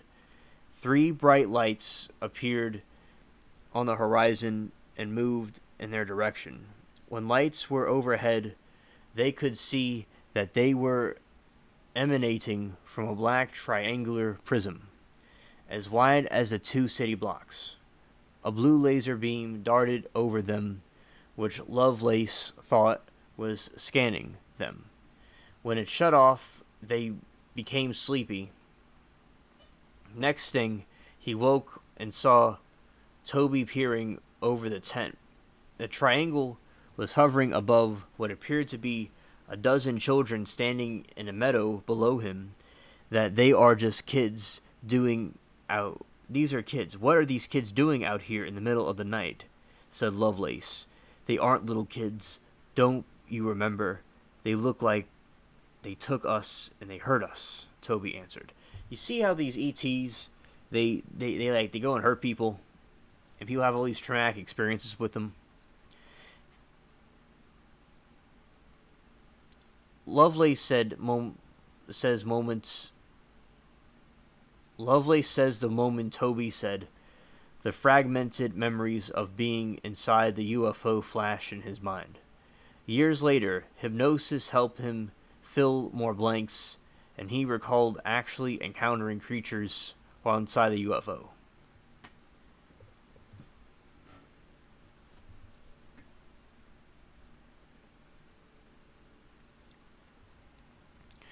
For some, the fact that the Pentagon has finally admitted it cannot explain the behavior of the objects may have been surprise. For the P.C. Allen Godfrey 73, it merely proves that he already knows.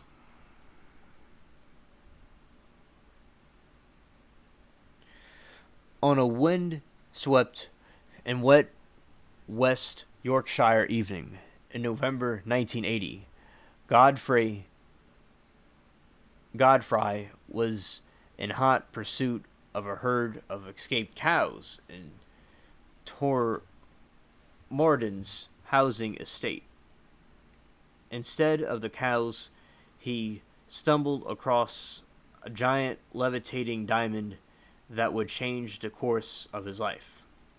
Godfrey's chose to encounter with this UFO went viral worldwide and transformed the Todd Morden into Britain's Roswell. Wow. Godfrey, a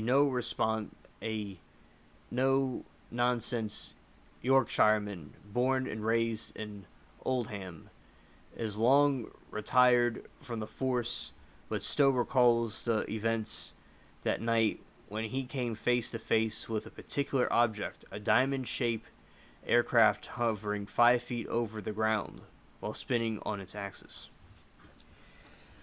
He just had time to sketch out the UFO on his notepad before he was blinded. in his next moment of awareness. He was sitting in his patrol car. The UFO was gone. I got out of the car and looked at the road surface, and it was like a whirlpool. He says, the UFO rapid revolutions have arranged the dead leaves, twigs, and other debris into an autumn-themed spiral. In the aftermath of his encounter, he had visited from the Ministry of Defense and correspondence from Russian scientists and interest from the world's press. He even underwent hypnosis to uncover the memories of his abduction. Wow, it's so, this is a great article, Peach, that Peach sent me. And basically, it's good that this is being brought to light, and it's so intriguing to me to see these alien encounters these people had.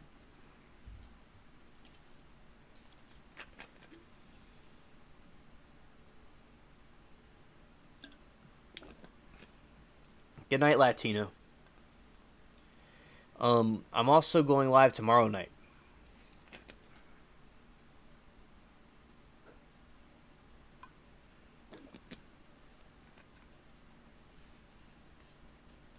Good job, SC Wolverines. You're cool people.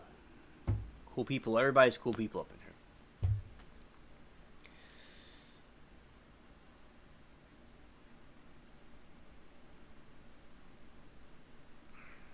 here. SC Wolverine says thanks to Peach for the articles. I'm still reading it. I want to get my place back, so I didn't like highlight the area because I didn't get to do antennas up here yet, and I didn't highlight the area where I'm supposed to keep reading, so I keep on guessing where I'm supposed to be. You know me. Godfrey was ridiculed for years. Many who claim to have had encounters with UFOs are reluctant to go on the record for fear of the same treatment. But things are changing. High-ranking government officials such as Christopher Malone, a former U.S. Secretary of Defense and Intelligence, and Luis Elizondo. I got this. Elizondo. Former director of AATIP insists that there are aircraft in our skies that don't obey the known laws of physics. Even Barack Obama has gone on record on the subject, talking on to CBS this year. There's footage and records of objects in the skies that we don't know exactly what they are. We can't explain how they moved. Their trajectory, they did not have an easily explainable pattern. And so, I think that people still take seriously trying to investigate the figure out what that is. But I have nothing to report to you today.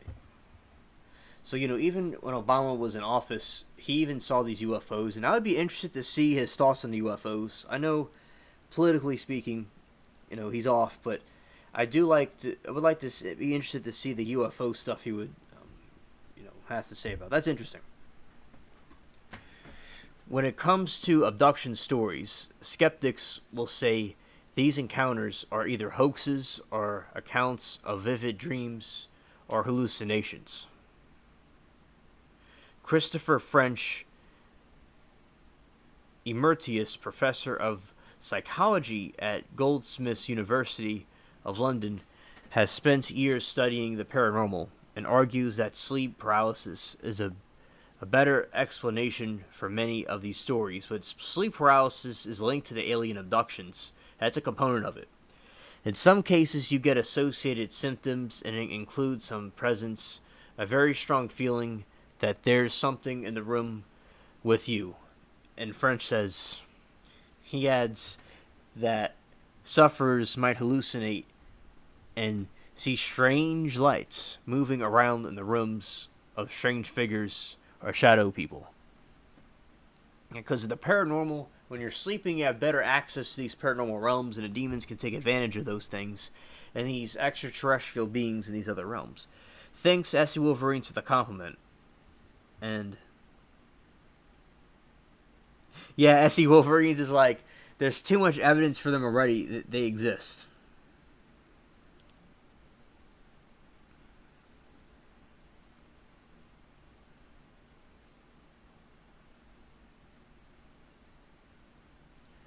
It's like I'm trying to...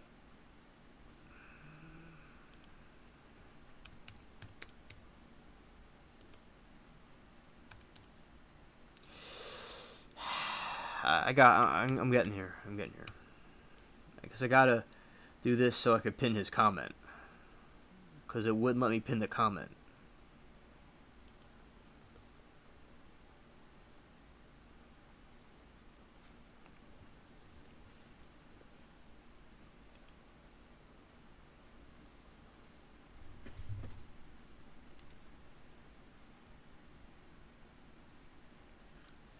When it comes to abduction stories, skeptics will say these encounters are either hoaxes or accounts of vivid dreams or hallucinations.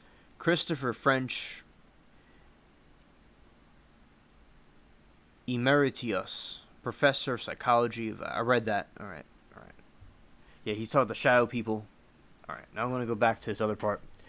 That doesn't fit Godfrey's story. He was driving and on duty at the time. I think Alan Godfrey case.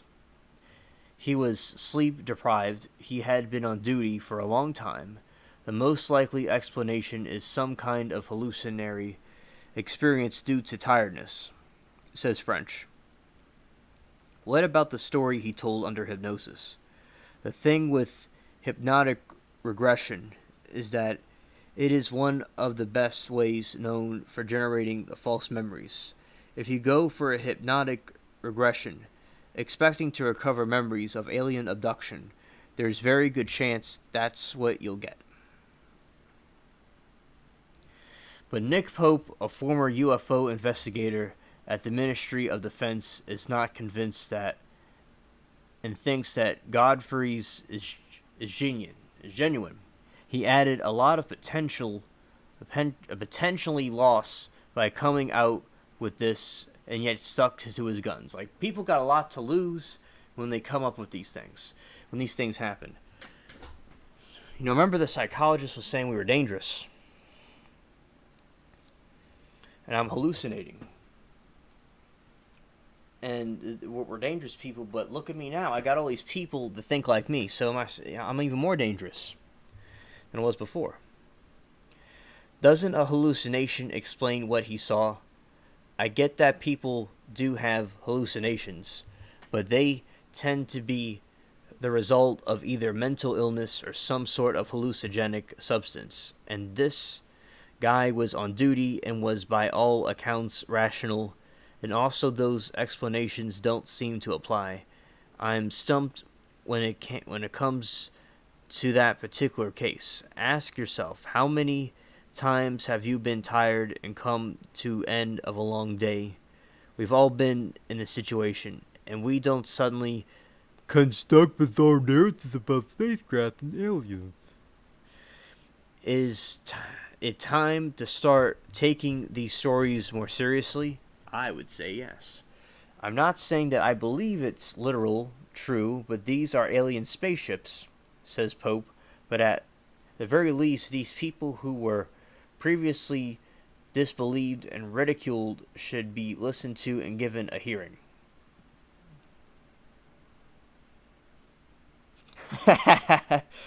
Exactly, SC Wolverines. They are dangerous.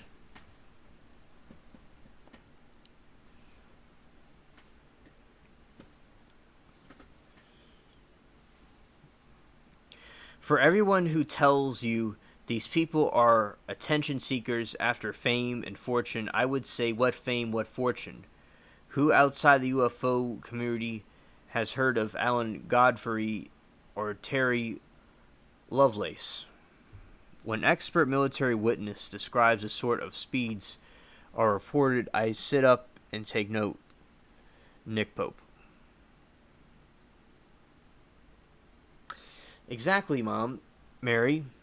Even episodes of the TV show The Twilight Zone dealt with the aliens. Exactly. Even Rod Serling, did incorporate that into his show. Does Pope think ETs are among us? I don't know. I am certain that they are out there, but whether they're down here or not, I don't know. I think it's much more likely that we're dealing with unmanned probes. If not hallucinations, equipment glitches or mistakes will say black ops conducted by the US, Chinese, Russia, or other militaries.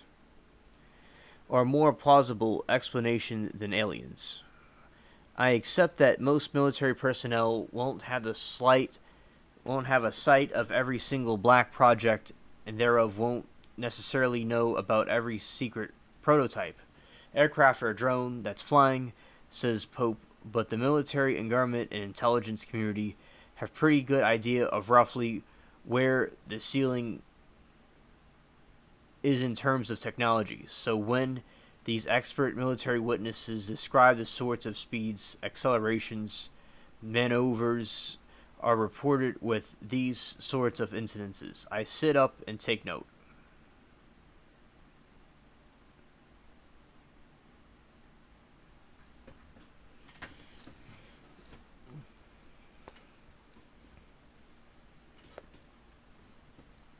Whatever one thinks about the veracity of these stories, many of these people who tell them believe they are real, and some suffer from severe mental illnesses in the aftermath of, Chris French says, the levels of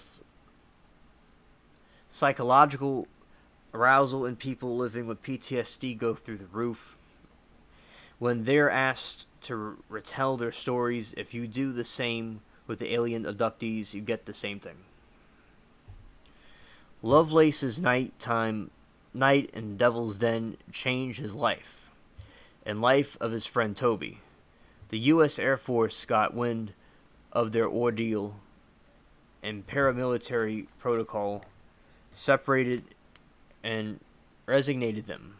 Lovelace ignored this ordeals and visited Toby to say goodbye. Toby was falling apart. Lovelace says the two embraced. Toby said, "It happened, didn't it?" "Yes, my brother, it really did happen. You're not losing your mind," Lovelace replied.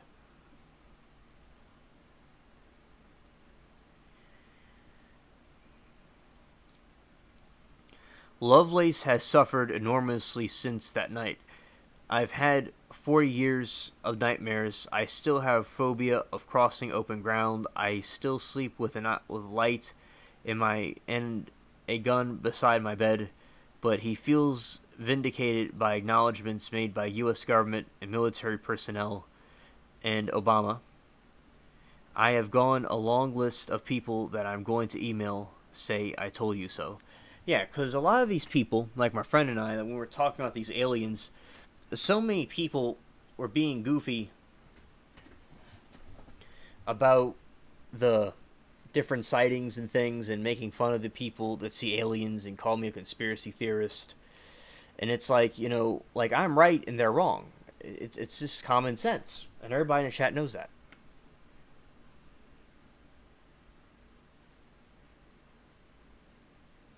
Yeah, Amanda, there is a Twilight Zone movie. It's pretty good. I watched it one time in 2011, but it's very good. It comes on MeTV. It's a station in New Orleans. It's a good station. All the old shows come on there.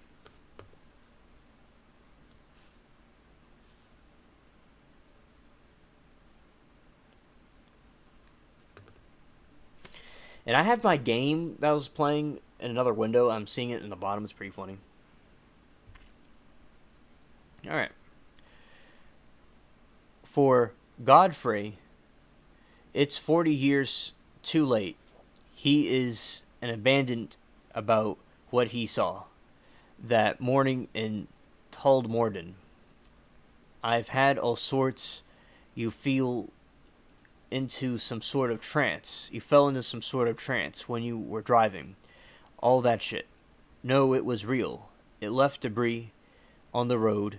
My headlights were reflecting off of it, as were the blue lights. This was real incident. I didn't need the Pentagon to tell me that there were these things out there.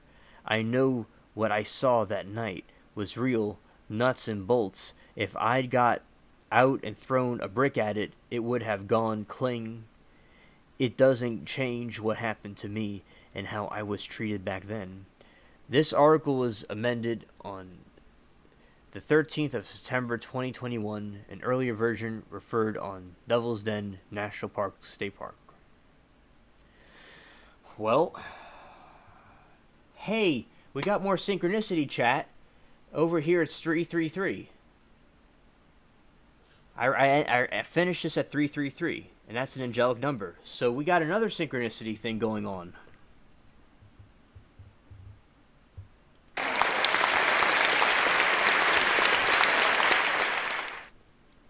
Yeah, like 666 is the devil's number, 777 is God's number, and 333 is an angelic number.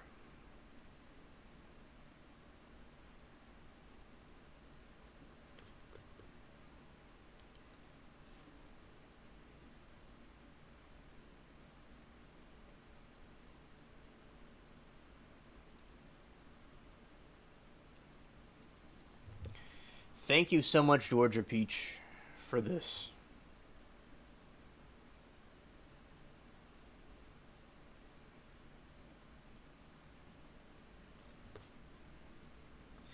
Nice, Amanda, nice. And 314 is a perfect circle.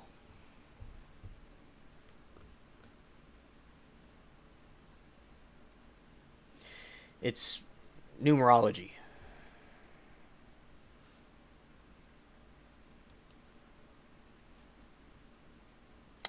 I'm going to show my game for a second. Alright, chat, I'm going to show you my pirate game. That was awesome. That was awesome, everybody. Alright.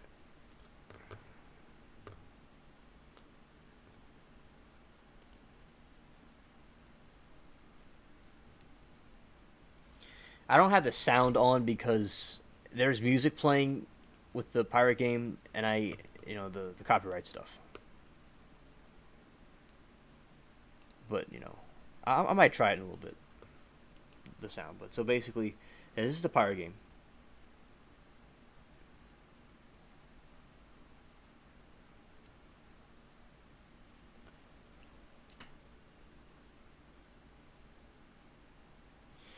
Hey, Next Online, good to see you.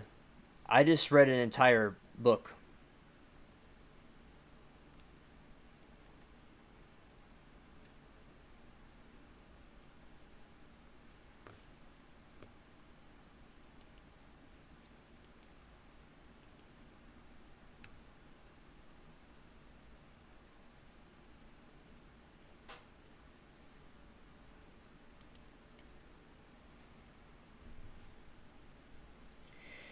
Thanks, Amanda. I'm glad that you liked the game.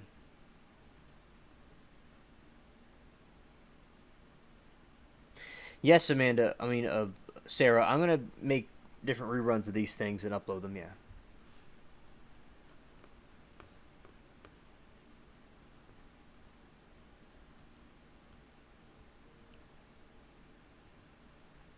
This is my ship.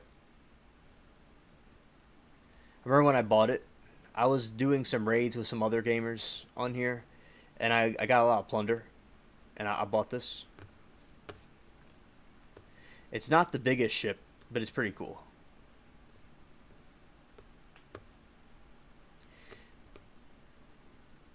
Oh, SC Wolverines asked me a question. My character's name, Edward Warwinds.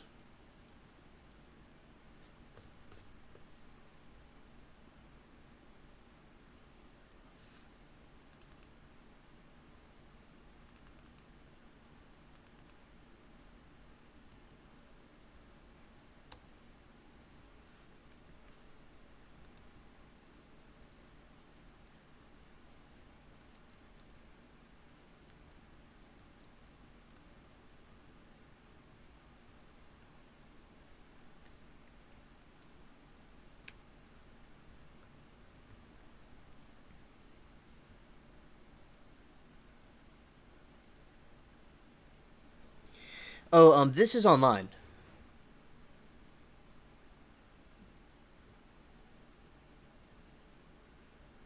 Oh, that's cool. That's cool, Amanda.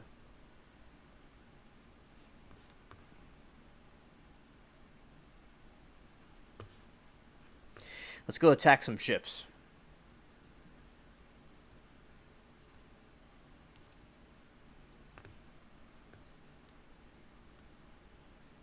Yeah, this is the East India Company. So the East India Company is like, say I import like tea and stuff, like that's the East India Company.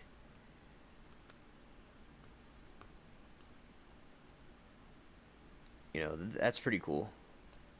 And we're going to zoom out. Pirates of the Caribbean Online existed before, but Disney took it down to make apps like Where's My Water? And they completely destroyed everything.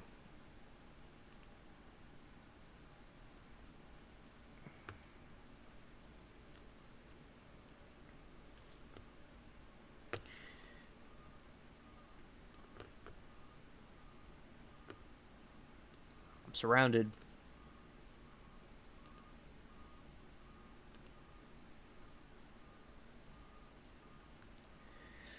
All right.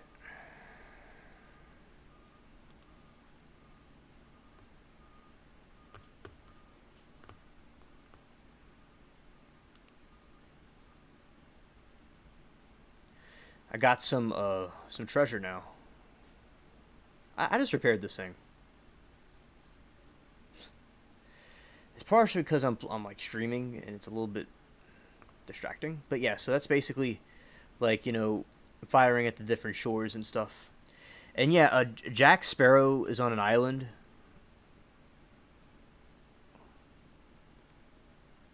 Yeah, see over there, that's Cuba.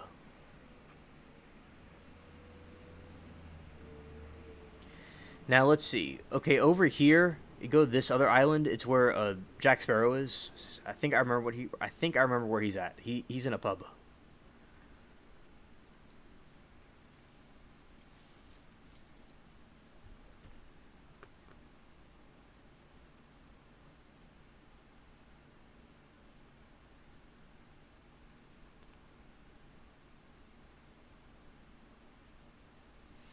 And this gear, we're gonna go faster.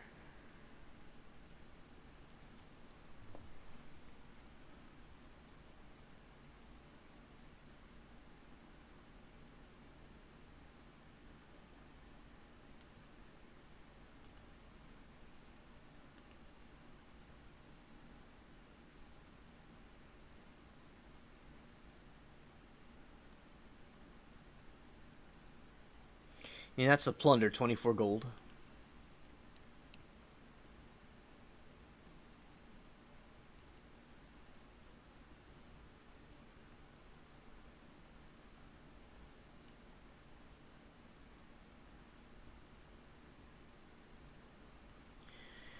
I'm not too sure what you mean, Sarah. I'm not too sure.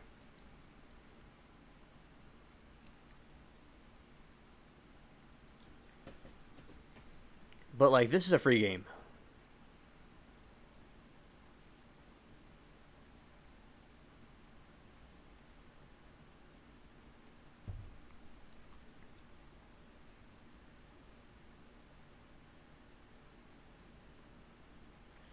Thanks, Amanda. Wait a minute.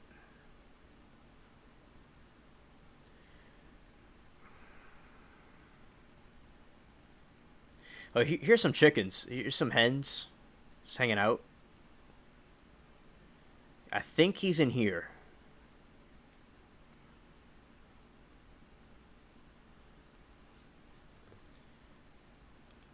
Alright. Alright. Okay, I took the chat out.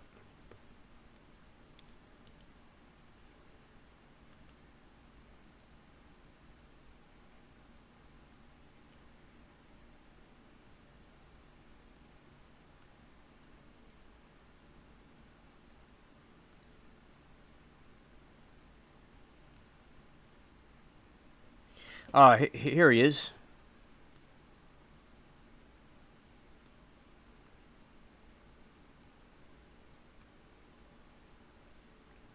Right here.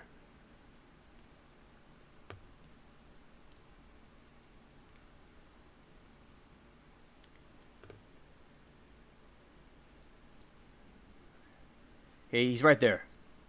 And that's Mr. Gibbs.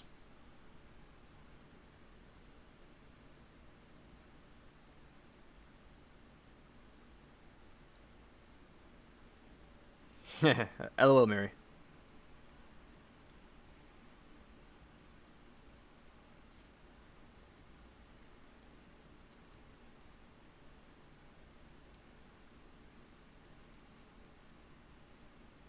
Yeah, that's like a quest I'm doing for him. Like, you could do different quests for him. Yeah, so that's him right there. That's Johnny Depp. That's Mr. Gibbs, and that's everybody else. Yeah, this is a free game for Windows or Mac or anything. Pirates of the Caribbean Online.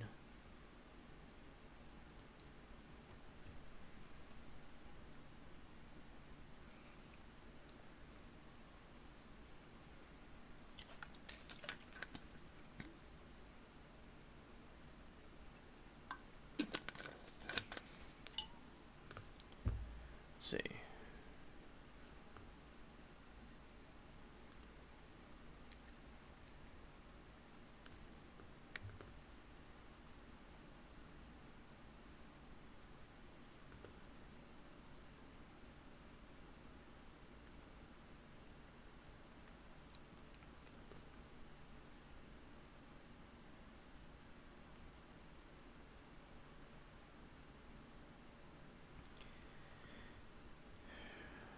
I'm looking at something I might do right here.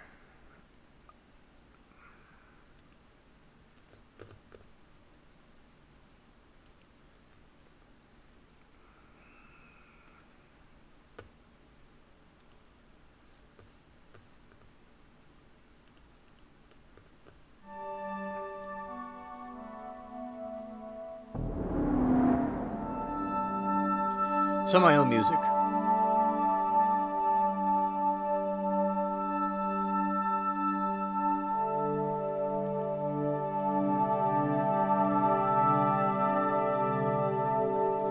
While I play, I'll my own music on here.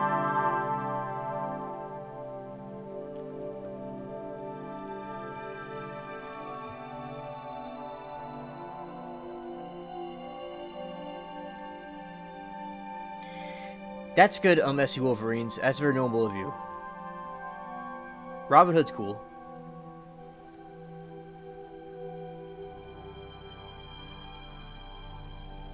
This is a swamp over here.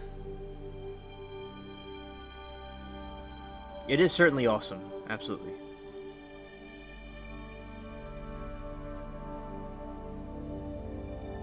Well, let me go through there.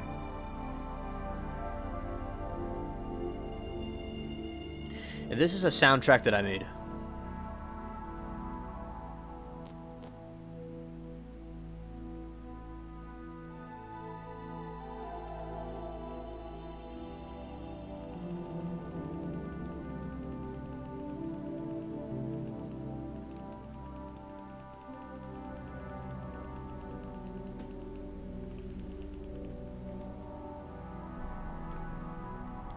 Yeah, the one in Nassau. Yeah, that's right.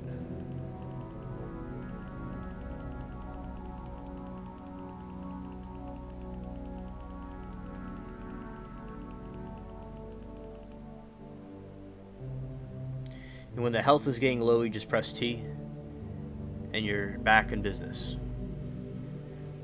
And like, this is like the idea that the swamp, like Louisiana. I like Louisiana.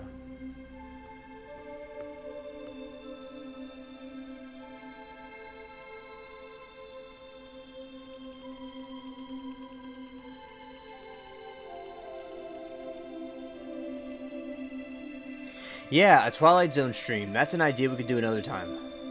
Yeah, definitely.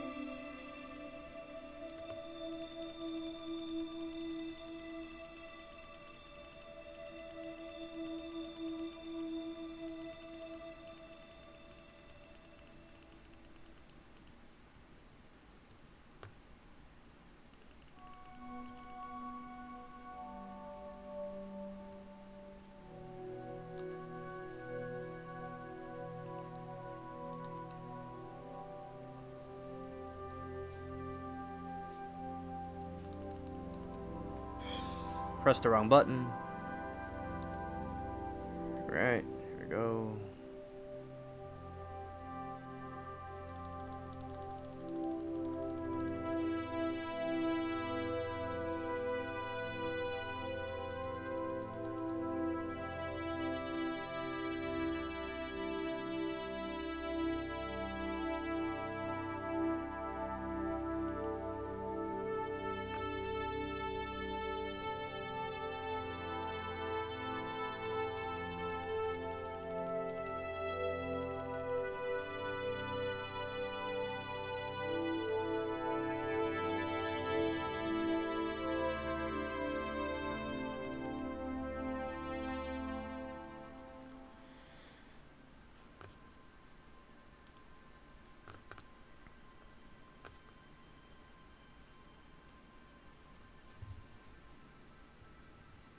Let's see.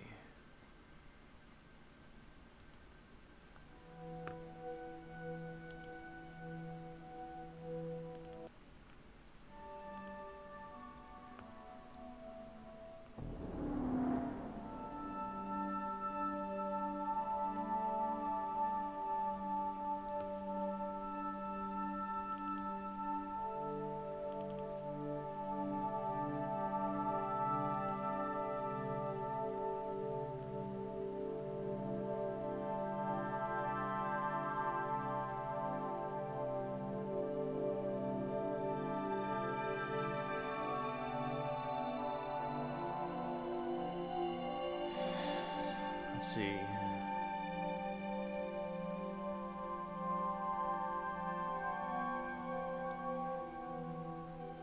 Nice to have you here, Sarah. Glad all of y'all are here. Facts.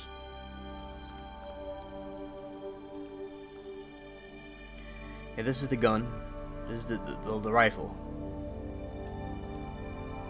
And I accidentally chose the wrong sword.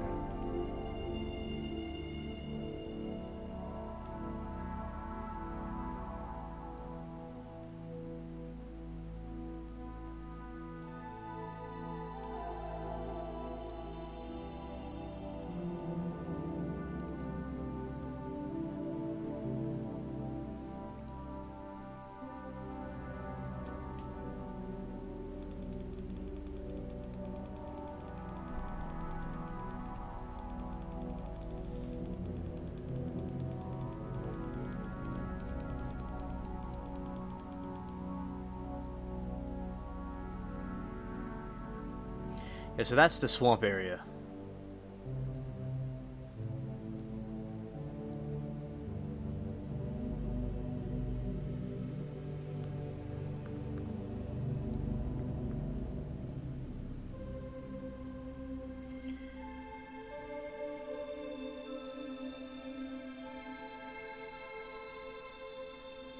There's a lot of swamp houses here. And the Queen Anne's Revenge is gone down. It was a ship, and it would just, they just sunk it. Alright.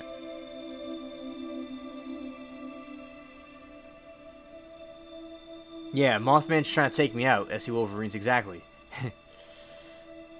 I gotta watch it.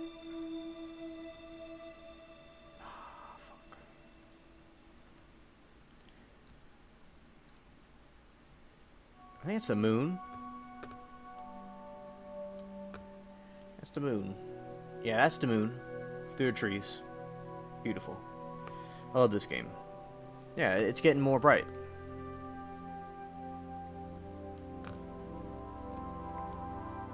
We go to the main area.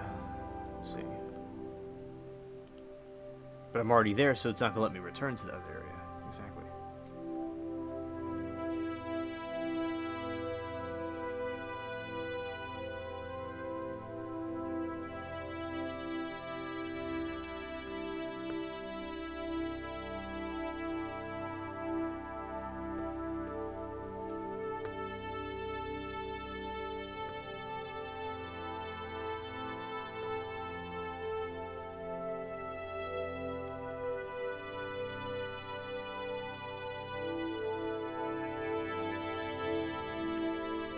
Getting to the coastline. over here is where the gypsies are, where they, and in this game the gypsies they like sell you tonics and things to heal you, but in real life, of course, we don't go to them for the healing. It's just a game.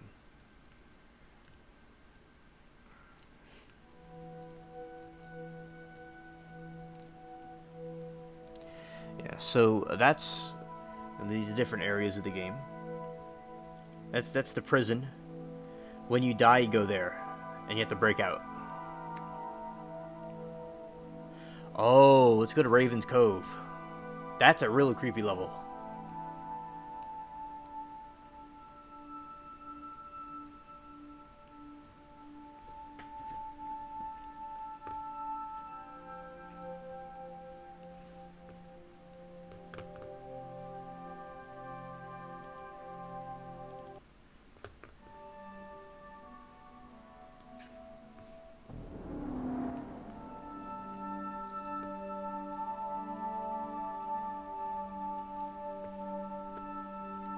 And look, chat, that's the moon.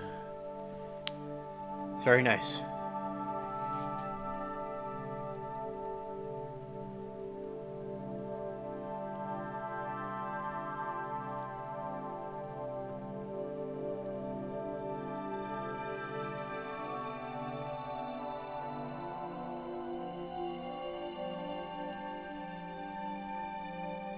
That's where you could sell items and stuff.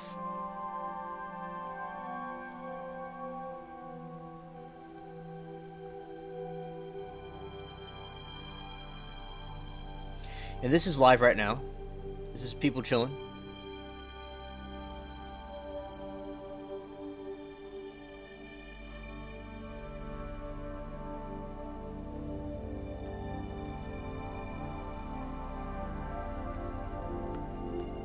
And over there, these are like people that could smuggle you to different places, like a stowaway. Like, say like you want to travel across the border, you go to them. Especially this guy right here. Like, he could, like you could be a stowaway, and you could go to these different places for a fee. I don't really understand, like, I guess it's to get there easier and simpler. But, like, yeah, I mean, it's quite tedious to spend all that. But unless if somebody was banned from an island, I don't know how they would get banned from an island. Oh, I have a Mac mini computer. That's what I have.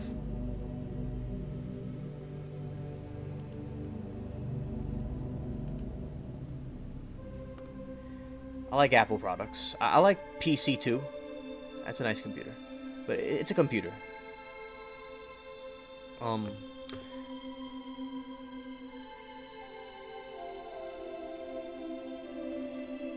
Yeah, I mean, the stowaway, I mean, you could just go fly, you could just go, like, travel there.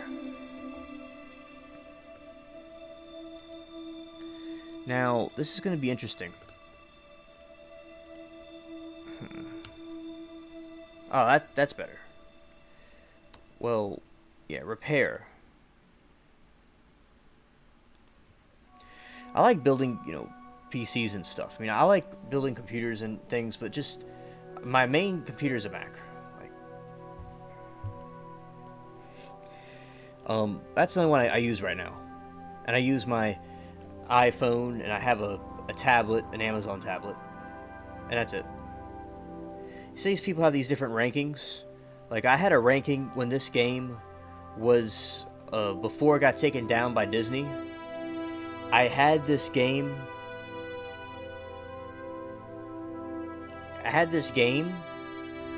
and I was a high-ranking captain of the Navy, of like the French and Spanish Navy, because you could go to France and Spain, their islands on here, and you could join their ranks and fight each other.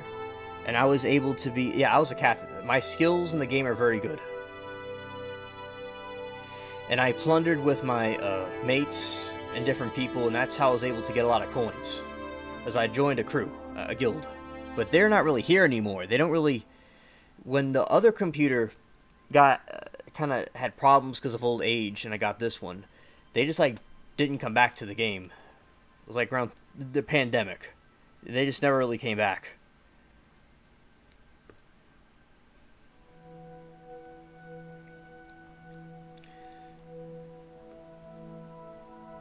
Yeah, just different islands and things.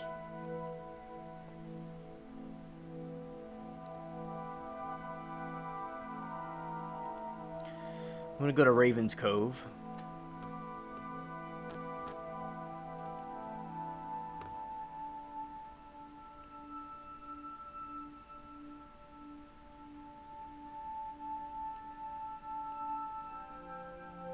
Yeah, we're heading straight to Raven's Cove, chat.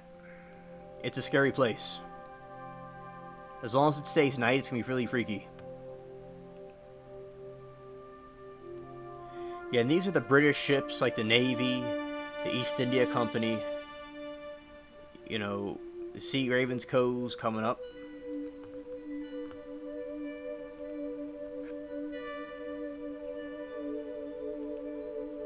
Yeah. Exactly, Sarah.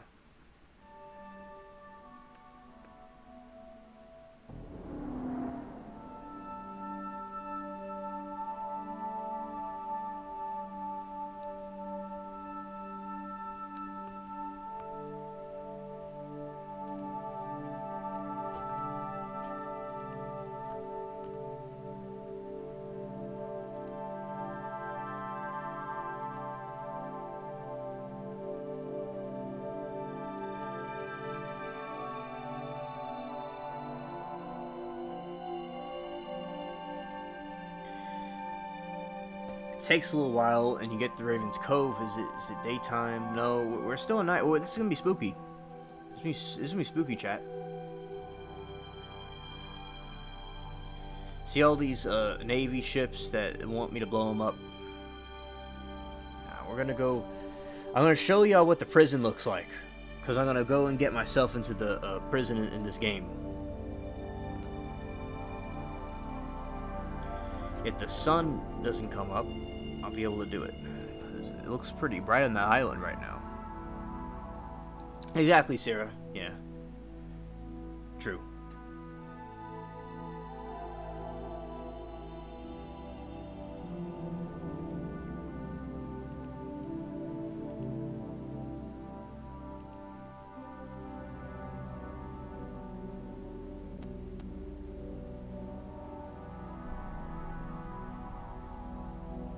You see, I come to this island and some dude's just dancing for no reason. Really? He's in an AFK mode. I mean, you get a load of this right here, chat. A dancing man. All right, so chat, we see skeletons here, and you're gonna see alien spaceship get mauled. So yeah, you get skeletons. Wait, yeah, you get skeletons.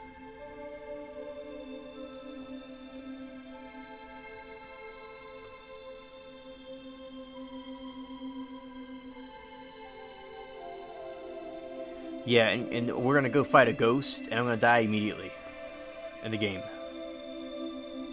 So this got attacked by Jolly Roger, like a hurricane hit it, but it's Jolly Roger hit it. And like that building looks kind of like my house right there. All right, so shoot him from a distance.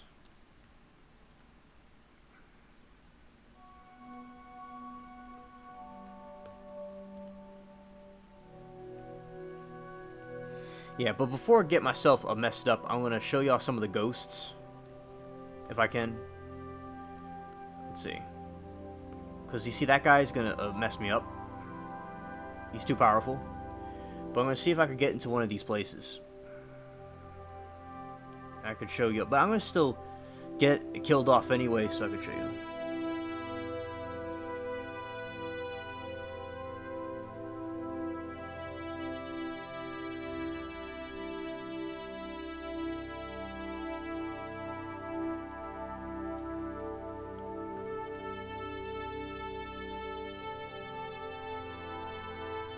Alright, so these are the friendly ghosts. Look at the colors and the graphics. They died when he took over.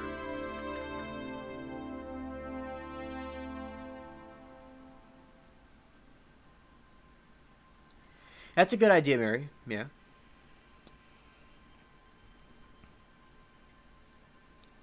Like, you could talk to these people.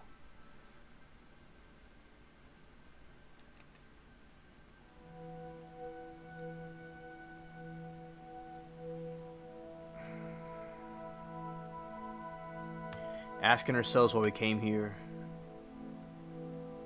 I pray you know that the terror is involved here. That's what the guy tells me. We're surprised to find the likes of you here. Well, thank you.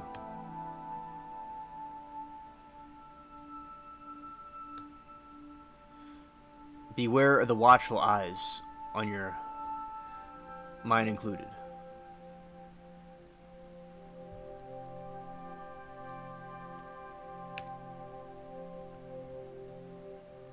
I bet you're thinking that maybe harboring from death here.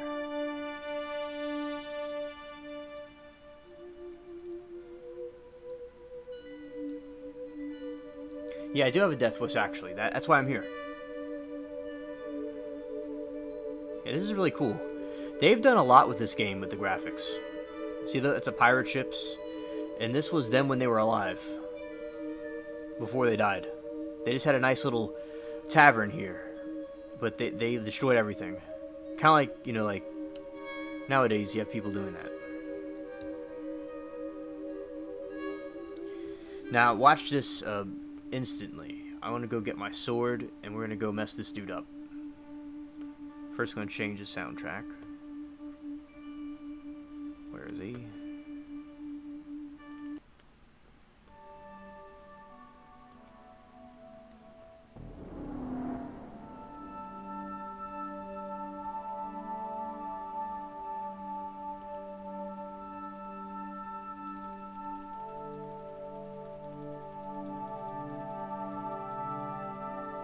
You see, that's what happens when you die. You get knocked out, and usually you would have somebody else come over and revive you with tonic. I'm just gonna go to jail in the game. Show you what it's like. See, that's Raven's Cove. In the jail. This is what jail looks like in the pirate game. And in the first part of the game, when you first, like, say you get the game, you'll first be locked up with Jack Sparrow, and he shows you the ropes of everything. You see, look.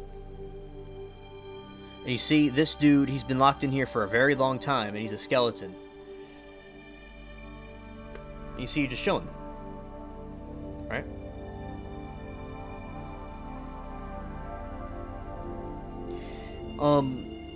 I know Mary didn't play this game, but, like, she saw me play it. Coming up.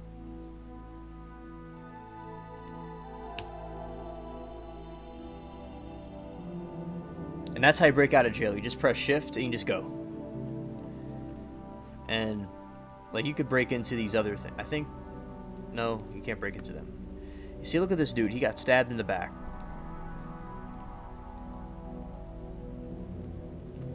Yeah, they've done a great job with these graphics.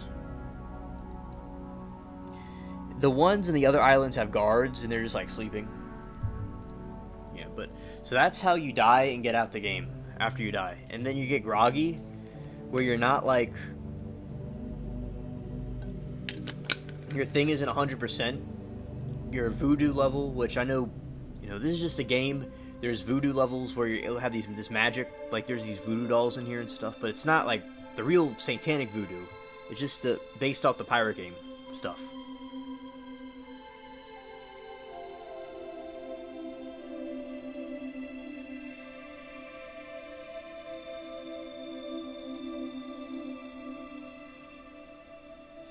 Alright, SC Wolverines, nice for you to come over.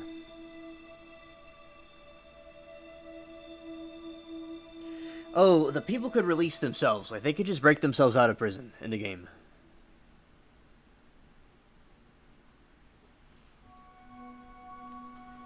Yeah. I'm gonna do more gaming tomorrow, also.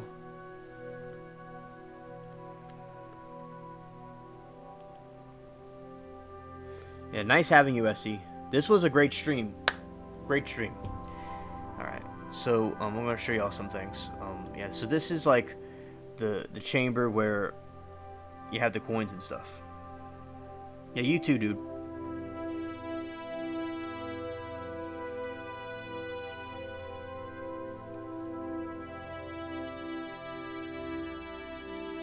I'm gonna teleport to a different island. Let's go to Cuba.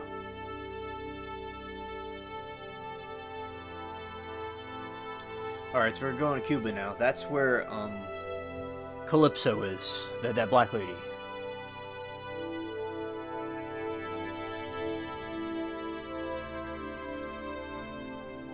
You see, the moon's going down and the sun's about to come up in Cuba.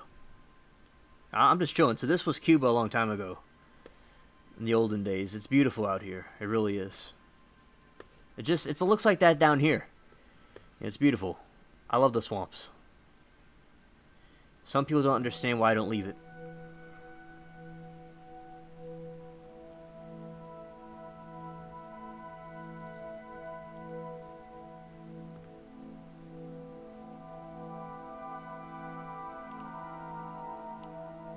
Yes, it was, Sarah, it was. And you can press R on this game, it'll just automatically run for you while you go through the swamp. Well, actually, I stopped it. Yeah. Yeah, I played this a lot before the pandemic. I remember. I used to get some... I don't drink beer anymore, but I used to drink beer. And I get some crawfish and play it. It was nice. Good memories. Yes, they do have tales to tell. Yes.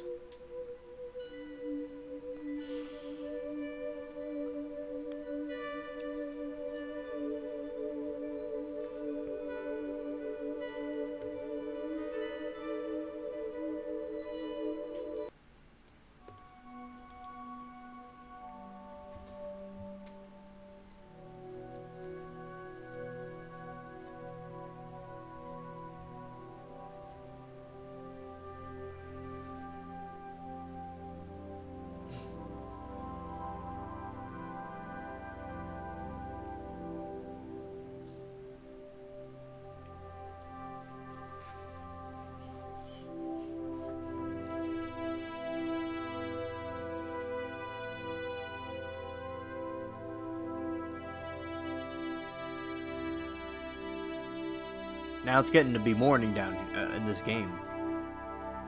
The sun's coming up. Beautiful. Alright, I'm trying to find the entrance in this thing. Somewhere in here. I've been here a million times. I have a Roblox level. Also. Okay, I think this is it. No. I've been here a billion times. I should know this.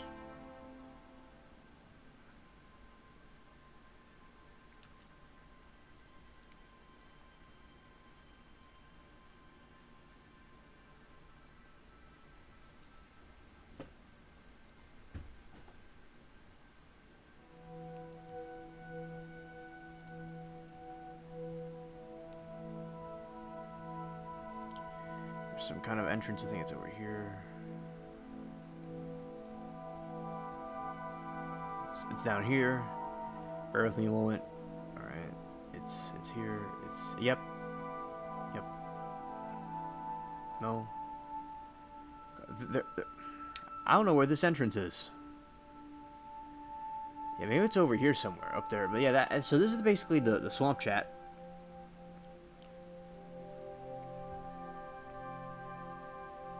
And you could see Del Fuga.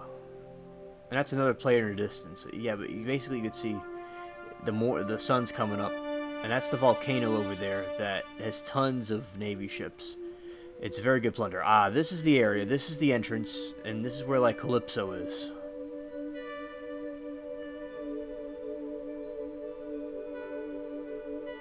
Like when Jack Sparrow and his mates went in here to go and, do stuff. With her, yeah, so there she is. Right there. She's telling me there's another place I should be, and she may be right. Yeah, that's her. And she's just chilling. Yeah, you got these like giant killing Venus flytrap things. I'm not joking. See, like.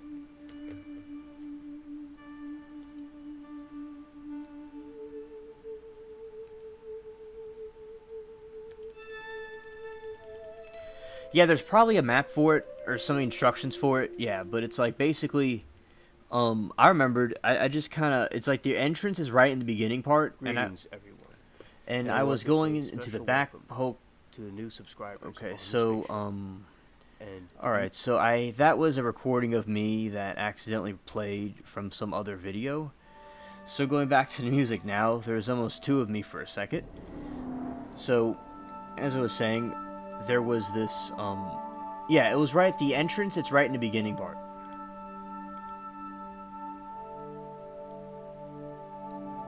Alright, it's right in the beginning. You know, so that's why I got mixed up. I was going way in the back, but it's in the front part.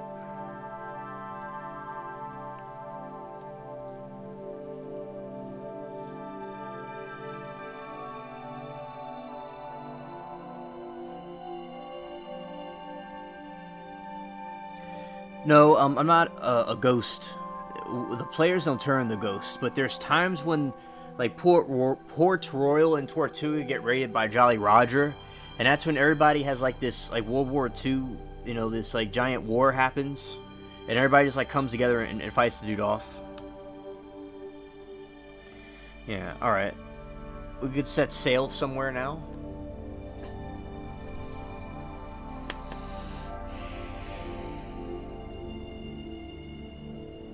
Alright, this is daytime. Reminds me when I used to wake up in the morning after a sleepover at my friend's house. They've done a lot with this game. It looks realistic now. Yeah, but I remember I used to wake up in the morning and walk back home.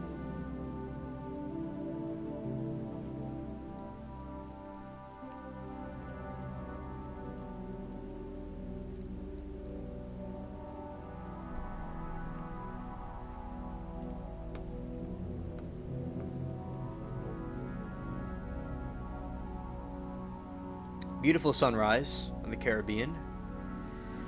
And this is some island out here where there are lots of crazy critters out there.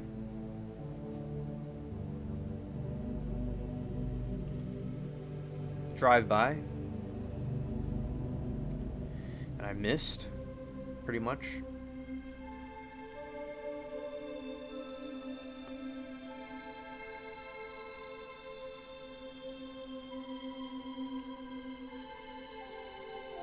I missed again.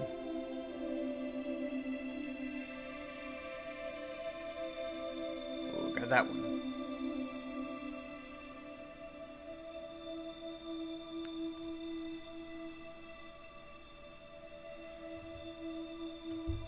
Yeah, this is the clouds and the different things. Very nice.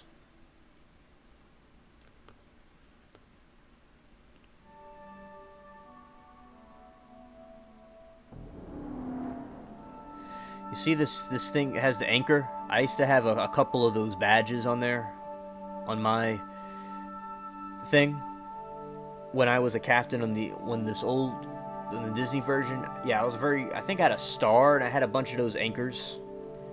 Like there's different levels, like there's like the anchor, there's like 2 badges above it. So yeah, I'm a very high ranking captain, but in this game it's not there because the other game got, you know, deleted. Because you could be Spain or France and you could fight each other. And you get like rewards and ranks.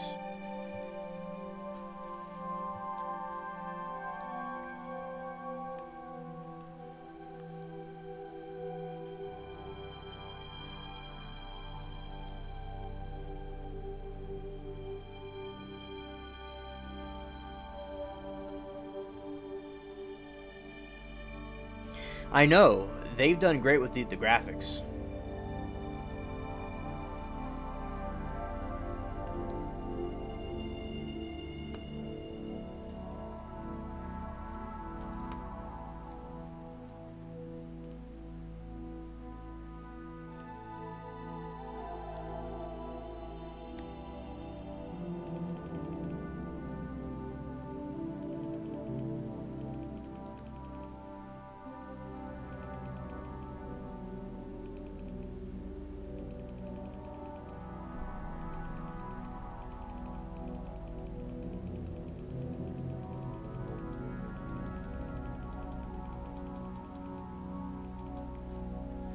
we need to take the other gun out for this one.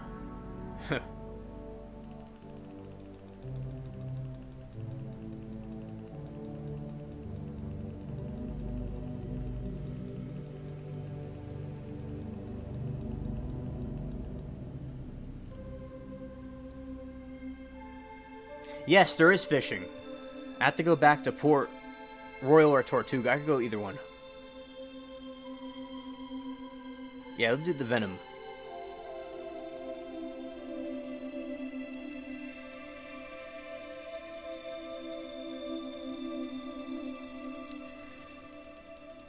So I'm like on a hunt right now for a giant wasp. What's up, Jacob? Yeah, I did pretty good at the fishing in the game once I figured out how to do it.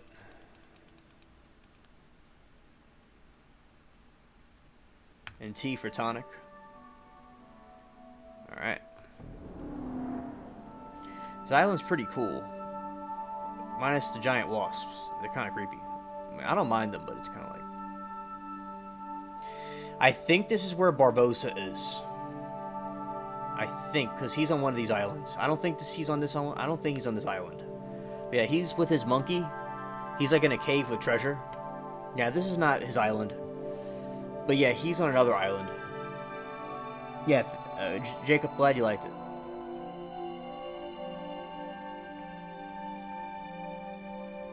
Actually, I'm going to go back to Port Royal. Yeah, I want to go back to Port Royal. Let's see if they're at, yeah, Tortuga. I think it's at Port Royal. Let's go back. Alright, we're going to go back. We're going to teleport to Port Royal. Alright.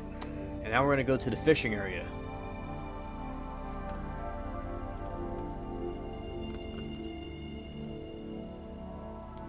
Alrighty. And it's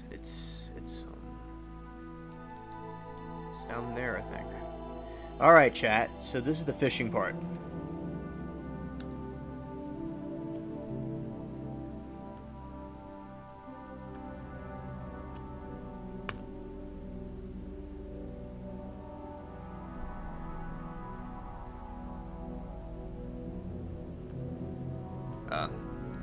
Yeah, it takes some patience with this. It's been a while since I've done this. It just kind of drifts down, and then you click on it when you're ready to grab a fish.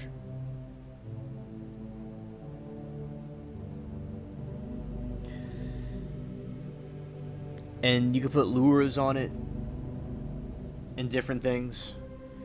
Yeah, I've caught a couple of fish before.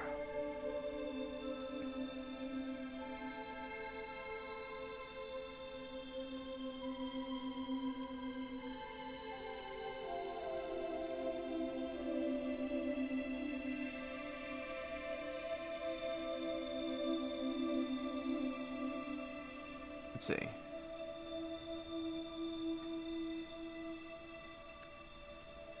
Yeah, so they grab on it and you pull them up. Let's see. I could do this again. Let's throw this again.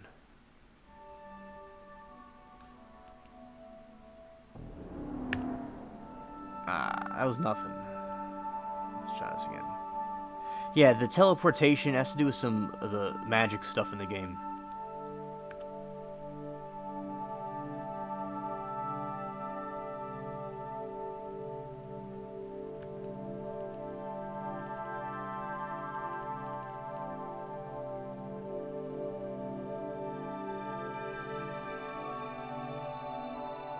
Yeah, it just kind of dangles there.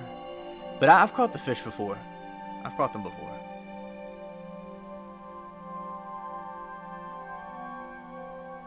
Oh.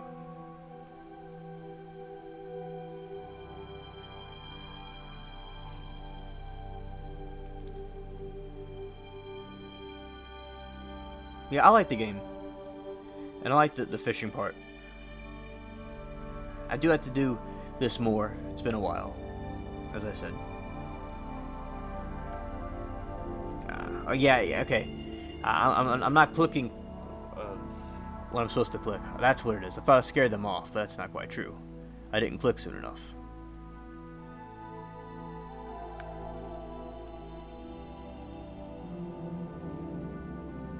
Thanks, yeah, it's cool.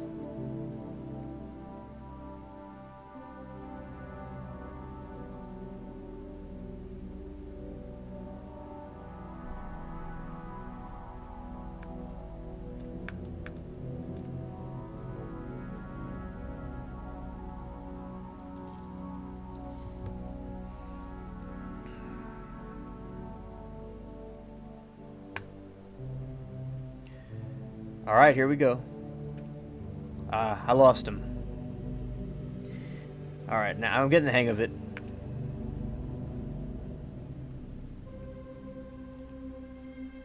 Alright, here we go. Now we're talking.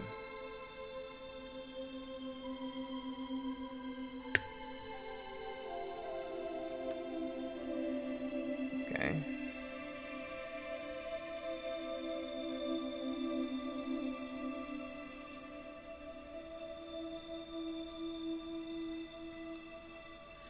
One's gonna go a little bit deeper. It's gonna just be hanging there.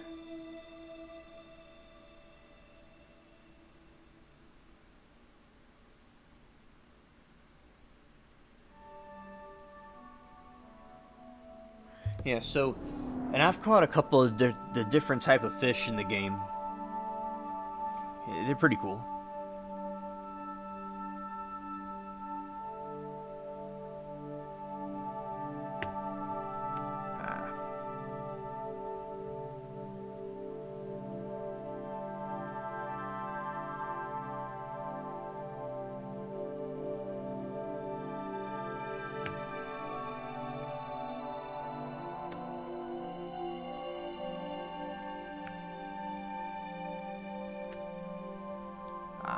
Almost got him. That's my pirate with his swagger outfit.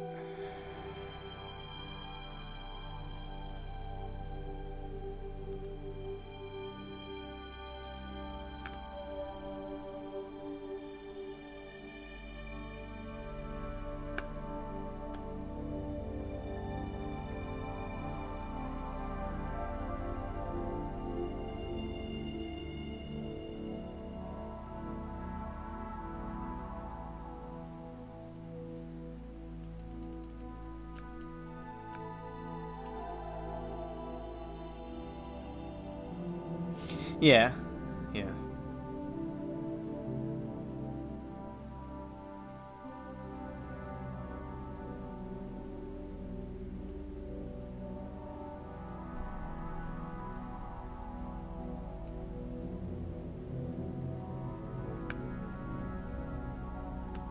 Got him. Facts. I got it, chat. I got the fish.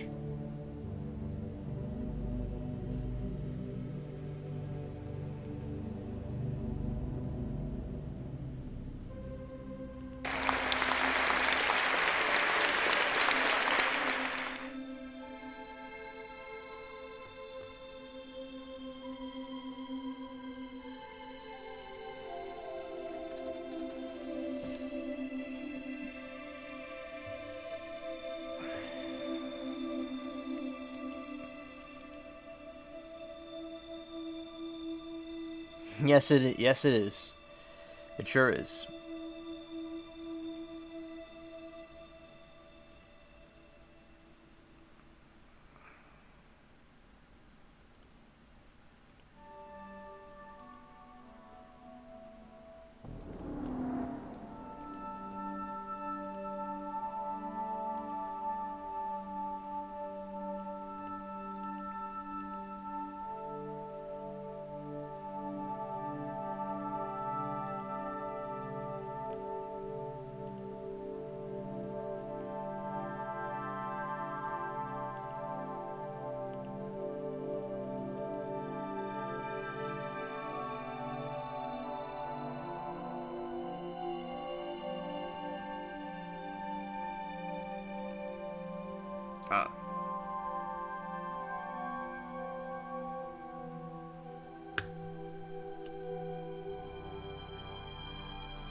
Threw it in there by mistake, but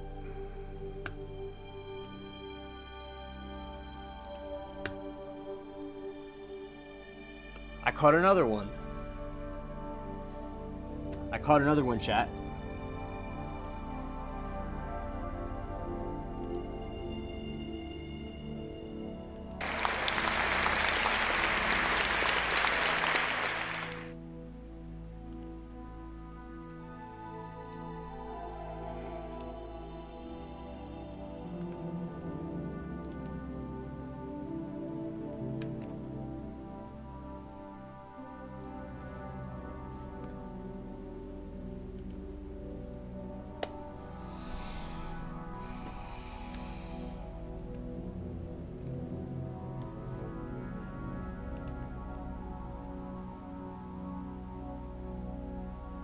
You can swim also.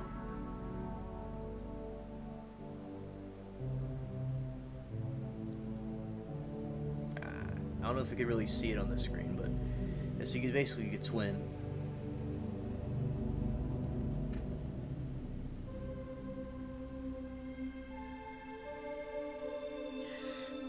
You're welcome, Sarah. I'm glad you liked it. And you got like a gun store in here, and like a blacksmith shop.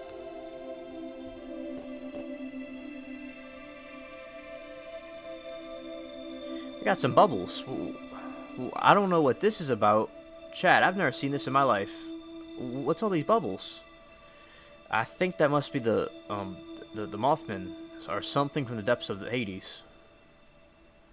Yeah, see, like you hit up this dude. Now you usually get like stuff from plunder. Yeah, you can just buy little muskets and things and stuff in here. And you can buy grenades. I like the grenades. I have some grenades on me, actually. I'll go detonate some.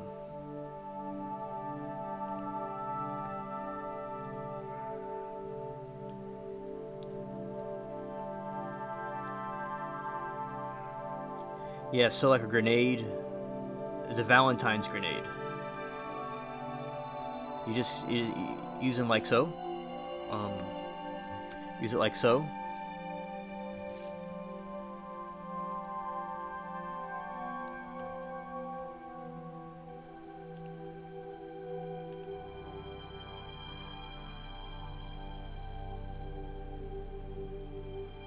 Yeah, we'll throw some of these hearts around. It's some cool stuff.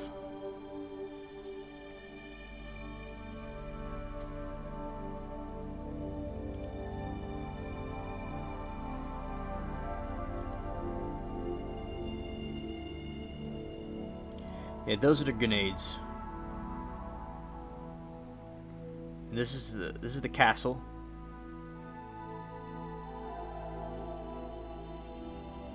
This is one of the castles in there.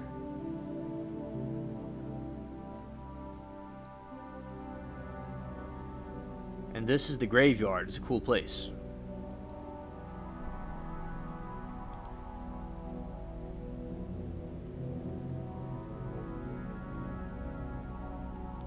Yeah, they have graves like this in New Orleans.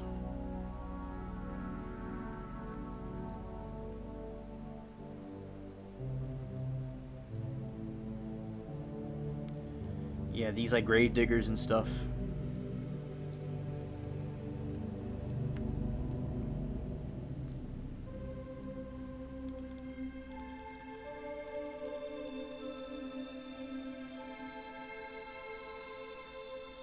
I know. There's some treasure right here. Let's see. Oh, I've dug up treasure. It's like for quests and stuff.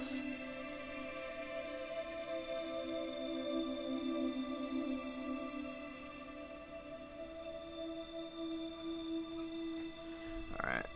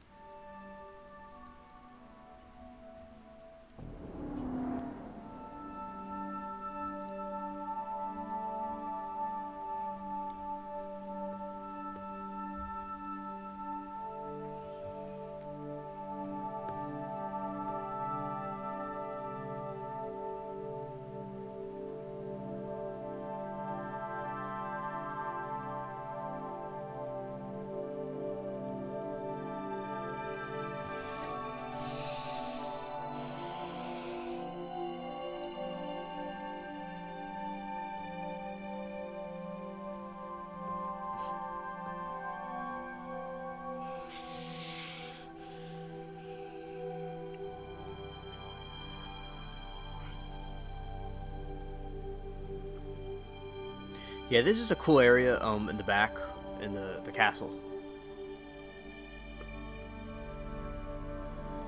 Very nice. Alright.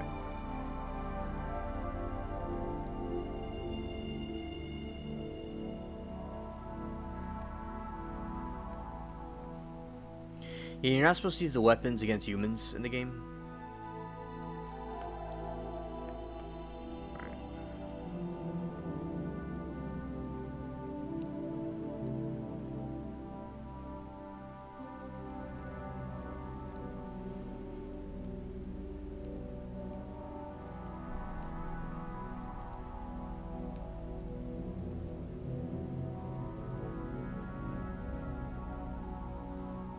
Alright, so that's where people get hanged.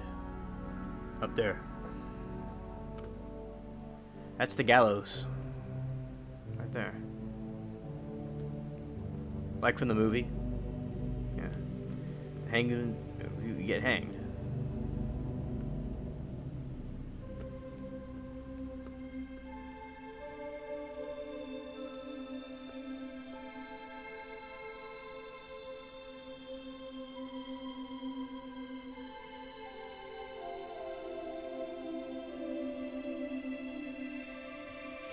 I'm not too sure what you mean about the auto.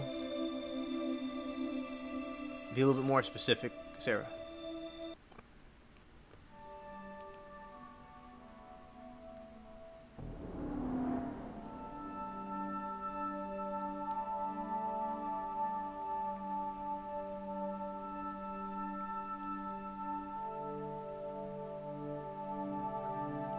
Oh, I know that they did very good. Yeah, they all attack because it's a pirate. So that's another hangman's area. And this is where in the first movie where Elizabeth and Jack fell off together over here, where he went after her to save her.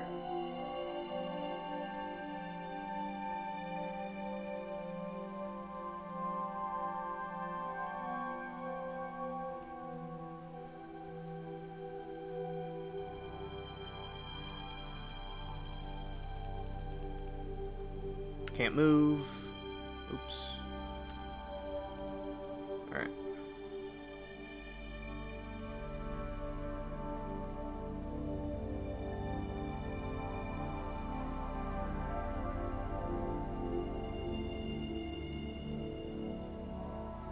Okay, this guy over here doesn't attack you. He's like your friend right here. He's just chilling. Microphone. Alright.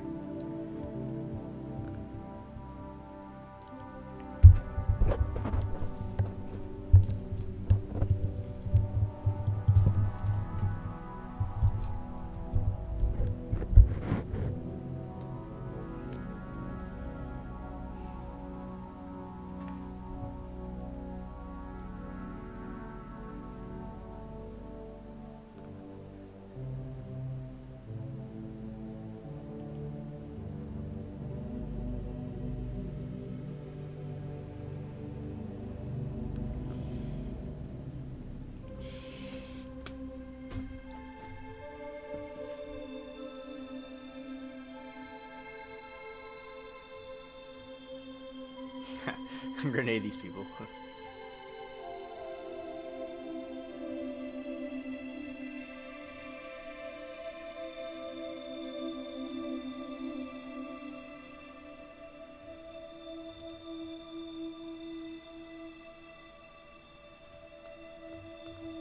Some like samurai stuff right here.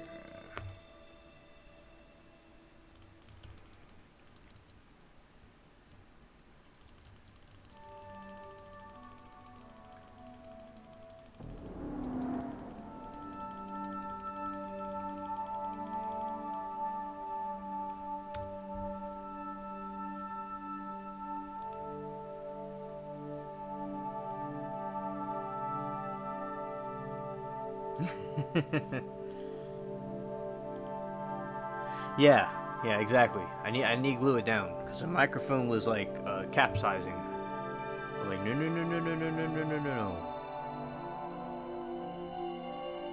Alright.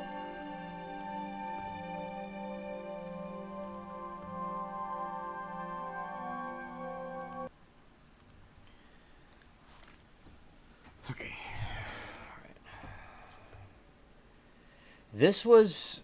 All streams are great. This was a really great stream. It really was.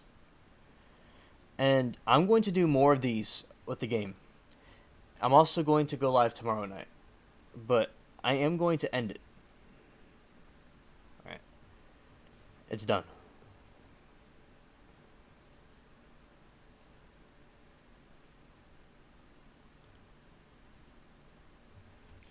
This time we didn't have the problem like we did before when chat went out because the internet went out briefly last time. So I mean, it's really cool that we all spend time together, and we talked about the aliens and different things like that.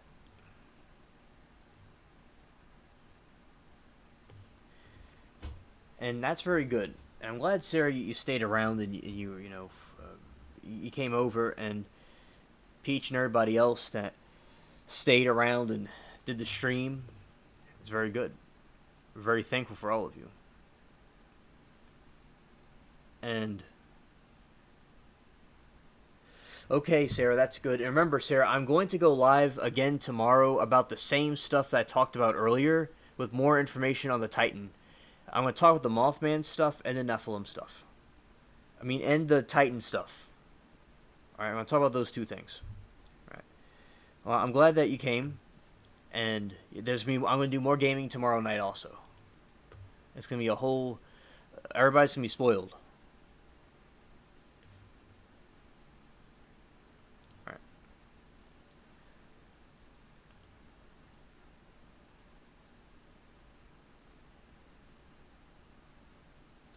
Alright. Alright.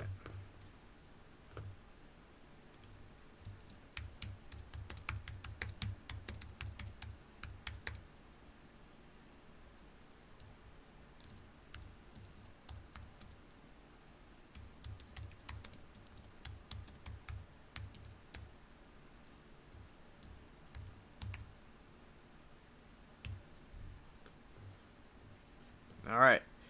Well, we had a nice night. We talked about many different things. And this is the end of... But I'll be going live tomorrow night, Friday night, 11 p.m. See you all there. And have a blessed day. Alright. Space